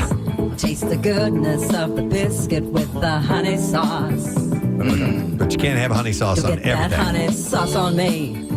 I don't like the way it tastes with my chicken wings. So this concert in particular was of note because they had hired, as security, they had hired Hell's Angels. Oh, yes. And that got ugly. That got out of hand. They didn't think that through. Michael Jackson reclaimed the #1 spot on Billboard's top R&B and hip-hop albums chart as Thriller returned to the top for the first time since 1984. So the movie Michael has been become in movie theaters has become like a quasi concert event with people getting up and dancing, and they recreate these iconic moments like him doing the first moonwalk. What was it? Was the it was at the Motown Awards, yeah, or Motown anniversary show, yeah. And of course the making of the Thriller video. So yeah, that's boosted this. The album earned 62,000 equivalent album units and now holds 38 total weeks at #1, extending its record among male artists on the chart. Jackson also made history as the first artist to top the chart in 6 different decades, from the 1970s through the 2020s. His 2003 compilation #1s climbed to number 2 on the chart, giving him the chart's top 2 positions at the same time. A feat that has not been seen from a non-rap act since the Temptations did it in 1969. So, I do want to see the movie Michael, and looking back at this and looking back at footage of that time, and you can talk about the Beatles before that. I don't think people maybe who are born more recently can wrap their minds around how big he was, how huge he was. Yeah. It was massive. And it was the MTV era. That's really a lot of it. And he owned it. Yeah. I mean, his videos were like they were making of documentaries that went along with them. The making of Thriller was huge. Yeah. So classics like Billie Jean Beat It and Human Nature surged across the chart as well and placed 13 songs inside the top 25. Jeez. Wow. The Who may have wound down their touring career, but that doesn't mean Roger Daltrey's done. The legend has announced a Great Night Out tour, a 20-date solo tour of the U.S., and that kicks off August 23rd in Mesa, Arizona. I looked at the listing. I didn't see anything in our vicinity. There are shows in New York and Massachusetts. Fans get tickets through a pre-sale today, and there's a general on sale starting on Friday. So you can check the list and see if anything makes sense to you if you're a big fan. You know, it'd be some bit of kitschy fun if he were to go out and open for the Siberian Who. Oh, yeah, that would be great, wouldn't it? And then finally, Switchfoot has announced the Forever Now Tour, a 38-date fall U.S. headlining run with special guest Anne Berlin in support of their upcoming album of the same name due June 26th. Tour kicks off September 17th. They will be at the Fillmore on October 3rd. A new single called Absolution comes out May 15th and is set for radio on June 2nd. And that's all I have for you in music news this morning. All right, we're going to take a quick break. We'll return. We'll wrap up the show when we get back, and we'll get to that much-needed letter of the day for the Word of the Week prize. Stay there. Sean, I'm like, hey, can you guys tell Jim I can't make it in today when he gets into work this morning? And they thought that was kind of weird that I did really? that I called them and not Jim. Right. So they actually sent somebody over to my apartment in Bluebell to drive over good old on the radio phone, bit, yeah. live on the air. Yeah. And they got me as I was walking out. I was going to get my hair cut. And they got me, and they come walking up, and I'm like, and I was not happy about it. I thought it was a not cool move. You got busted live on the air. And so I'm like, dude, I don't want to do this right now. And they were on the air. And it led to a weird moment. And I felt kind of bad about that because I was in the wrong. Yeah. I called out sick. I was not sick. I was going to get my hair But they're cut. supposed to have your back. Yeah, get off my back.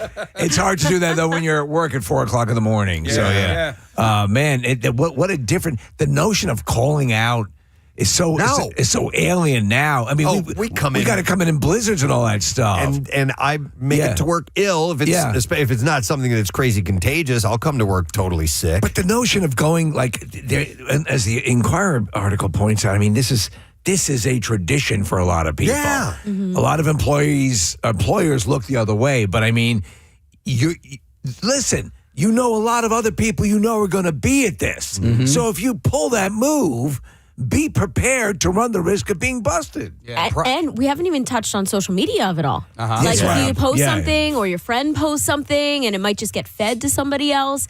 But there's also just companies have changed these days. My friend and I, we go to a lot of games and such. And she was like, let me talk about my boss and maybe calling out. And then literally her boss was like, hey, are you going to take off for opening day next week? Like literally just flat out asked her. Yeah. So there's a few texts come in. I love this one. It says, I have a coworker who called out sick, for the Phillies with stomach issues.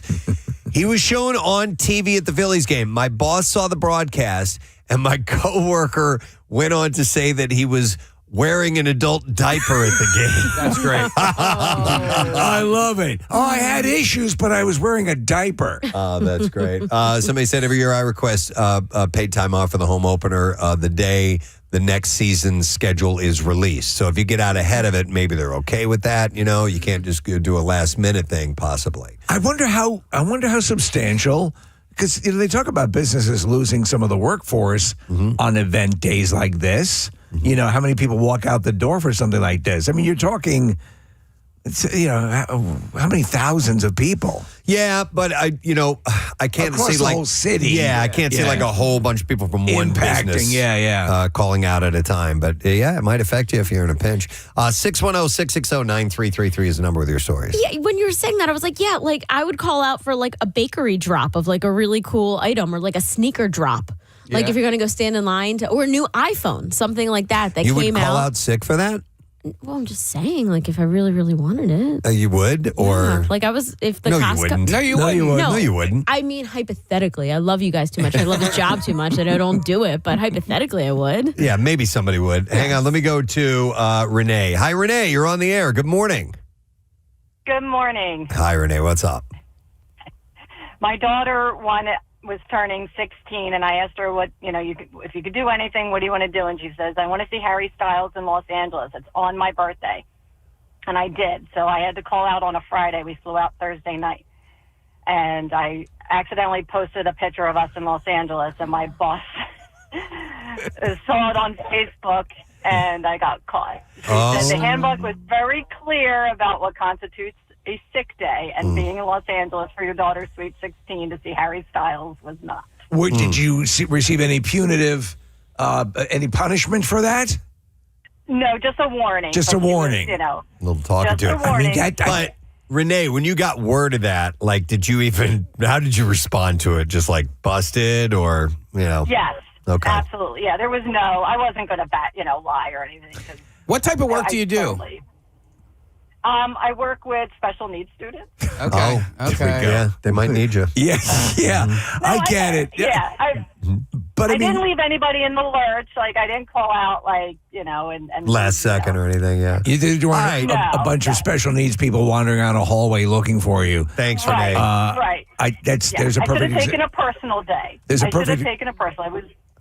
Yeah, that's true. Thank you, Renee. And that's the difference between sick days and personal days. Are they kind of one and the same? I've never quite understood the delineation. So that's why the boss is saying, listen, that's whatever you took is not a sick day. It's a personal day. But, listen, if you're trying to maximize your days off, some people may take a quote unquote personal day, disguise it as a sick day.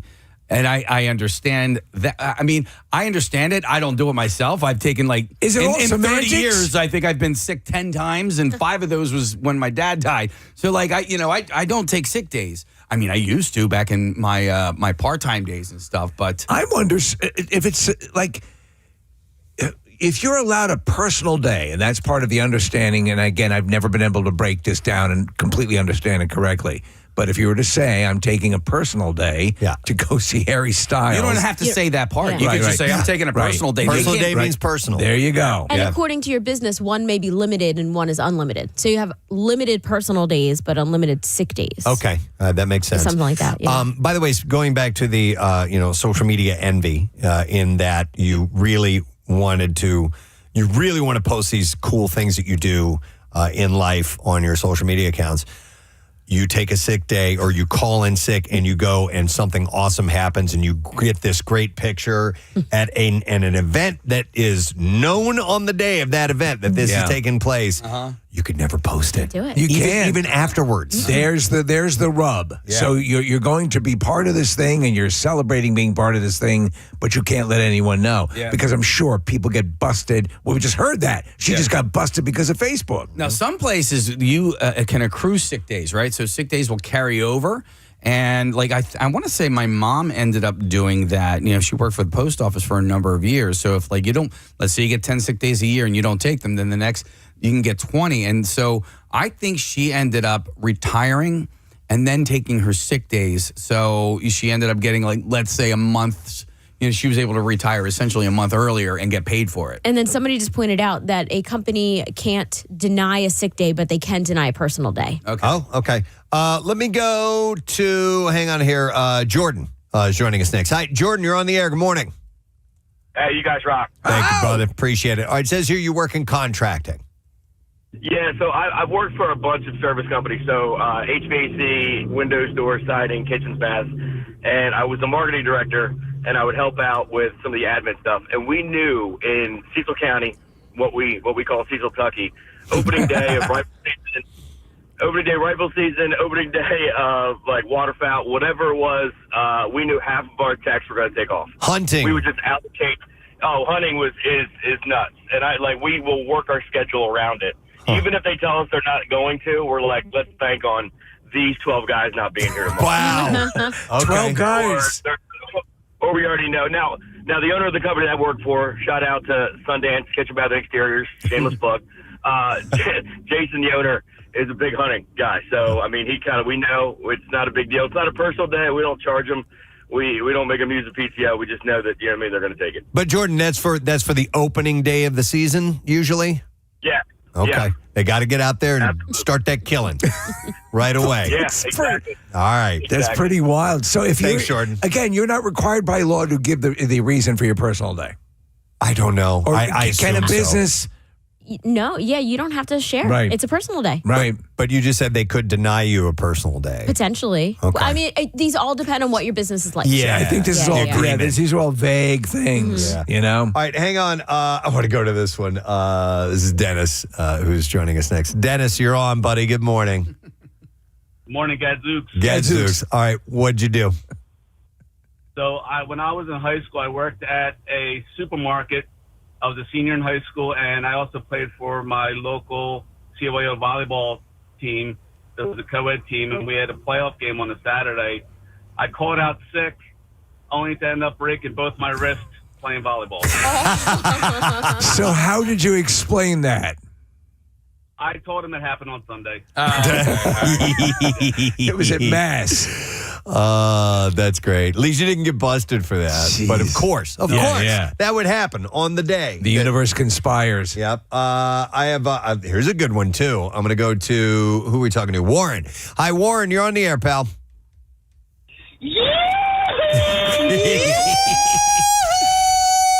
Good deep breath he took on that. All right, Warren. What was your story? All right, so I'm going to start out saying this is really, really awful, and I don't think I would ever do it again. But I was in a position with a company where I really couldn't take off. I was in a position of responsibility. They wouldn't let me take off. I kept putting in personal days. They wouldn't let me take them. So I have an Italian last name. So I went through the obituaries until I found an Italian name, and I went to the viewing. And I got a prayer card just to turn it in. Yes! You use a viewing to get off of a day of work. I love that you went to the detail of finding an Italian last name just so that it would have some air of legitimacy. And he got one of the cards. And that's brilliant, dude. Your effort warranted you a day off, sir. Well, here was the messed up part about it. Like, my girlfriend at the time, she's like, "Oh my God, that's brilliant." Okay. And then she It's told me, Wednesday morning, about to come to a close for us. Real quick, a couple of text messages that I would like to pass along and thank. I was talking about Roger Daltrey doing a solo tour, and I said I didn't see anything in our general area. They only showed the 10 dates out of the 20 that he was playing. But fortunately, I had Joe from Audubon text in and say, hey, he's playing Parks Casino in Ben Salem. Well, there you go. On September 25th. And Kevin from Ben Salem also texted in to let me know the same thing. So, guys, I appreciate the heads up. Thank you so much. So, yeah, Roger Daltrey in town. That would be pretty cool. Maybe we get a chance to talk to him. We do a lot of work with parks. And, absolutely, would love to talk to Roger Daltrey.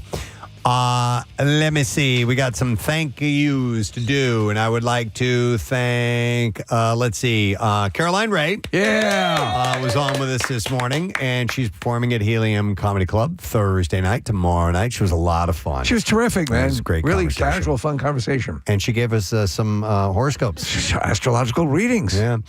Then Michael Solomonov. Hey! Today is International Hummus Day, and Michael is the man behind all these great restaurants, Zahav, Federal Donuts and Chicken, Laser Wolf, Dizengoff, Goldie, Kafar, and Jaffa Bar. And they now have the Zahav hummus in stores. Hummus. No, I think it was who. Hummus? Who. That. Yes. Hummus. Oh, I like so good. It was unbelievable. He has the pronunciation. So it's excellent, or at least I hear. I can't eat yet. I'm fasting. I have to get a blood test done for some lab work, but I'm going to eat it as soon as I'm done with that. Eat it in the car. But it was great to have him by, and also he has an event that is coming up in October at the Man, and it is called The Taste of a Home. With Mike Solomonov, and there's going to be live music, live classical music. It's a really cool thing, and great food together. So it was a good day today. How you doing, Matt? He's jacked too. Yeah, he is. He's in good shape. The guy that owns a donut store is like, I'm like, how do you stay in such good shape? Yeah. Yeah. Work hard. Yeah, I'm sure he's got a trainer. A lot of hummus. Yeah, a lot of hummus. Yeah, hummus is good for you, right? Yeah, it is good for you. Yeah. Chickpeas. A lot of martial arts. Oh, he's a martial arts guy? Yeah. Oh, okay. Yeah. Nice. How you doing, man? Great show. I got a couple donuts for later, And do you? Yeah. Yeah, they left a bunch of donuts here. What? You brought donuts, I know. No one made me aware. Nobody made me aware of this. Yep, some fancies and some regulars. So you're set. And Good. Actually, tonight I'm hosting the Philadelphia Music Alliance Walk of Fame Gala. Yes. Oh, that's That's terrific. tonight. Yeah. So I got my suit in the car. Okay. Going straight from here to there? Well, I don't know. Just in case. Go. Just. Do you want to fight the well? By the time you'd be I fighting might traffic. go in the city and just do some shopping. I don't know. Yeah, Christmas shopping. It doesn't make sense to go all the way back home and No. Christmas shopping. I know. Don't you hate that when you got to make that decision? Yeah, right. Do I go all the way back home? Right. I never used to have to do that. Nope. Now it's never like- an issue. So but there's some cool names going in, and one of the hardest ones to say is Yannick Nazé-Zagan. Okay, Wow. you got Yeah. it. He's the conductor of the Philadelphia Orchestra. Nazé-Zagan. Yeah. Wow. Lady V's going in, and the Tramps are playing tonight. So cool. Disco Inferno. And David Usick in the Pocket will be there. Oh, that's Tom great. Conwell. Nice. So Some luminaries. There is a I'm going to be text- hungover tomorrow. There is a text concerning you that I have to read, Matt. Oh, no. It says the YouTube chat tries to guess Matt's hat every day. I met those guys at the barbecue. They were great. Yeah, they're awesome. And the other day I had a Pearl Jam hat on for the video we did, and Sam couldn't guess it. And I said, all right, YouTubers, what hat is this? Today's pretty easy.